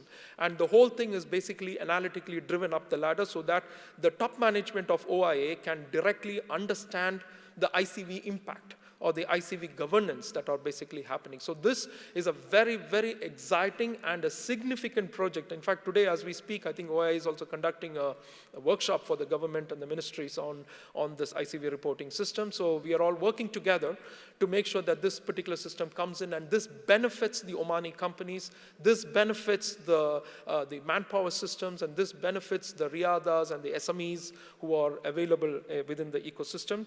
And if I may just go back to this and one small word, BGI, for all the learnings that we have done with regard to ICV in the country for the last, I think, 10 years or so now, we are now ready to take ICV to the international markets.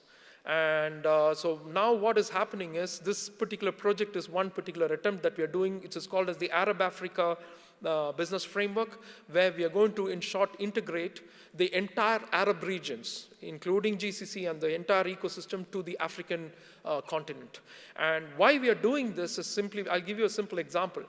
When Oman government, like even OIA, is investing into projects, for example, offshore, let's say, for example, into Tanzania or into Egypt or wherever they are, then what happens is, for that particular investment that is being done by Oman into those projects, the challenge is how much of that can come back as an ICV into the country. Because it's not about just investing into another country from a business point of view. It is also to be integrated into an economic model of a local content or ICV-driven model.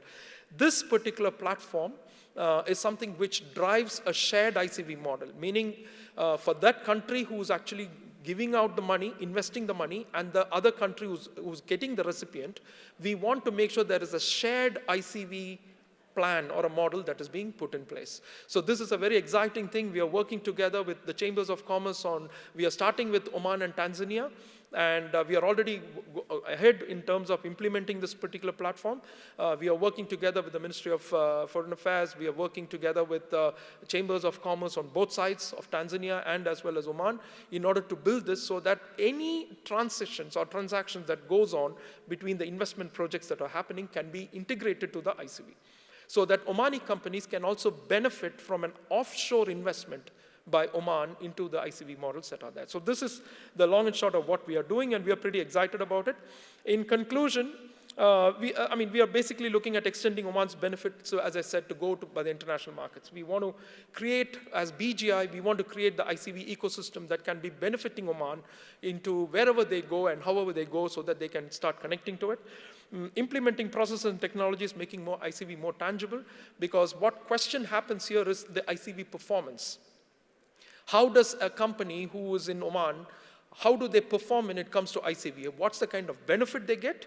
And what is the reverse contribution they put back into Oman?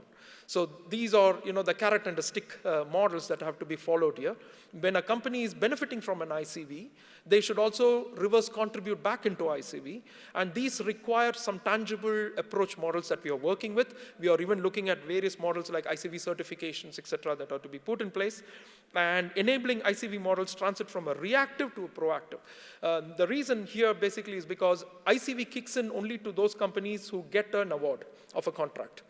And only those companies are, made to oblige or obligate themselves to ICV plans, whereas the rest of the entire ecosystem is passive, is not connected into the actual ICV that is required. So what we're trying to do is to reverse the process, make sure that there is a proactive contribution from the companies to support ICV, even at the grassroots, even if it's a small SME, how much do they contribute back into the ICV? And more they contribute, the higher percentage of them getting an award would basically transfer. So we're trying to reverse the game here.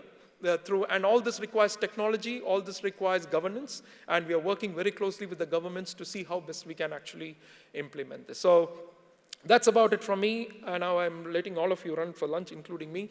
So thank you so much, OER. Really, really appreciate your time, and thanks a lot for organizing this.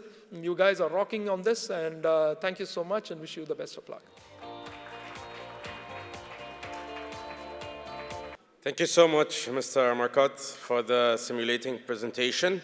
So now we are moving for the last presentation and session of the day by Mr. Azad Al-Mandhari, Manager, Innovation and Emerging Technologies at Ahli Bank. Mr. Azad has held a variety of positions in areas of strategic planning, project management office, and operations. He is an advanced certified Scrum Master and has a strong understanding of agile project management methodologies. He's also a certified enterprise blockchain professional and is interested in the impact of the emerging technologies on the banking industry. Today, he will be talking about innovation and emerging technologies in banking. Ladies and gentlemen, please welcome Mr. Azad Al-Mandhari to the stage. Assalamu alaikum, everyone. My name is Azad Al-Mandhari. I am a manager of innovation and emerging technologies. Now, this presentation is really interesting because it doesn't touch upon only banking. It touches upon all industries. I know we are from Ahli Bank, but still it could be applied for approximately all of the industries. Now, the agenda is we're going to speak about the banking landscape. What is innovation? And why do we really need innovation? As Ahli Bank or as any other company. The types of innovation and the essentials of prototyping versus prototyping, which is very important for all industries. And then finally, we're going to close it off by exploring emerging technologies at Ahli Bank and in the banking industry as well. So first, before we even go to the emerging technologies, we need to understand a few things. What are the historical technologies of banking? We have ATMs in 1960s, we have internet banking in the 1990s, and then we have mobile banking in the 2000s. But why is this important? There is a model called the Kano model. The Kano model is a very interesting model that can explain innovation.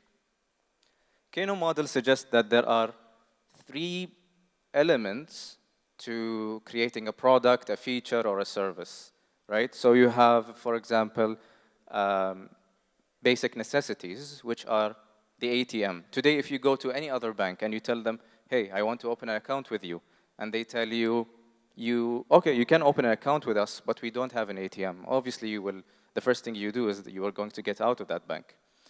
So these are basic necessities.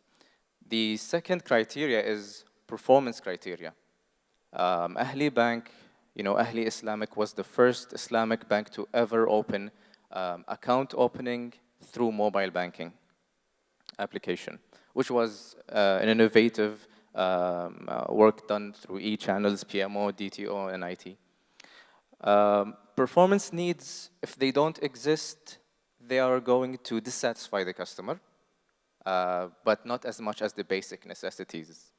Now, finally, we have the delighters. And when we speak about the delighters, those are elements that if they don't exist, customers are not dissatisfied, but customers are If they exist, customers are going to be very satisfied. An example of this is Ahli Bank's opening minor account through mobile banking, which is the first bank in Oman. So this is something that exists as a competitive advantage with the organization. And MFK, which is our multifunctional kiosk with the 12 services, the only non-financial multifunctional kiosk in the GCC to have 12 services. Now, why is this important to us? Why is this important to innovation? If you can see, by time, delighters are going to move to performance needs. Performance needs are going to move to basic needs. So what does that mean? At one point, ATMs were delighter. At one point, opening account through mobile banking was a delighter, then it moved to performance. Today, still, the minor account opening and the MFK are delighters, but this is why we need innovation. We need innovation because customers keep changing their demands at an alarming rate, which means that we need to have a way to cope with the changing in demands. So we do have our multifunctional kiosk, which is Ahli Express Banking, the first digital branch in Oman. Is this an innovative feature? Yes, because you can do, as I said, instant account opening, checkbook, instant opening, and many more other services. So you no longer need to go to the branches. Now, moving on, what is innovation? Innovation is a buzzword, right? Innovation, we keep thinking about it as if it is the newest thing that we need to do. We think about innovation as, you know, instant initiative far in the future, or innovation theater for publicity, public relations, and corporate social responsibility. However, innovation is far from that. Innovation is mixing what we already have and then adding a creative vision, technology, and so on. Innovation is the heartbeat of the organizations. It is very important because it's not only important for the survival, but also for the business to thrive. Innovation, it's challenging because there is a relationship between risk and reward. With innovation, it's not only about saving costs, but it's also about revenue generation. Now, let's see why do we need innovation, because usually it is about, you know, people refer to innovation as the sunk cost, or it's a luxury, we don't need innovation. Or some people say that even it's not a priority, I have my BAU, business as usual, to take care of. Now I ask you a question, if you remember the organizations that said this about innovation. I mean, we can look at some organizations like Nokia, for example, or Kodak. These are the types of organizations that said this about innovation, and you know, the price was too much to bear. Now, still, we need to adapt to the shifting customer behavior. We look at data of the customer, and if you look at pre-COVID versus post-COVID, there's a huge difference between how the customer purchasing patterns have changed in terms of the purchasing patterns, the way they contact the branch, the way they drive to the branch. They are more into e-channels nowadays. So as organizations, we really need to adjust to the changes in behavior. Another thing is expanding the market reach. So we spoke about our unmanned branch, which is 24/7 available. So that branch it's obviously, it doesn't have people in it, and you can have it by 24/7. You are expanding your reach. You also have offering new products and services. So Ahli Bank is the first bank to ever have a crowdfunding product with them, which is our Tamkeen product. It's an unsecured loan for organizations. And this is how you expand innovation, is by delivering products and services never done before in the country. Another thing is increasing operational efficiency. Obviously, you can do it through robotic process automation and so on. Why do we do this? We do this because we want to stay competitive in the market. So any organization that wants to stay competitive and actually have a sustainable competitive advantage needs to innovate. So at Ahli Bank, we follow 3 types of innovation, and this is the best case, best industry practice. One is the incremental innovation. So it's very quick to implement. Within 1 year, you can get the net positive income from the initiative. And there's a high certainty and low risk when it comes to incremental innovation. The second criteria is sustainable innovation. So sustainable innovation is more into, a midterm kind of initiative. Still, it has high predictability and low risk. However, it's not focusing on saving cost, but it is more focused on improving a service. Now, finally, this is the disruptive innovation, where everyone thinks innovation is. Innovation is much more than just disruptive innovation. Disruptive innovation goes for 7 years until you can get a positive, a net positive income on the initiative. And usually organizations and big corporates excel in the incremental and in the sustainable innovation, but not in the disruptive innovation, because that is the category mostly done by startups. Nevertheless, organizations still do innovate in the third type, which is disruptive innovation. Now, one of the most important things is prototyping versus prototyping. I'm sure all of you know what is prototyping, which is creating a product that is a working product. Prototyping is basically you fake it until you make it. And a good example of this is the experiment done in 1984 by IBM. So the experiment is called IBM's Wizard of Oz. So what they did basically, in 1984, technology was not as prominent as nowadays. So they wanted to convert speech to text, and they were willing to spend hundreds of millions of dollars into this initiative, into developing this initiative. So what happened is, when they were signing off on a $100 million deal, one of the engineers raised their hand and said, "Why don't we test it?" They said, "We do not have the capability to test it." He said, "Okay, let's do," obviously at that time, prototype. The term prototype was not there, but he said, "Let's test it." So what they did is they brought businessmen and businesswomen, and then they put them into a room, into a controlled environment, and they told them, speak into the microphone, and then the speech-to-text technology will be working. Now, keep in mind, IBM did not develop anything as of now. So business entrepreneurs were talking in the microphone, and then the speech was recognized. They tried all accents, all types of accents, and it still worked. And they were surprised. They were impressed with the technology. What was happening is that the microphone was connected to another room where there is a secretary. She's writing all the, typing all whatever they're talking about. And they were impressed. It was very accurate. She's a very good typer. And they don't know that. They think it's a technology. So what IBM discovered is that it's actually impressive. People were impressed. But when they were asked whether they're going to use it or not, they said, "No, I prefer to type it via the keyboard. I still like to type using the keyboard and not speech to text." And even today, most of us, we don't use speech to text. So what does this tell us? Prototyping sometimes is important for us to really gauge the customer needs and wants. Sometimes managers sit in a meeting room and believe that a certain product is a good product, but unless they check with the customers, there's no way we can tell. So they saved hundreds of millions of dollars just because of one experiment, which probably costed them less than $5,000. So now we move to the emerging technologies. One of the emerging technologies that is coming to the banking industry is open banking. And open banking is very simple, right? It's just exposing APIs to third parties, allowing developers to develop third-party applications. Now, I will touch upon a more interesting technology, in my own opinion, which is artificial intelligence. Now, how could banks really benefit from artificial intelligence? It's by fraud detection and prevention. So it will be more accurate than humans doing it. So it will detect the purchasing behavior and then flag it, and then it could control it as well. The second thing is chatbot and virtual assistants.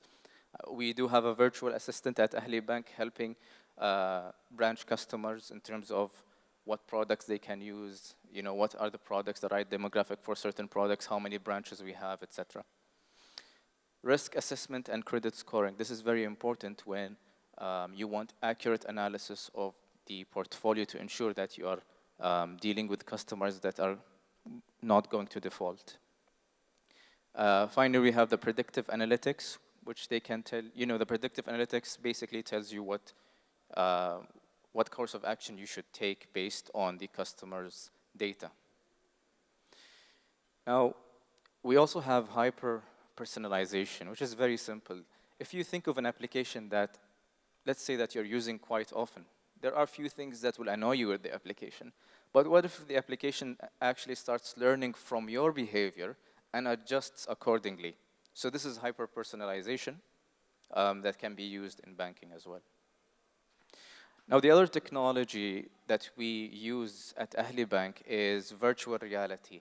Now, as you can see on the screen, we do use virtual reality to train our Ahli bankers. Being in a virtual environment makes you immersed in that environment, and you're more likely to learn compared to just being in a classroom and following a textbook. So that is something that we actively are working on increasing the learnings from. Another thing is the augmented reality. So augmented reality is we're using it in terms of onboarding our staff so they can just scan certain, a card, and then it will show them the policies, the procedures, where are the departments situated, etc. Now, we also provide workplace tips, so best in terms of how to access your systems, how to access your accounts, etc.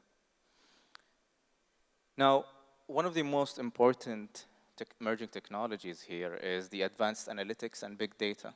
So how can we leverage advanced analytics and big data? We can do it through customer segmentation, right? So in order to serve customers, you need to segment them into the correct order. And we're not talking about 3 segmentation types. We're talking about much more than that. Another thing is predicting the customer service. So before the customer comes to you with a complaint, you already know what they are facing, whether it's a complaint or whether they want a certain product. Judging from the behavior, judging from the purchasing patterns, you'll be able to know if the customer is